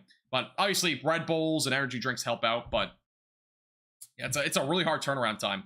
Because whenever I'm thinking about going live the next day, let's say I have to go to bed 3 hours early than I usually do to go live the next day, I might only get like 5 or 6 hours of sleep instead of like 7 to 8. Because, you know, I'm just so focused on that event. It's all in my head. And, yeah, it can be difficult. But some people are really used to it.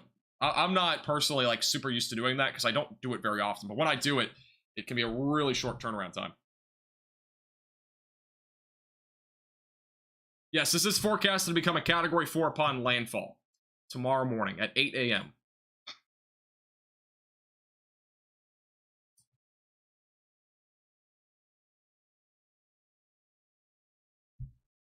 One thing that would be absolutely crazy is if in an upcoming year, some storm chaser decided to buy a plane and just fly into a hurricane.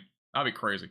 Obviously not safe, but I'm just saying. I mean, at this point, it wouldn't shock me in like 10 years if something like that happened. Yes, I am currently in the path of this storm. I'll be good, though. So, we will see what happens. I am going to be bracing this. Again, that's one of the reasons why I won't be live tomorrow morning is because I very easily could lose power, so I'm going to kind of hold back for that, and then I might go live later in the day, but I'm doing a live stream tonight all the way up until around 1 to 2 in the morning, so, you know, regardless, I'm up late to begin with, so I want to make sure I'm preserving my overall well-being. I don't want to get up in like 3 hours and have to go live again. It would just be way too much for me to begin with. And there'll be plenty of other people live. I won't have any live cam views tomorrow morning, so it wouldn't matter anyways. I'd rather have you be able to see what's happening live instead of just showing you the satellite imagery all the time. So just going through forecast graphics and all that sort of stuff. But in the future, I will have access to some of that stuff. Again, I'm at 70,000 subscribers, 75,000. I'm still relatively small when it comes to weather people. I cannot afford to have storm chasers and all that sort of stuff on my live stream. I only can have one at a time at the most. So down the road, though, hopefully I'm able to do more of that sort of stuff. And I'm working with Radar Omega pretty closely, and they have those Mesovort stuff. So they have like 7 of them on the app. And they have all sorts of cyclone ports, which we use for the severe weather events. So down the road, hopefully I'll be able to afford all that sort of stuff. But it does cost money, obviously, to have storm chasers and all that sort of stuff.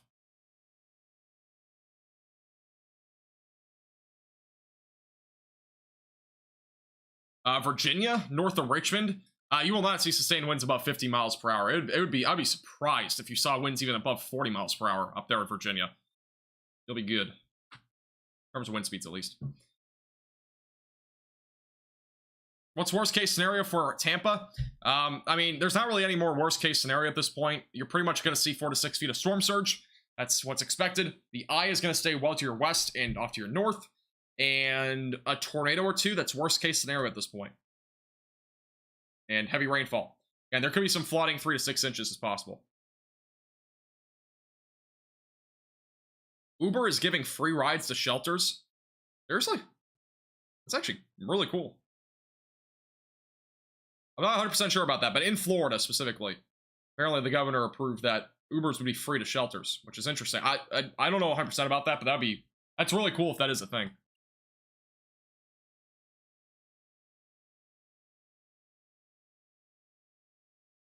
Update on Franklin for the fish and the Bermuda folks. It is still a Category 3. It is weakening quickly. It's going to be a Category 2 hurricane by tomorrow morning. Still tropical storm effects. Again, fish will be impacted here. Bermuda will see tropical storm effects with life-threatening rip currents, some storm surge, tropical storm force winds, and all that sort of stuff.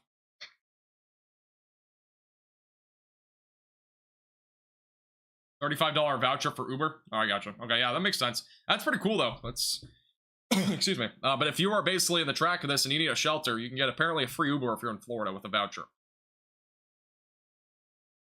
That is really cool. People are staying on Cedar Key. Well, the number of people in Cedar Key, from what I've heard, is about 30 people. 10 of which are first responders. And that's about 98% of the people, meaning that they've evacuated. 2% are still there, which 20 people basically are trying to ride it out. I don't recommend that at all. Because again, if the storm surge lives up to the number it's supposed to get to, that will destroy and potentially move one-story homes off coast. It'll literally, like, they will float away.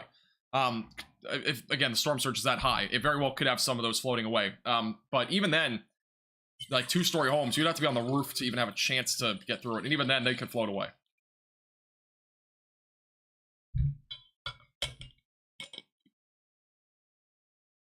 It's 100 people in Cedar Key. Is that actually the number 100 now? There's no way it's 100. I heard 20 earlier, or 30 earlier. I'd be surprised if it was 100. What's the population of Cedar Key? Cedar Key population. It's 700. Yeah, so it's 98% of the people evacuated. That'd be around, again, 30-ish. Actually, 100? Is that really 100?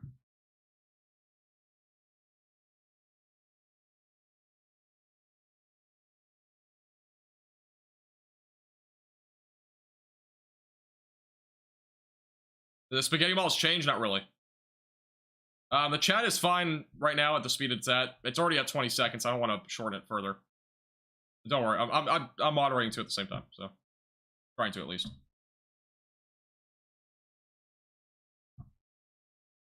Just mainly focus on people that are just trolls.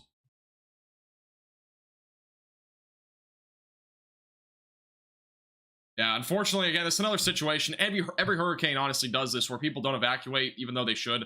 And unfortunately, if you're on the immediate coastline and like in the cone of uncertainty here, it's pretty much like you got to get away, you got to evacuate. But I know a lot of people are probably not going to. They're not going to listen to those orders and stuff like that. Which, again, that's their risk, right? Mandatory evacuation orders are in place for a reason, and people don't always take them seriously. And the people that don't take them seriously can get caught up in some bad stuff. Just how it goes. So, unfortunately, that's kind of how the way of the road with this sort of system. But, yeah, it's just how it goes. No problem, Zulu. Where's Tucker? Tucker went to bed.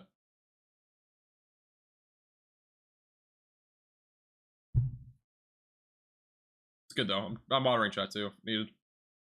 Why does the eye look so small and squished? It's trying to really develop at this point. Let me take off the path again. But, I mean, it's in a development stage. It's trying to still continue to rapidly intensify. The convective towers that are around it have been trying to, like, become more organized. There is a chance that there's some shear that might be just strong enough to the point where it's kind of, like, you know, like, kind of making this eye look weird. But, like, the convection itself, it's just kind of all wrapping around. It's not really overly organized yet. It's not, like, circular. It's all kind of like mushed, right? So it's not really organized. It's probably one of the main reasons, at least, why. Also, this buoy, we're up to 17-foot waves as of 11:50, so about 40 minutes ago. This buoy is about to be in the eye here pretty soon. Wind speeds estimated are 60 miles per hour at that buoy right now. That's as of about 40 minutes ago, though. So this is updating every 40 to 50 minutes. We should have a new update on that here shortly. Possibly as early as, like, the next 5 minutes. I'm not sure the exact time frame it'll update, but it's been updating pretty frequently. We're up to that buoy. Yeah, the other buoys are going out. This one that had a 31-foot wave measured, it went out after that. It hasn't been updating since. These buoys are goners. These wave heights. What are my thoughts about this going to a Category 5? I don't expect this to go to a Category 5. Just no way, no how, in my opinion. It's just too little of time for it to get to a Category 5 hurricane. It's not enough. You'd have to have a lot more time. And personally, I don't think it has enough time. Because, again, it's making landfall legitimately in 7.5 hours, approximately. Yeah, it might not feel like that. It's going to be making landfall, though, in about 7.5 hours as a Category 4 hurricane.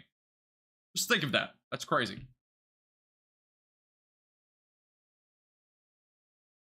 Category 4 hurricane in 7.5 hours. And it's right now at a high-end Category 2.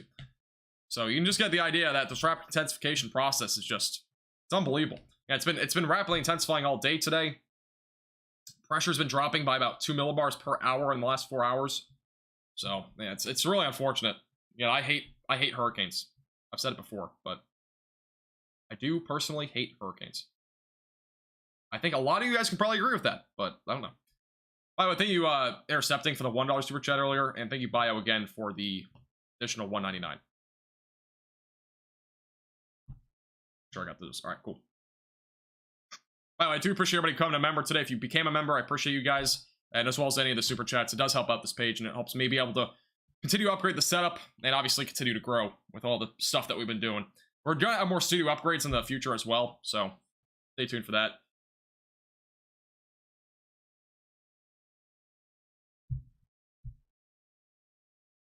And obviously, it helps to be able to afford Storm Chasers and all that sort of stuff in the future.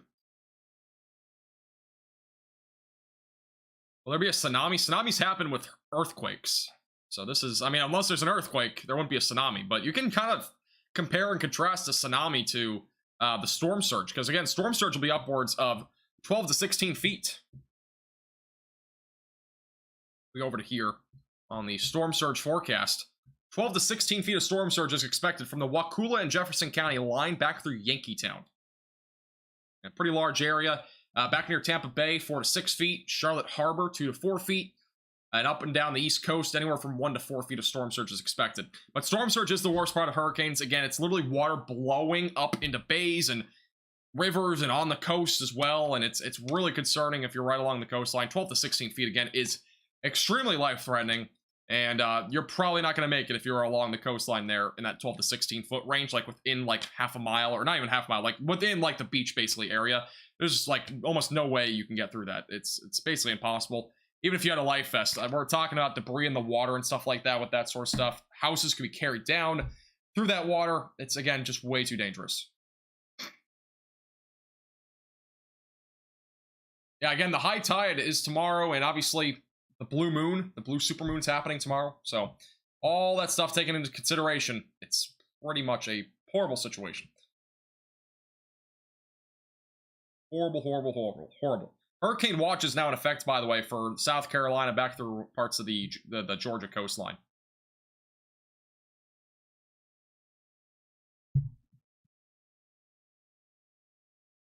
Can't wait for Max to hold a silver play button. It's crazy. We're actually not that far, to be honest, from that. We've gained about 15,000 subscribers in the past, I don't even know how many days. It's been like the last 3 days. It's crazy.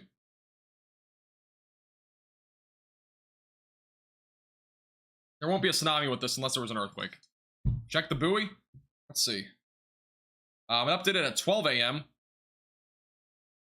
This buoy might be starting to lose some of its data. Unless it updates with different data every set of time, maybe. But it has wind gusts at 65 miles per hour. It doesn't show a wave height yet. So it might be intermittent for that update. It looks like it's coming in every 10 minutes, so we'll have updates there. But 65 mile per hour winds now there. As of 12 a.m., by the way, so that's about 40 minutes ago. So they are delayed updates, but they are coming in. How far from shore? Currently, it's within about 130, 125 miles from landfall, the eye.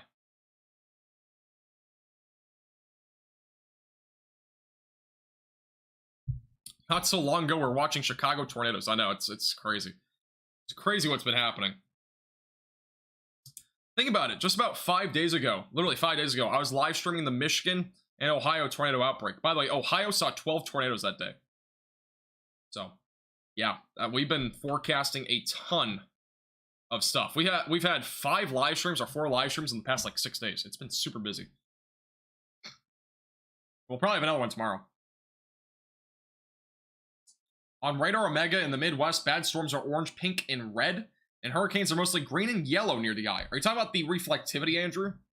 Because if you're talking about reflectivity, it's because of how heavy the rainfall is. Infrared imagery would be a bit different, because the infrared imagery is showing the cloud tops and how cold they are. But the reflectivity here, there's a lot of yellow, green, and some red, but it just indicates how heavy the rainfall is. We have a lot of rainfall sporadic around this entire system.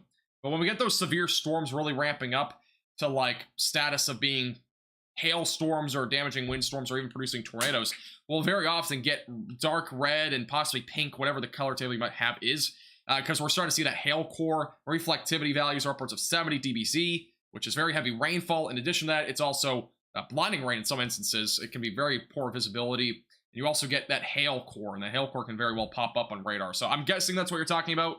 In terms of reflectivity, which is what we're looking at here. But the eye wall usually will get red if it's a category 4 or 5. We can sometimes see this wrapped around entirely. It's like partially wrapped around. It's been kind of struggling to fully close, but it is definitely trying. There's some lightning with this too, which again, lightning does indicate some intensification. At least trying to happen.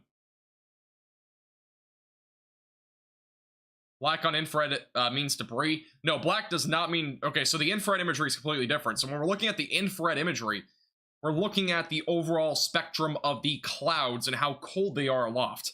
So when we see this black area, that means these cloud tops are very high and very cold. When we're in this red area, that means they're still fairly cold, but a little bit less. And they are overall going to be a little bit lower in the atmosphere. But when we see these black colors and the white colors, that's representing very, very high cloud tops.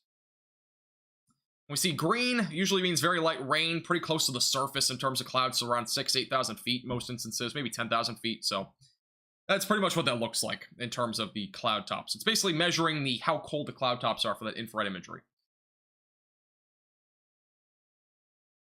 West side hurricanes are the most catastrophic. That's not necessarily true.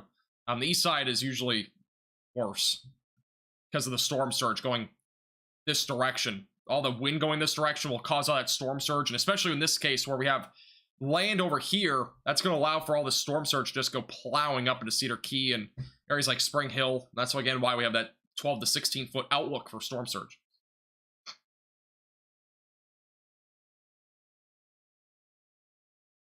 Reflectivity does not have anything to do with wind. Velocities do. We go to the velocities.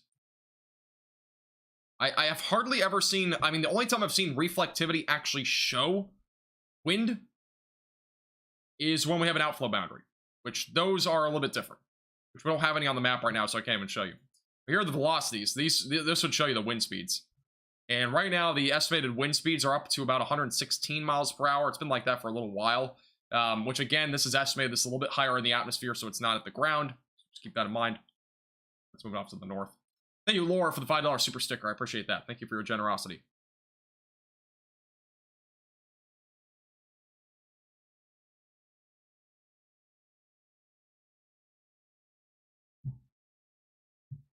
Hopefully that answers your question.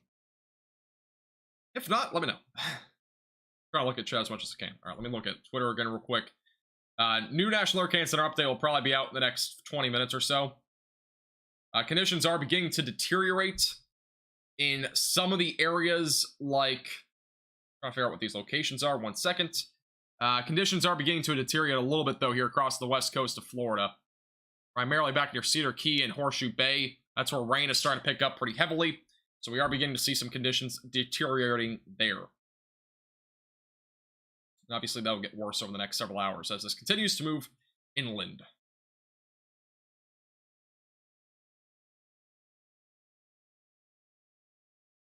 Who should we watch during Landfall? I'm pretty sure Ryan Hall will be live, so, I mean, he has all the live cams. One moment. All the live cams and stuff, so, I mean, I'm guessing he's live tomorrow, so. Should I have a live subscriber count to the top corner? I don't care that much about subscribers. I'm not trying to, like, show it off or anything. No, personally, I really do not care what the number is.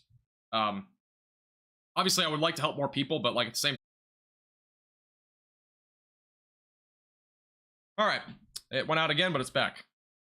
I'm pretty sure my Ethernet cord was, like, loose or something. I just went to plug it back in, and it seems to be working. That's the second time now that that's happened. I'm pretty sure it's because of my Ethernet cord. So that's good times.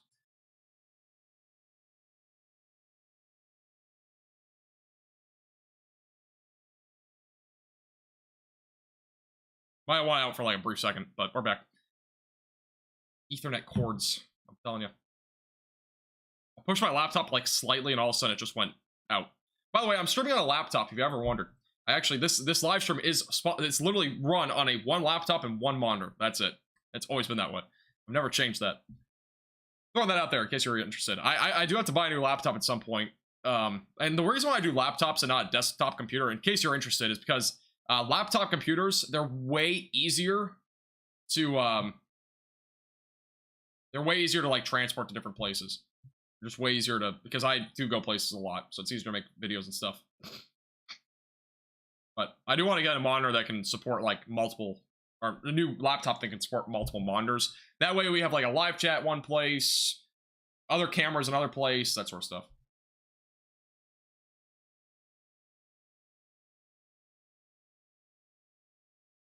It's actually a long, it's a long cord.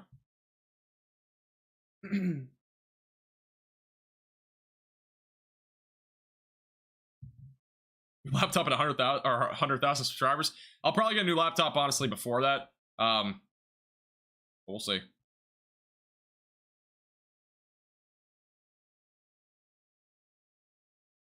Lost power in St. James City. I don't know where that is, but yeah, power is going to continue to go out here for the next little while, unfortunately. There'll be more and more power outages. Cape Coral here, heavy rain and lightning. Yeah, it's to be expected. Again, Cape Coral is really the worst of it's happening now. You should be better by tomorrow afternoon. There will still be a little bit of storm surge overnight, but it will get better from here. What I'll say.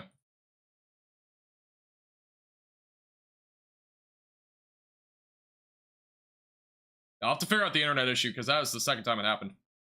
I'm pretty sure it's because of my Ethernet cord.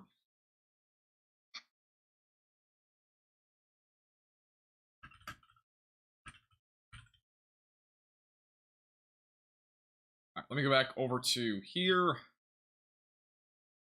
Oh, new plane left Mississippi? It left Mississippi, really? I thought it left. Honestly, I thought it left Florida Panhandle. It was a small map, so I thought it looked like the Florida Panhandle. Check this real quick.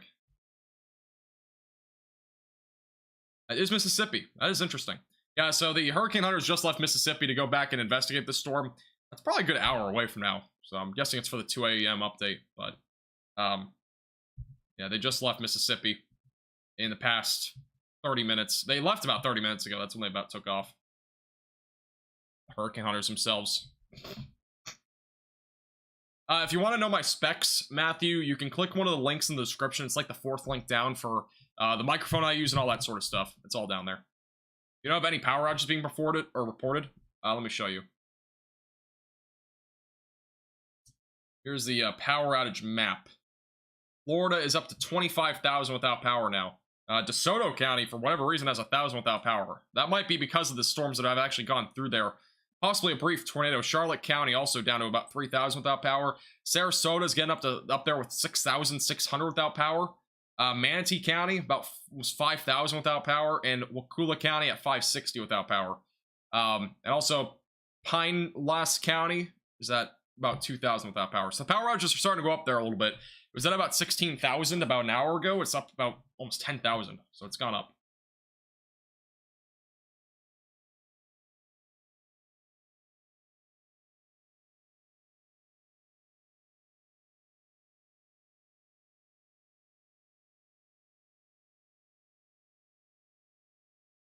eye is much bigger now. Well, this is the reflectivity. It's a little bit different. If you look at the infra, or if you look at the infrared imagery, for example, it's not going to look the same. This is the infrared imagery. It's actually a bit of a smaller overall eye in this picture. And again, this is looking at the actual like clouds, the cloud tops. And the reflectivity, on the other hand, is looking at more of the ring around it, which is going to be basically no precipitation there in the middle. So a little bit different. The infrared imagery is a better look at least the eye itself.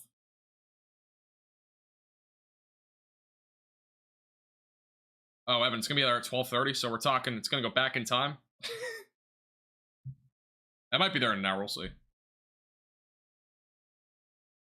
Any tornado sightings? We've had no tornado warnings at all. And I haven't really seen any area in particular with a concerning tornado risk as of right now. The storms have behaved themselves overall. There has been some damaging winds, but there's not been really that much rotation. There is some rotation over here, like near Arcadia, but it's pretty broad. Overall, I'm not really seeing anything else here. Even further up to the north, we're not really seeing a whole lot of rotation elsewhere, so it's not nearly as bad elsewhere, but it's definitely worse near the Arcadia area. But overall, it's not bad for the tornado risk. I thought it would be higher by this point. I thought we'd see at least a couple of tornadoes tonight, at least 2 tornado warnings. We've not yet seen 1, so that's good news on the tornado end of things. But I do think it will ramp up at some point. It might be tomorrow morning, whatnot, but we'll see. Any changes in the trajectory? I'm not sure when you were here last, but it has changed. So let's go through that again. Here is the current track. So it's expected to become a Category 4 hurricane in the morning. So at 8 in the morning tomorrow. It's going to make landfall as a Category 4 hurricane. So they'll make landfall near the Perry, Florida area, and it'll move off to the north-northeast.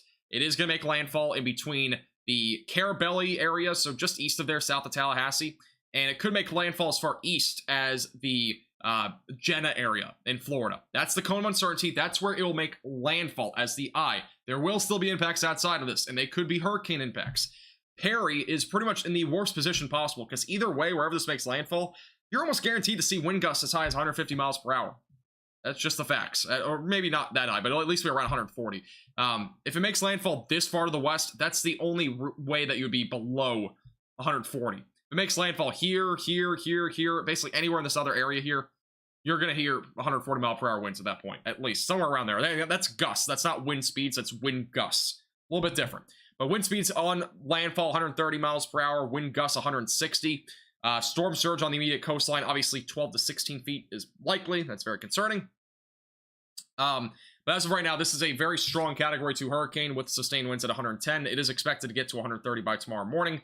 And then as we go into the evening hours tomorrow, this is still expected to be a Category 1 hurricane by 8 o'clock tomorrow. That is pretty crazy. So that'll be making landfall again tomorrow night. Or going inland and still being a hurricane tomorrow night. Will not be making landfall again. Yes, it's literally 1 mile per hour away from being a Category 1 hurricane, which is kind of crazy to think. Latest update, the buoy there is estimating 60 mile per hour winds. It is not measuring the wave height right now. But the eye is about to be over top of this thing here pretty soon. And that was as of about 30 minutes ago, that buoy update. So it's coming in a little bit delayed. Ian was vicious? Yeah, Ian was really bad. Ian was, again, one of the worst hurricanes that I personally experienced. I know a lot of you have probably experienced different hurricanes over your lifetime, depending on how many you've gone through, but yeah, this one is definitely, that one was definitely up there.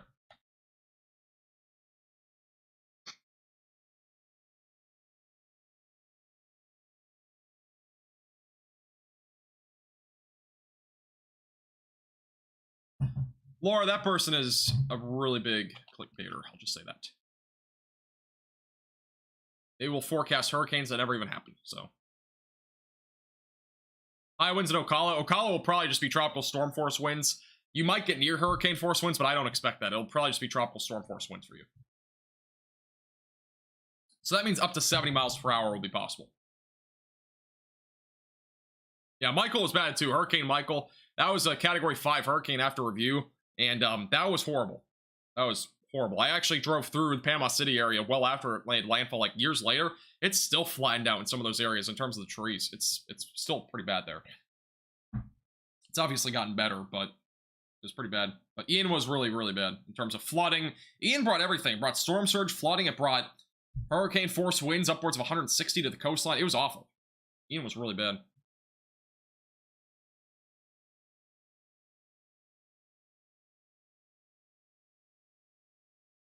Am I drinking a latte or coffee? I was drinking a latte. There's still about a couple ounces left, but it's kind of disgusting at the bottom. I don't know. It didn't really mix well, I guess, or something, because it kind of tastes funny at the bottom. It tasted better for the first, like, multiple sips. Is there a chance that this hurricane could change its projected path? Not really.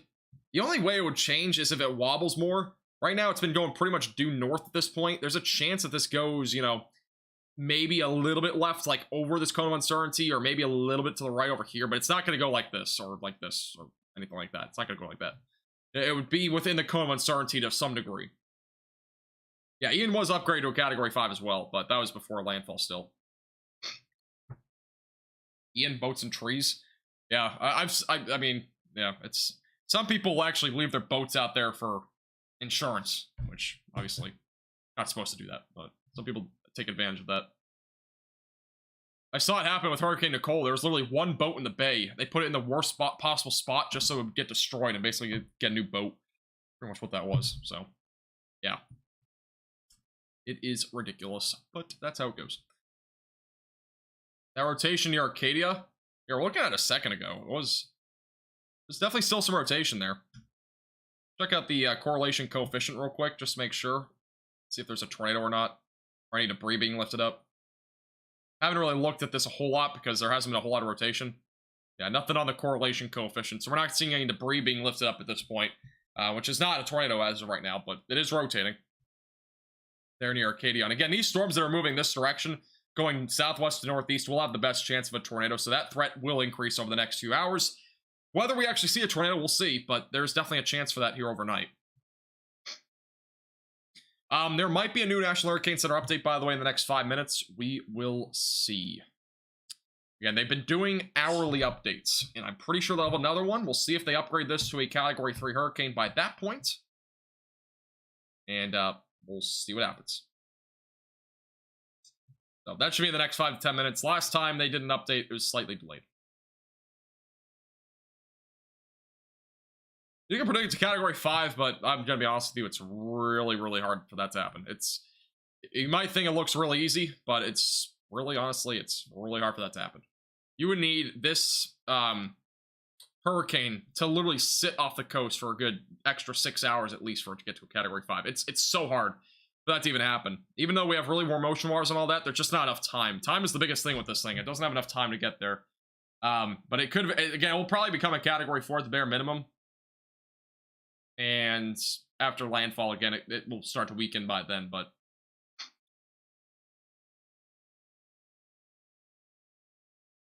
Orlando, Deltona, and Daytona Beach will all have a tornado threat. It's low still, but there will be a tornado threat there.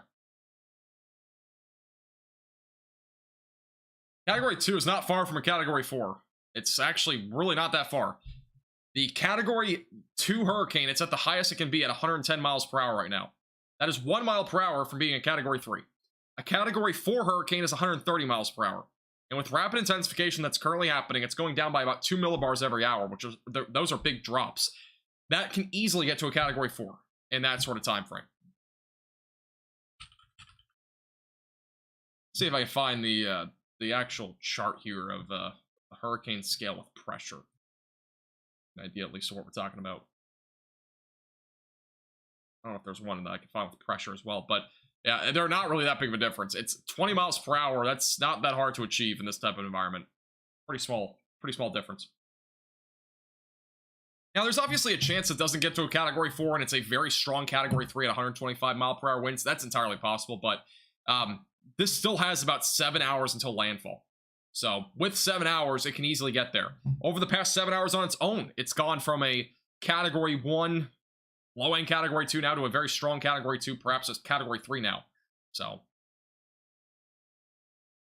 the Category 4 means devastating damage, homes destroyed along the coast, and then inland it's a little bit different. Can still be devastating in those areas as well.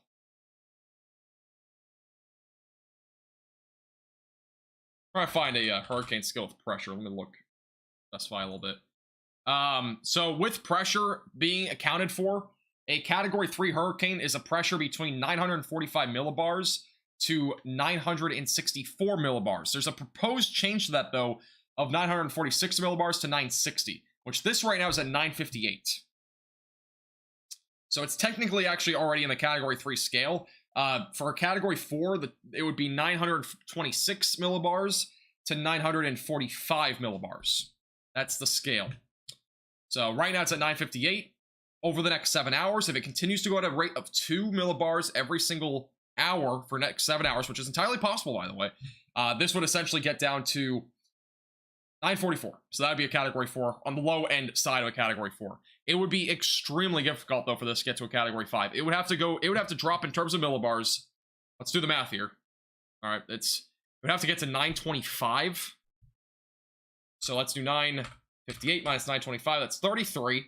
That means this would have to go at an intensification rate of 5 millibars per hour to get to that level. That's pretty much unheard of.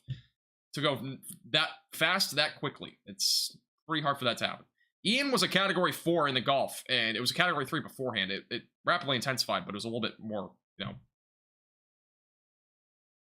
like that, so.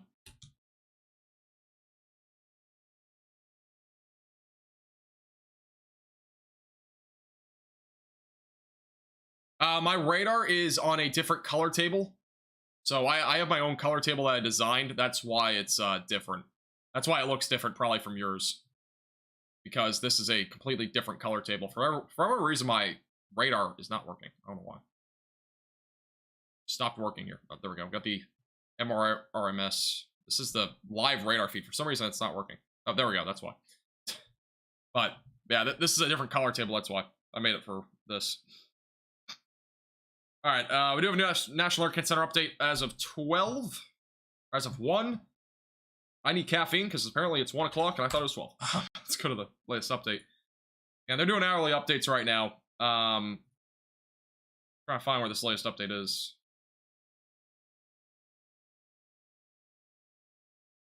Where's this update? Can somebody...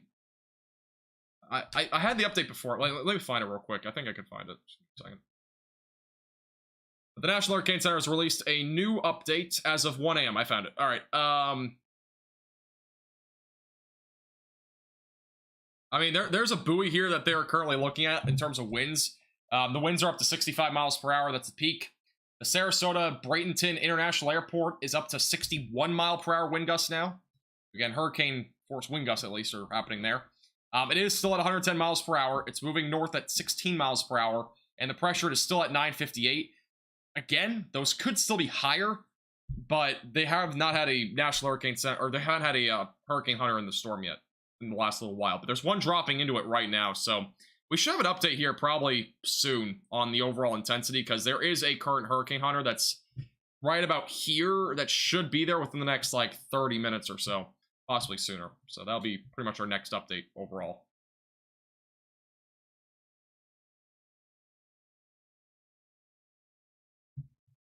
Go back over to satellite.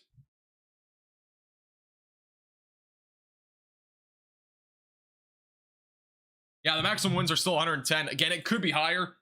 Again, there hasn't been a hurricane hunter in the storm here for about an hour and a half. They're basically relying on this buoy data and anything else that's happening around it. So the eye is weakened a little bit. It's a little bit tinier than before. The next, larger National Hurricane Center update will be at 2. But obviously, we have the hurricane hunters and we have the data coming in pretty quickly, so we could at least have those details much sooner than that. Again, they should be near the eye within the next, 20 to 30 minutes. I'll probably at least be live through then. I do want to see what the data is.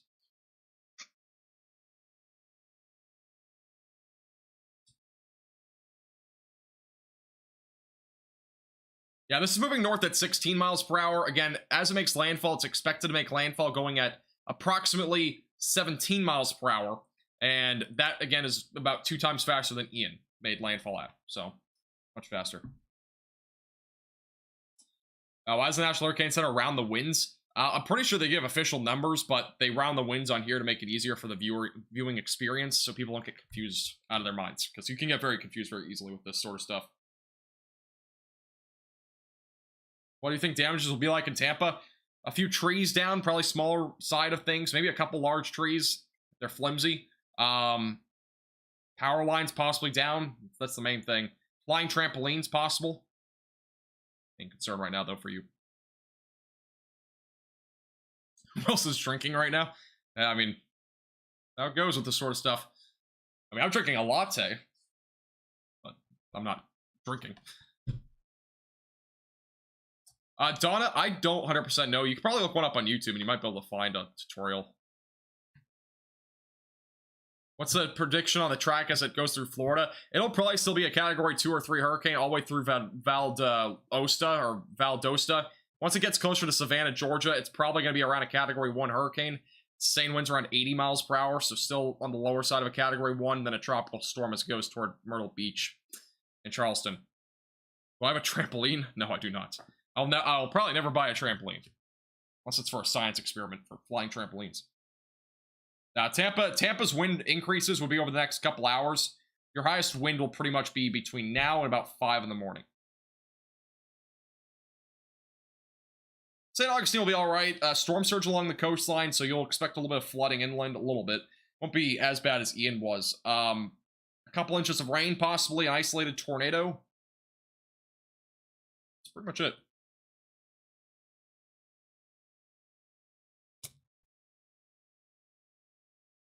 Let me real quickly check this. Further reminder, if you're just tuning in for the first time, make sure to subscribe to the channel. Again, like the stream if you found this informative so far. If you want to support the page above and beyond, again, you become a member for as little as $2.99 a month. It's the top link in the description below. It goes a long way to help to support the page, so if you're interested, it's that top link. It does help the page out. And if you want to do a one-time donation, there's also a donation link in the description. By no means required, but just want to throw it out there in case you would like to support the page. Also, a couple of other notes on the Hurricane Idalia update. It is producing tropical storm conditions along the west coast of Florida. Hurricane conditions will begin in the Big Bend in the next few hours. So again, the Big Bend, we'll start to see some hurricane conditions in the next few hours. Storm surge will start to ramp up, and the wind speeds will also start to ramp up here pretty soon. Obviously, very concerning. Storm surge will ramp up, and as well as those the wind speeds.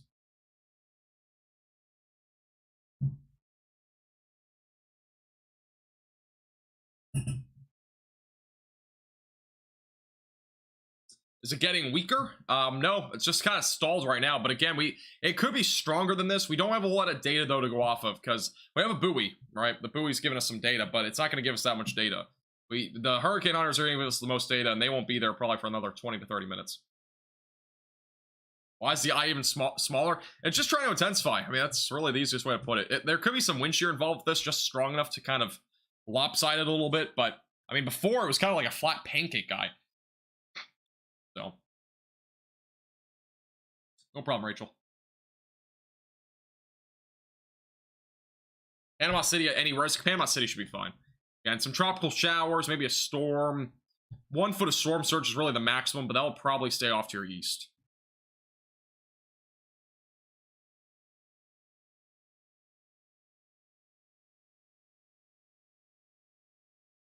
Get some more coffee. Yeah, right. I mean, I have a set limit. I mean, 2 a.m. is the longest I'll go tonight. But I do want to see the Hurricane Hunter, because I'm pretty sure they'll be there really soon, and we'll have an update on that here soon. As of 10 minutes ago, they were about here, and those planes go pretty quick, so it'll probably be pretty close to here on the outskirts of this hurricane here, probably within the next 5 to 10 minutes, and it should be in the eye within that time frame as well, so we'll see.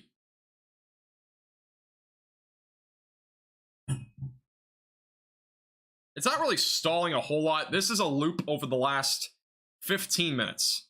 We do a full 50 frame loop. This will be over more of like 30 minutes. It's not really stalling. It's going north at about 16 miles per hour. It's slowed down by like 1 mile per hour, but that's not going to be a huge difference with this. Could intensify it by maybe a couple miles per hour before landfall with that sort of stuff, but it's not like a, you know, versus like a Category 3 versus a Category 5 sort of thing. It's just not that. Looks like it's tracking northwest. It's been doing a lot of wobbling, so it kind of looks like that. It is actually going north and maybe a little bit north-northwest, but it's wobbling back and forth a lot, so it'll do a lot of this before it makes landfall. So that's why the cone of uncertainty is just so large.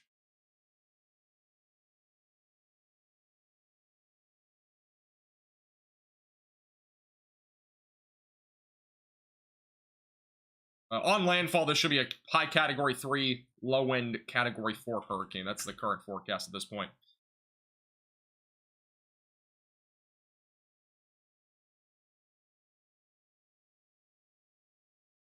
Brandon Kopic is going live at 3 a.m. Those that are wondering, I believe Vince, I don't know if Vince Waelti is scheduled to stream yet, but I will check.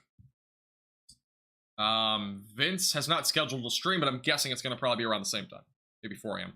Vince is basically getting into like a 2-hour power nap to go live tomorrow. That's just crazy. A lot of these guys are, though, I mean, including Brandon. So, a lot of those Storm Chasers are going to be really on a short time out of sleep, but they'll have energy drinks and all that. But still.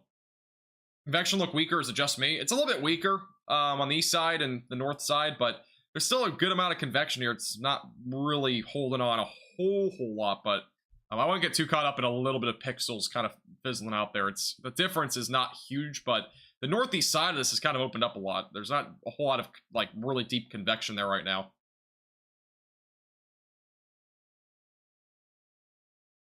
I wouldn't say the eye is collapsing entirely, but it is definitely not really as organized as before. It's very, very tiny, I'll say that. We can do a little loop on here. Tropical tidbits. I'm going to do a little loop of this, and this is what the loop looks like. And this is what it looks like. So you can kind of see the eye and how it's gone. It is really tiny all of a sudden. Which might be good news, we'll see. I mean, that's definitely weaker though than before. There's some explosion of convection on the southwest side, and that's kind of seems to be... It's not really intensifying up here. That's the problem. I can pull up a map. Let me pull up a map real quick. I can look at the wind shear and see what's exactly happening here, because it is a little bit weaker than before. There's a map that'll pull up, and we'll go full screen on this. On the shear. Look at the shear. Really this strong? It's about 30 knots for shear up here. I didn't even realize how strong it was. Actually, there's a lot of shear off here to the north. See that? That's a lot of shear that's actually going into. Even though it's rapidly intensifying, there's a lot of shear here, which is actually kind of crazy. Dry air, not really any dry air affecting it, but there is a lot of shear up here to the north. Shear can sometimes really burst these things, but it's actually more, that's stronger than I actually thought it was. It's almost 50 knots up to the north.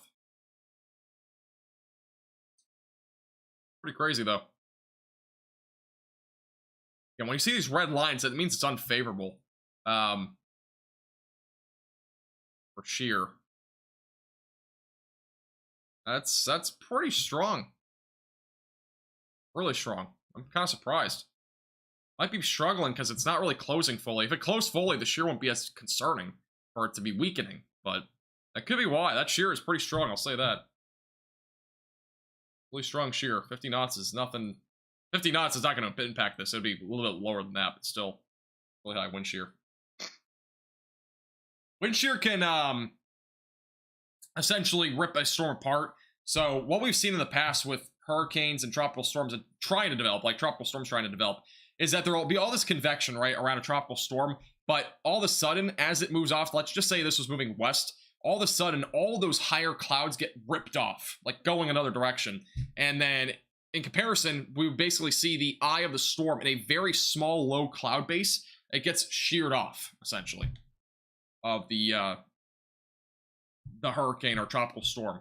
We're not really seeing a whole lot of that, but the wind shear could be basically preventing that eye from being more organized. It's entirely possible here. So, definitely possible.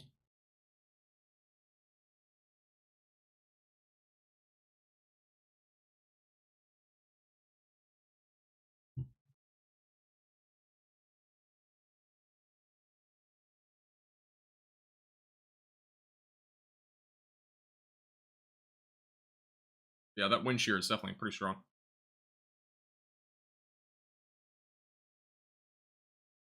Let shear promote more east then? No. The shear doesn't really have a whole lot to do with that. Like, in terms of the direction, with the wind shear that we're talking about.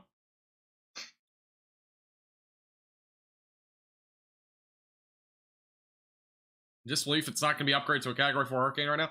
Right now, like, I mean, this is not a Category 4 hurricane. I mean, you can just tell by the eye. It's not really that organized. We saw with Franklin, it was a very defined eye at a low-end Category 4. This is a pretty minimal, small, little eye that we're seeing here.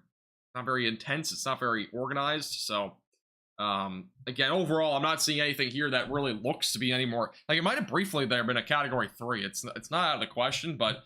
This eye is definitely way weaker than before. Convection around it, too, is weaker.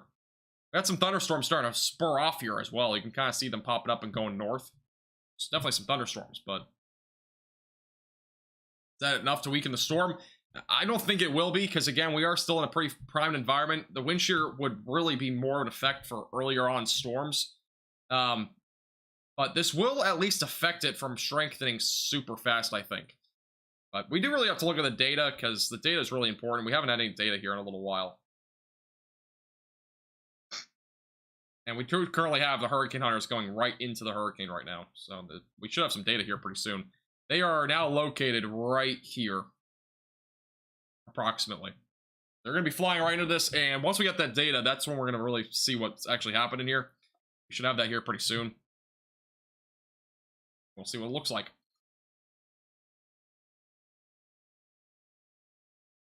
No problem, Lunar. No problem, lady. Where's the Hurricane Hunter now? Right about here. I think I just marked it, but right about there. They're going to probably be in that eye within the next 10 to 15 minutes is my guess, but again, subject to change.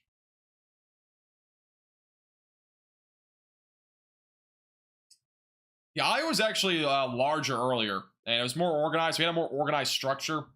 If we go to the Gulf of Mexico, this will be a little bit better here. This is the Gulf of Mexico loop of this. This is a bit more, let's go 50 frames here, but this is the loop. So you kind of see it was a bit more organized, not here, but it was organized around 8, 10 o'clock. That was when we had a more defined eye. Came a little bit lopsided, more like a flat, like a pancake for a brief amount of time, and that's kind of tiny. So it's kind of been in and out. I mean, it's not like drastically weaker. It's like, I would say slightly smaller than before. It's not a major difference in my opinion, but it's still a difference from before. This is the latest scan. This eye is actually really starting to kind of lose itself right now.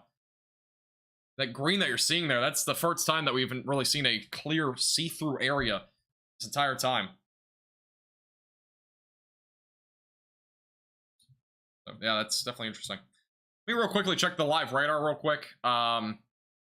This is the live radar, by the way, on this. I mean, it still has a very defined eye on the reflectivity, which usually it does. Usually the reflectivity is not looking at the clouds necessarily, it's looking at the rain around it, which is pretty closed off still in terms of the rain. Let's look at the rotation on these storms real quick. I'm not seeing anything too crazy. Some broad rotation near Arcadia. A couple of pockets of rotation. We got one right here, just southeast of Arcadia. Not seeing any debris being lifted up. Again, there is a tornado risk for the next several hours, so we are still kind of looking to see if there's any rotation, but not seeing a whole lot right now, which is good. We haven't had a whole lot of tornado activity today. We had multiple tornado warnings earlier today near the Marco Island area, but we haven't had really any since. That's good news so far. Good news.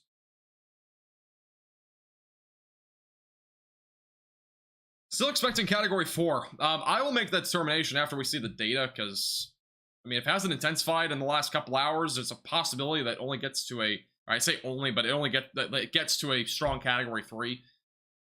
I still think it has that potential to get there. I mean, even though it's not really strengthened a whole lot in the last couple hours, it doesn't necessarily mean this won't rapidly intensify near the coast. Because again, we're talking about a 2-hour sample here, and this still has 7 hours until landfall.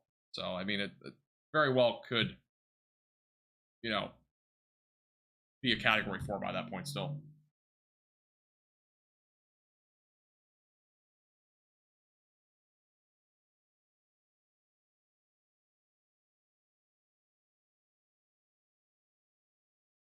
There is a chance that this does loop toward Florida, but it's a very low chance. Again, TikTok, I mean, I'm glad you're verifying with me, but no, I mean, it's an outlier right now. It could, but it's a low chance, and if it did happen, it would be next week if it went back toward Florida.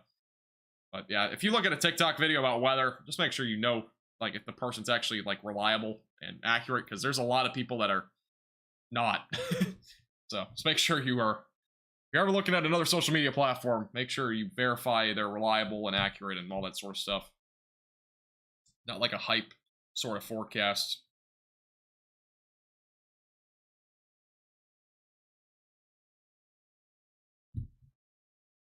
It's crazy to me that the storm came together so fast. It's not really that crazy to me, to be honest. Mainly because it had, like, you know, really warm ocean waters, record breaking, so.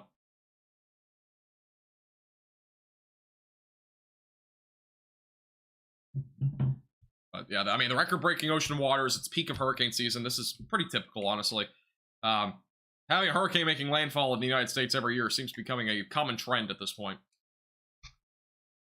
TikTok is not a good place to check yet. TikTok's really not a great place to look at weather forecasts. They can very easily be misleading, like the Category 6 hurricane on September 6th.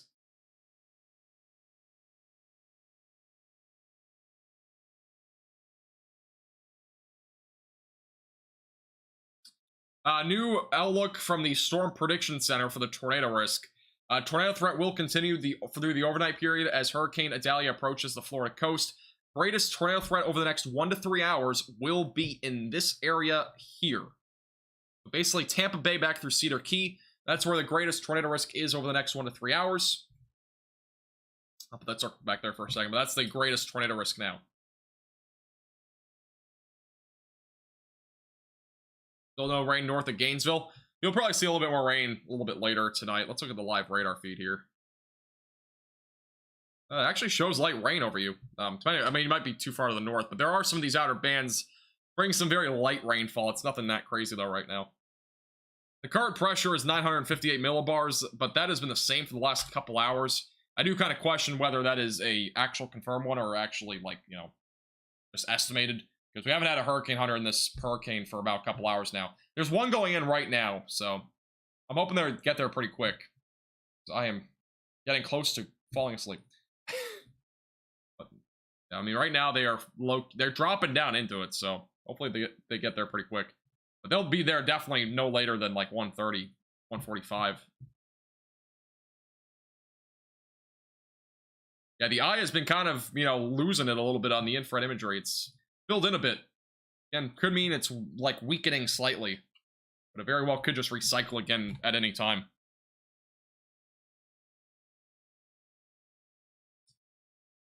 Well, yeah, the hurricane hunters, they do have to go to land. So the one that made a round in this for about, you know, a few hours back around 8 o'clock and whatnot, they went back and landed near Miami. And then there's a new one that's coming out of Mississippi that is coming down here, and it's right now located right about here or so, and it's dropping down toward the eye.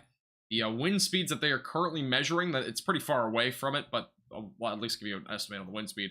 They are currently finding wind speeds around tropical storm force winds, so they're getting close.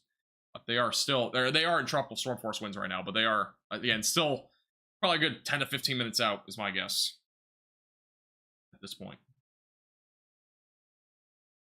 I will be Rachel. I do want to try to get up, you know, when this makes landfall, but I don't think I'll be able to. That's right.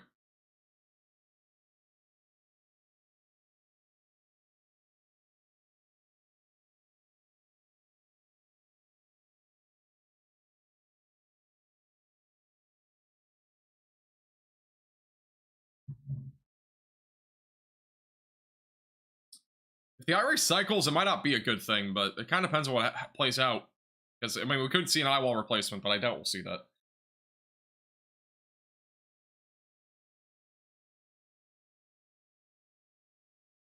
Coffee, I know. I had one latte, and that was in. The latte kind of ran out early because it wasn't very good. In Mayo, Florida? Should they evacuate? I mean, if you're trying to evacuate now, it's great. I'm in Ireland. Holy cow. Mayo, Florida. Mayo. I mean, you'll probably see hurricane force winds sometime tomorrow morning. It's just the nature of it. It'll be upwards of 80 to 90 miles per hour. So if you're in like a mobile home, you should. But otherwise, you know, if you're like a 2-story home and you have a lower floor, basement, something like that, you should be okay. But trees will be probably falling down and whatnot. But it's probably a better idea to evacuate. But at the same token, it's pretty late right now. And you're going to be seeing those impacts tomorrow morning around like 7, 8, 9 o'clock. possibly around 10. Like, the latest you'd see is around 11 to 12, but, like, even then, it'll probably be impacting you on the earlier side of that time frame. So, I mean, you really don't have a whole lot of time to evacuate if you're going to. Am I in the weather industry for my day job? No, I'm not. I'm actually a full-time college student, but this is technically my job right now. Keeping y'all safe.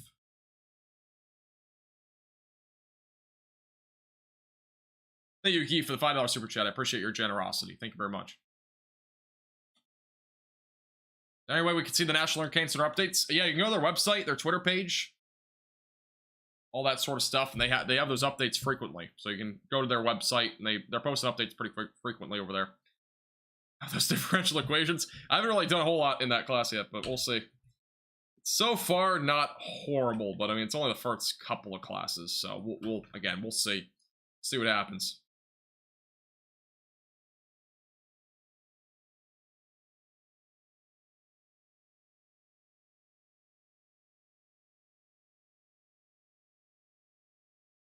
Just glad it's not hitting Florida. That'd be catastrophic.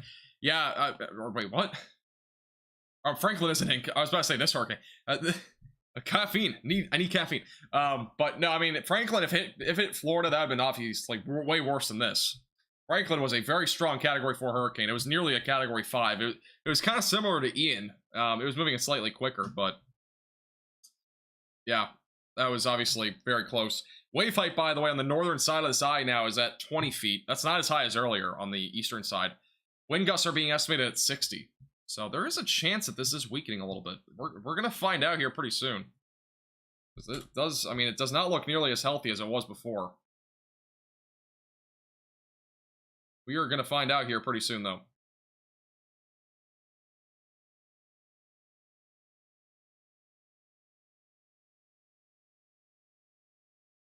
Has disorganized, though, a little bit, so it would be nice to weaken, but I don't know. I wouldn't get your hopes up too high on it. Again, I need to see the data and see what that exactly shows.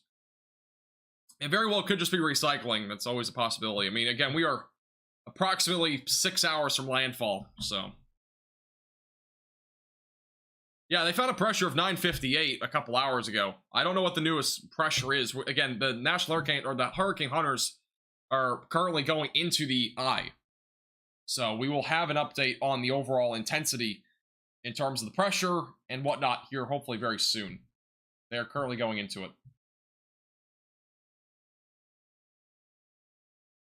Weather enthusiast for 10 plus years. Yeah, pretty much.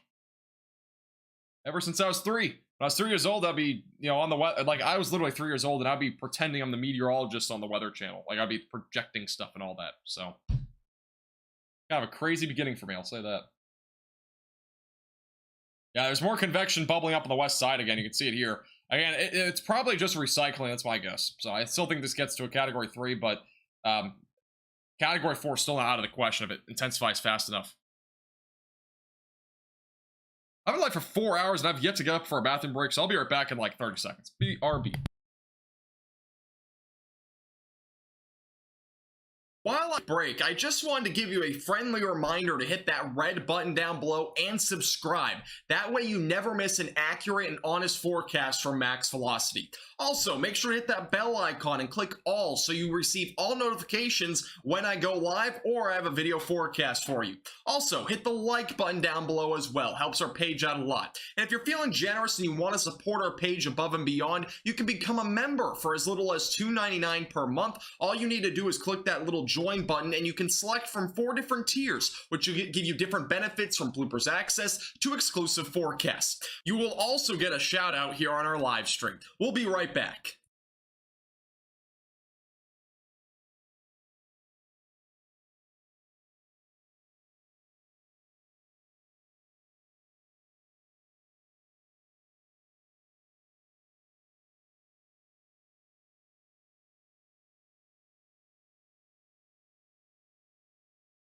All right, I'm back.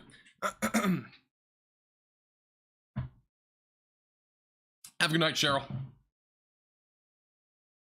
Yeah, Category 3 and Category 4, the difference, again, is very minimal. Just throwing that out there. There are very minimal differences.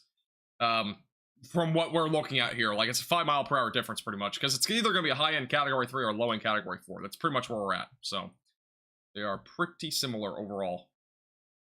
But obviously, a Category 4 does sound worse than a Category 3, because, I mean, it is. But it's usually it's a pretty minor difference with what we're talking about. 5 miles per hour is a pretty minor difference. But obviously, if we got to like a middle grade Category 4, which looks more unlikely now, but if that were to end up happening, got to like a middle grade Category 4, that would obviously be way worse than a high end Category 3. But in this case, it's a pretty small difference.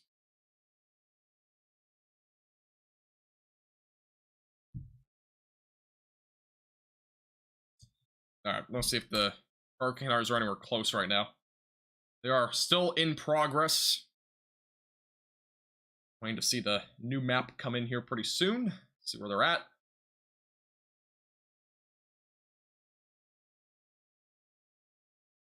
Flight radar 24. Well, I could technically use that. Use that and see where they're at.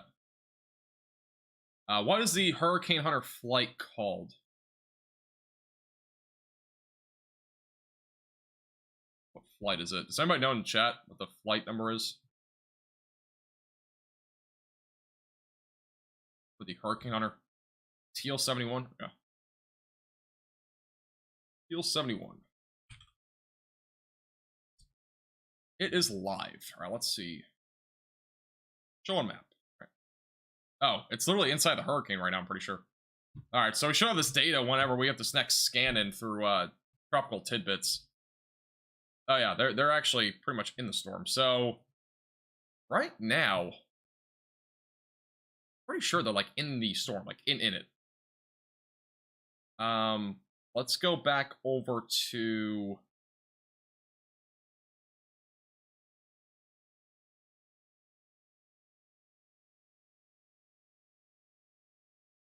try to find it.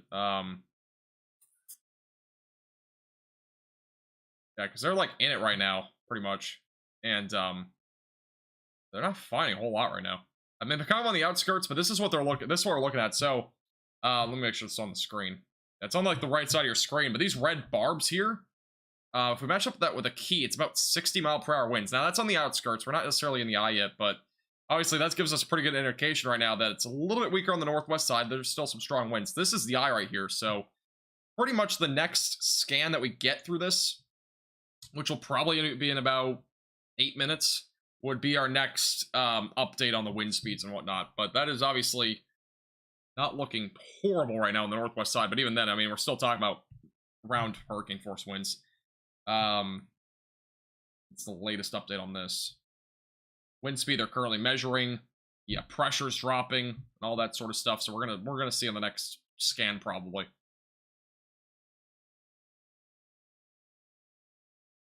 Thanks, Joshua. Yeah, I mean, I've kind of forgot about the flight radar website. They're already in it, so. Convection's blowing up again on the western side. The pressure as of 1 a.m. was 958. That is correct. And again, that could start to go back up. That could start to go back down.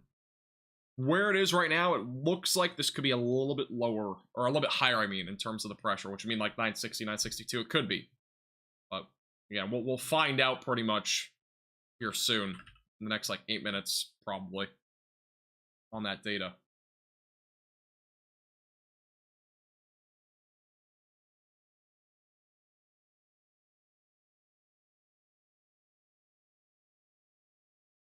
Yes, Ian did make landfall as a Category 5. Or it didn't make landfall, but it was prior to landfall as a Category 5. After further investigation. No problem, Maya.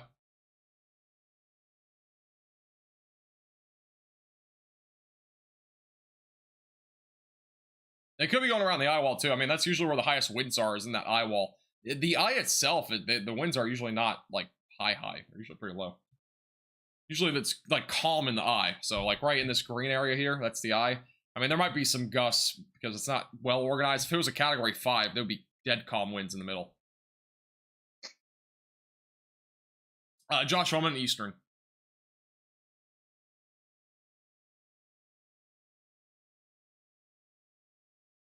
Andrew was the last Category 5 to make landfall? Maybe. I think Michael, after review, was a Category 5 upon landfall, or it might have also been a prior one. I'm not 100% sure on that one. My history is lacking. I know Michael was a Category 5 too after review.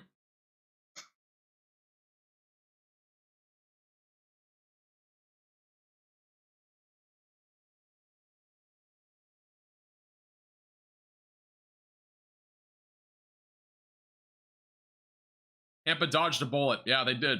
Tampa did dodge a bullet for sure. Because if this went any further east, if this went over here towards Cedar Key or Spring Hill, it would have blown up Storm Surge into Tampa. I mean, like, literally worst case scenario would have been that this makes landfall right here, just north, or just south of Spring Hill, north of Clearwater. Because what that would have done is penetrated a ton of water out of the ocean from southwesterly winds into the bay and surged it. I mean, we would have seen catastrophic things happen in Tampa if that happened. And it's possible that it could happen in the future at some point, but like a hurricane making landfall here, a Category 4 or 5 or something like that, that would be catastrophic to Tampa. And as well as St. Petersburg, because it just blows all this water into the bay. It's hard for that water to retreat. It's basically worst case scenario if that ever happens. And that was a concern initially with this, that it could do something like that, but this was really forecasted to go up a bit further to the north, which would have been still pretty bad, but not nearly as bad. Yeah. That would have been awful. Next update on the cone is probably going to be at 5. They could do one at 2, though. Sometimes do them a little bit early. Looks like the eye is reforming again. Trying to, at least. Just recycling, I think. Here's the live camera view at Cedar Key right now. Again, or not, sorry, not Cedar Key, at Cape Coral. Again, Storm Surge, not really much of any of that yet. This has risen over the last couple hours, so if you look at the middle of your screen there, where that water is almost up to the top of that, like, I don't know, the thing there, whatever. That water has actually definitely gone up a little bit. The tide's gone up. In addition to that, the storm surge is definitely up there a little bit. So that water has actually gone up. And it was at we're at like going past low tide now. We're starting to go up to high tide. That water is usually never that high. It's usually lower than that. So again, we have the full moon that's helping to have the tide higher. And that's obviously, in addition to that, the storm surge, which makes it that much worse.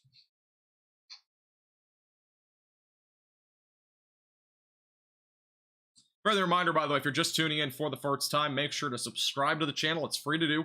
Click that red button down below, subscribe. Click the bell icon so you are notified of the latest videos and live streams.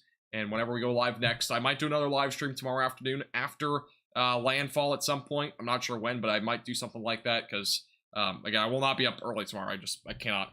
I'm just, at this point, we've done so many live streams in a row. It's unbelievable. And I have actual stuff to do in life sometimes, so. But I'll probably be live at some point later tomorrow. At the bare minimum, I'll probably go live for like an hour sometime tomorrow afternoon and do like an update on the Carolinas and stuff. Maybe like an hour or two.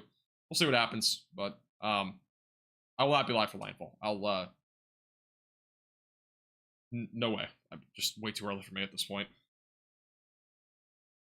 Full moon, king tide, and 88 to 90 degree water. Yeah, it's crazy. The water's really warm, and in addition to that, we got the king tide. Yeah, the eye is starting to intensify again, so it is reorganizing itself.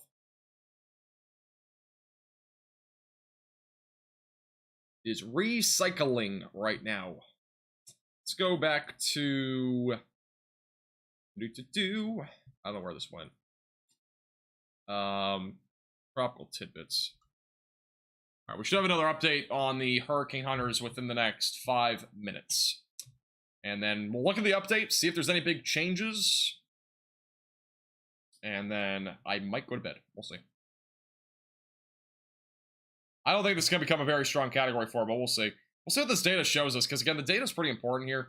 We haven't had a Hurricane Hunter in this since 2 hours ago. So, it's been quite a while.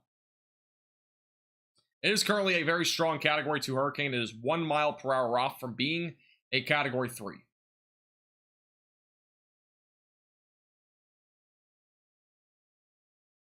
So, again, I honestly thought it was a Category 3, at least briefly there.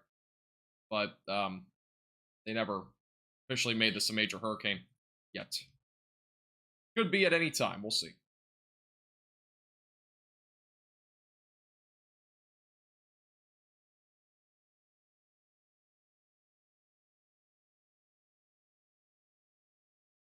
Is recycling and replacement of the eye wall the same? Recycling, not necessarily. I mean, it can be, but this is not like, I don't think so. Let me just check real quick. It can be a little bit different.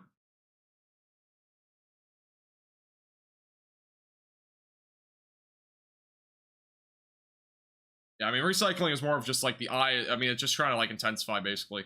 Eye wall replacement is a little bit different. I mean, it's more of based on like a hurricane like that's a bit stronger than this. That would be having that eye wall replacement, which again would usually with major hurricanes that happens, and that usually will intensify very quickly. But that's not what's happening. I don't think right now. We haven't had like another wall kind of develop here. It's been kind of the same one, so it's not really a eye wall replacement at this point. This has been zigzagging a ton. I have to say, this thing was over here like an hour ago. It was like over here, it's coming back in. It's been going all over the place. I would say the chance of this being a category 5 is like 1%. It's very, very low. Category 4 is not really a stretch. It's just it's still, I would say it would happen. Again, I have to see this data because we haven't had that data. All right, they have gone through the hurricane. There is some data here. The data currently shows winds pretty much in the same position as earlier. There is a pink tan bar that would indicate winds that are really high, I think. Let me just try to figure this out. So, we have a tornado warning. All right, that scared me. Yeah, that's probably upwards of, that looks pretty strong. We'll have to wait and see. I'll have to look at the charts here. We do have a tornado warning that has been issued, so this is honestly not too surprising. But there's a tornado warning for Avon Park. This is a storm that's been rotating for quite a while, so seek shelter immediately away from windows and on the lowest floor possible if you're included in this tornado warning. Excuse me, this is for Avon Park as well as the frostproof area. Actually, that rotation's really strong over Avon Park right now. Seek shelter if you're in this area. A tornado could drop at any time here. This is one of the stronger couplets of rotation we've seen today. We have another area, actually 3 other areas, one near Cruzville and another one just south of there. All 3 pockets of strong rotation. Seek shelter away from windows and on the lowest floor possible if you are included in this tornado warning. This rotation has strengthened a lot here over the last several minutes. That's pretty tight rotation as of 1:40. About a minute ago. This very well could drop a tornado at any time. If you're in Avon Park, Pittsburgh, Frostproof, or Sunray, seek shelter away from windows on the lowest floor possible if you're included in this tornado warning.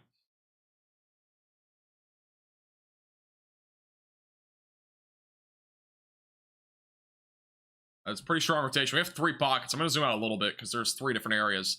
One here, one down near Cruzville, and another one down here. They're all developing right now. That one near Avon Park, though, could really drop a tornado at any time.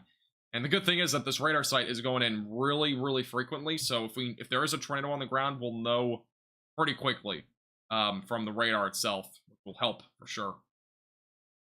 Again, this is currently for Avon Park and Frostproof, about a population of 30,000 here. And if you're in this area, seek shelter away from windows and on the lowest floor possible if you are included in this tornado warning. If you don't have an interior room, and like without windows, then a closet or a bathroom are usually the best places to go.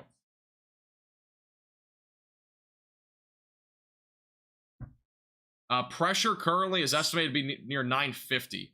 I'm not entirely sure if that's accurate yet, but that is where it's currently dropped down to from some of the measurements that are being observed. 947 pressure, 944 has been measured in this hurricane. That's the latest on the pressure. Again, that's being measured right now. I'm not 100% sure if that's confirmed, but there has been observations now that the pressure inside this hurricane has dropped possibly as much as, I don't think that's realistic, 14 millibars, but that's a measurement. We'll see if that's accurate or not. There's a lot of measurements right now with pressure that are down near like 950, 947, which would be a huge drop, by the way.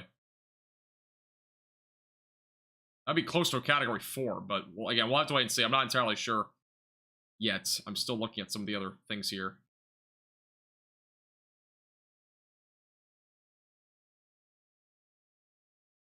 Yeah, on the eye wall, Winds are being estimated near 125. So again, this could very well be possibly now a Category 3, but still we're waiting to confirm that those details. Just some of the stuff that's coming in from this this latest dive in here.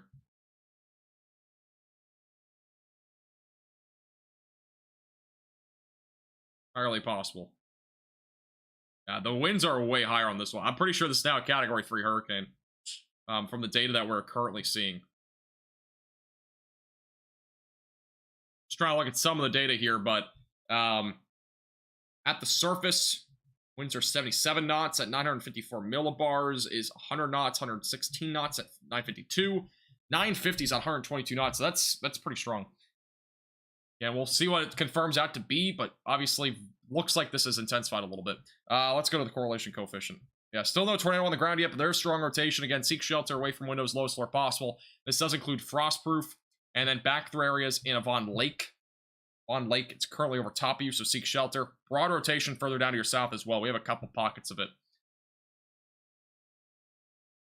This at this point could be a Category 3 hurricane.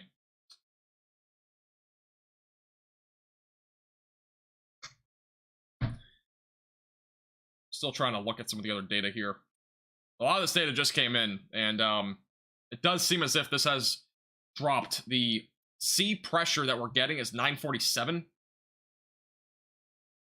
which again, 947 millibars, that would be considered a strong Category 3 hurricane. And the wind speeds kind of match up with that. The wind speeds, again, being estimated right now are currently upwards of 110 to 120 knots. So, again, that official wording will come out in about 15 minutes.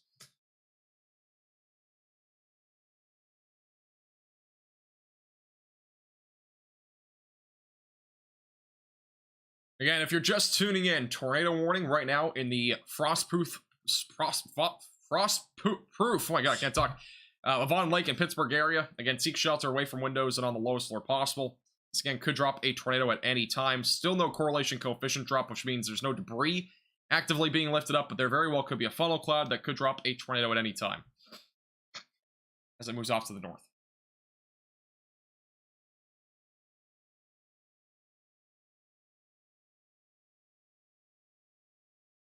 Still looking to see if there's any new data on this. Again, next data cycle should come in about 5 minutes again. We'll see if that shows. Again, they are measuring pressure, though, under 950, it looks like right now. But obviously, be pretty big.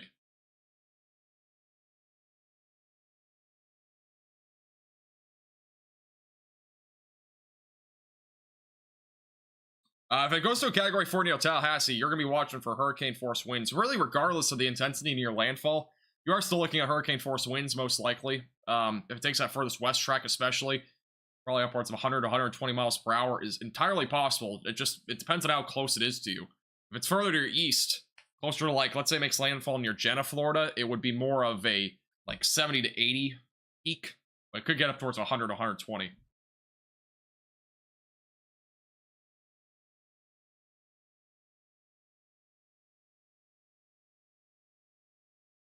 Yeah, real quickly. We're gonna go off this tornado warning for just a second. It's updating every few minutes. I just want to see what the satellite looks like on the other. This is the infrared imagery, which we've been looking at for a while.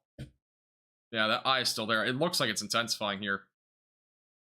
The water vapor as well. You can see all the water vapor, but the eye is obviously still there. It is becoming more intense around it in terms of its structure. Again, I would not be surprised at this point now if it was a stronger hurricane as it continues to move out to the northeast, but it does seem like it's trying to go through basically recycling process where it's intensifying. Let me see. Let's go back to the live radar here. Radar site. There we go. Station's still over Avon Lake right now as of 1:46. This is the latest radar scan. Again, about a minute ago, this radar scan came in. Still no debris being lifted up into the atmosphere as of right now, but it is continuing to move to the north toward frostproof. So seek shelter away from windows and lowest floor possible if you're included in this tornado warning. You can tell I need some caffeine. Franklin has now had an advisory. Tropical storm conditions are expected in Bermuda beginning later today. Life-threatening surf and rip currents ongoing near the east coast of Florida. Or sorry, not east coast of Florida. East coast of the United States, which technically does include Florida for the rip currents.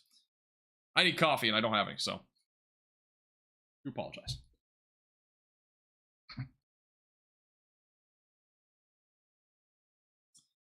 New update on some of that data should be in a couple minutes. We should have a National Hurricane Center advisory here shortly, and we'll see what it is. After that, I'm 100% going to bed. So whenever that comes out, because I'm super tired. I'm already off my sleep schedule by a long shot already from tonight's. We're almost to a 5-hour live stream tonight. It's just crazy. Excuse me.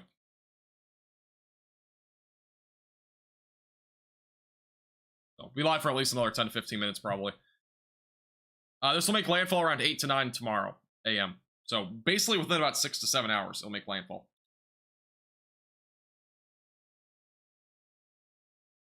Gary, that's just some of the outlier winds. So, I mean, overall, that's not really anything to be concerned about. And the winds will pick up more tomorrow morning. That's what you need to be more concerned about. Tonight, for Gainesville, it's just some, gusty winds, maybe up to 50 miles per hour.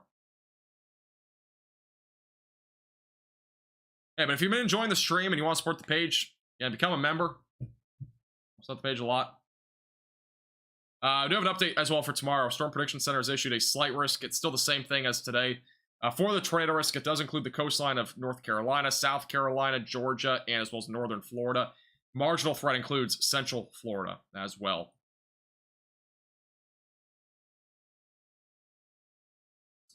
Do you have any moderators? Shelly is moderating. I don't know if she's still here, but yeah, she's still here. But we're good on moderators. We have 2. I have to get more in the future, though. We were peaking almost 10,000 viewers earlier, which is just crazy. So I might have to get another one at some point. Right now, if you're in this area, again, the rotation's a bit weaker for Pittsburgh and Avon Lake. So we'll still watch this closely, but again, it's weakening rotation. And so this could potentially start to kind of fizzle out a little bit. It's the latest on this, but we'll still keep a close eye on this for a couple more scans if nothing really crazy happens. But yeah, it's weakening rotation, so I don't think this will drop a tornado at this point.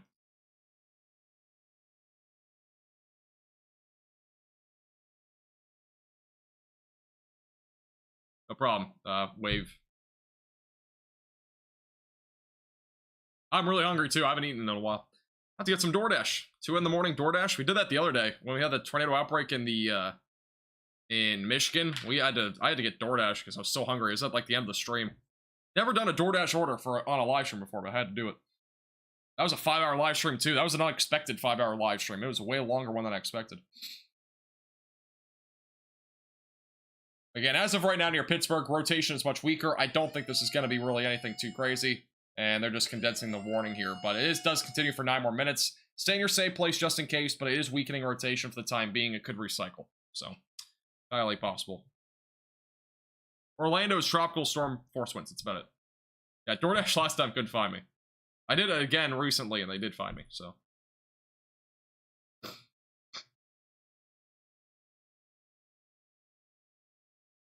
DoorDash is shut down. DoorDash is open 24/7, I'm pretty sure.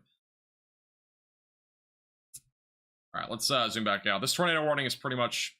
It's still ongoing, so stay in your safe place. We'll go back and forth to it in case anything does develop out of it, but I do want to go back to the satellite imagery here. And this thing is starting to intensify again. Recycling over the last hour. And that next National Hurricane Center update will be in the next probably 5 to 10 minutes, hopefully sooner. That way I can get some sleep, because I'm super tired. I hate the sound of the sirens going off. I actually do too, but the reason why I have the siren on Radar Omega is that so I can know when a tornado warning gets issued on here. I don't have it.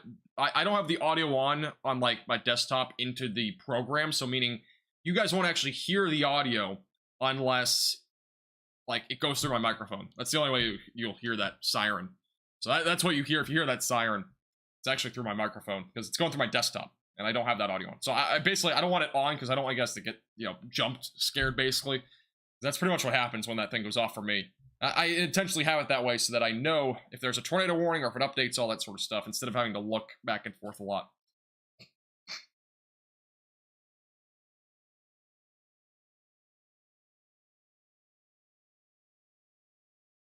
How far is the hurricane from Clearwater? It's probably a good 100 miles. About 100 miles away from about Clearwater. Approximately. A little bit higher, possibly, there. All right, let me check to see if we have any other things here. Any updates, anything like that? The buoy is right here. Buoy has a 120, estimating 70-mile-per-hour wind gusts. Wave height of 20 feet now near that buoy. That's as of about half an hour ago, though, so it's a little bit delayed. All right, this the Hurricane Hunters have gone through this quite a bit.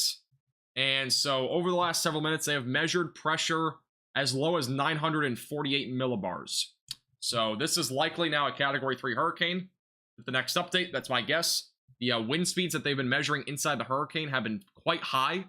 At least 115 knots at the bare minimum, which is about 125 miles per hour. So this is likely now a strong Category 3 hurricane by this point, but again, it's not confirmed yet. We'll see what they say, because I'm looking at the data here. I'm just kind of going off what I'm seeing. And that's at least what we're seeing. It's at least 105 mile per hour, or 105 knots, which would be about 115 miles per hour in terms of wind speed. So it does seem like this is a Category 3. It might not be up to about 125 miles per hour, but it might be at least 115. So it looks like it's weak, at least strengthened a little bit here over the last little while. The pressure's down to 947 apparently, which, again, we'll confirm those details here in a minute, because the update will be out here shortly. The pressure was about 947-ish, but that could be a mislead. I don't know. I'm just kind of looking at from my eyes that are already falling asleep on me, so we'll have those details here in a moment.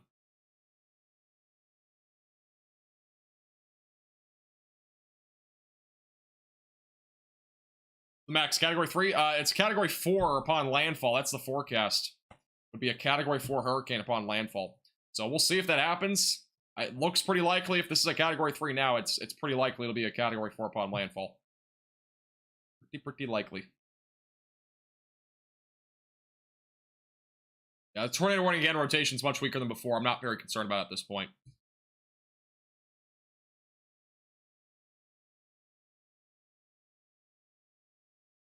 That's pretty intense right now. Yeah, next National Hurricane Center update is in a couple of minutes. Hopefully, it should be. And friendly reminder, if you're just tuning in for the first time, make sure to subscribe to the channel. If you've been finding this stream informative, make sure to like the stream. It's free to do. Same thing with subscribing, it's free to do. If you want to support this page above and beyond, you become a member for as little as $2.99 a month. You can join the Velocities, get exclusive videos and forecasts, as well as bloopers access and much more. You can check that out with the top link in the description below. We have merchandise, and we also have a donation link if you want to donate to the page. It does help out a lot, but again, not required by any means. We also have other links down in the description if you want to follow us over on Twitter, over on Instagram, and all those other platforms. We have links to those. Those are also in the description below. All right, National Hurricane Center is officially a major hurricane. Again, this is now officially a major hurricane with sustained winds of 120 miles per hour. That is official. It is now officially 120 mile per hour winds. Catastrophic storm surge and destructive winds are expected in Florida and the Big Bend when Idalia moves inland. So that is the latest on this update from the National Hurricane Center, which, again, is a pretty big update. Again, is now up officially to a Category 3 hurricane.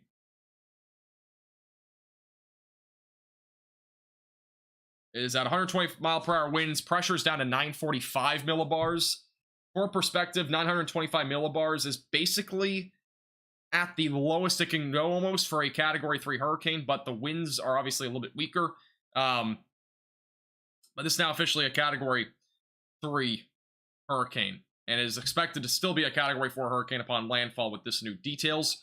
It is moving north at about 15 miles per hour. It has slowed down very slightly over the last few hours. It should speed up a little bit more as it gets closer to land. But that's the latest update. Again, this is now officially up to a Category 3 hurricane. And it looks like it's pretty much in that state. A Category 3 hurricane. So that's official.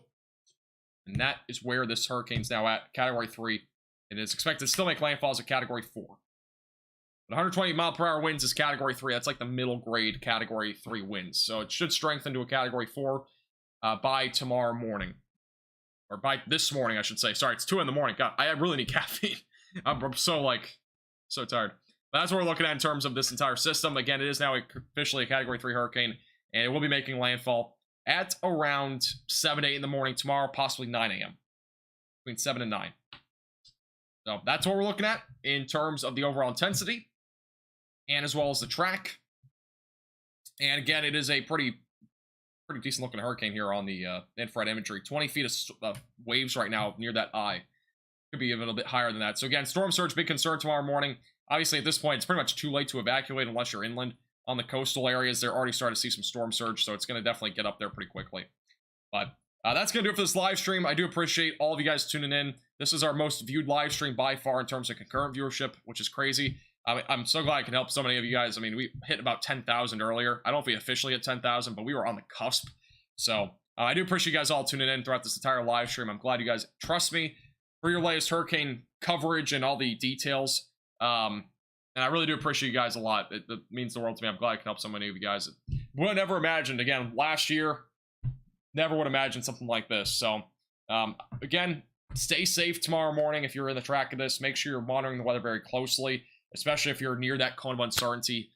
Hurricane force winds and all that sort of stuff is possible. Tornado is also possible tomorrow.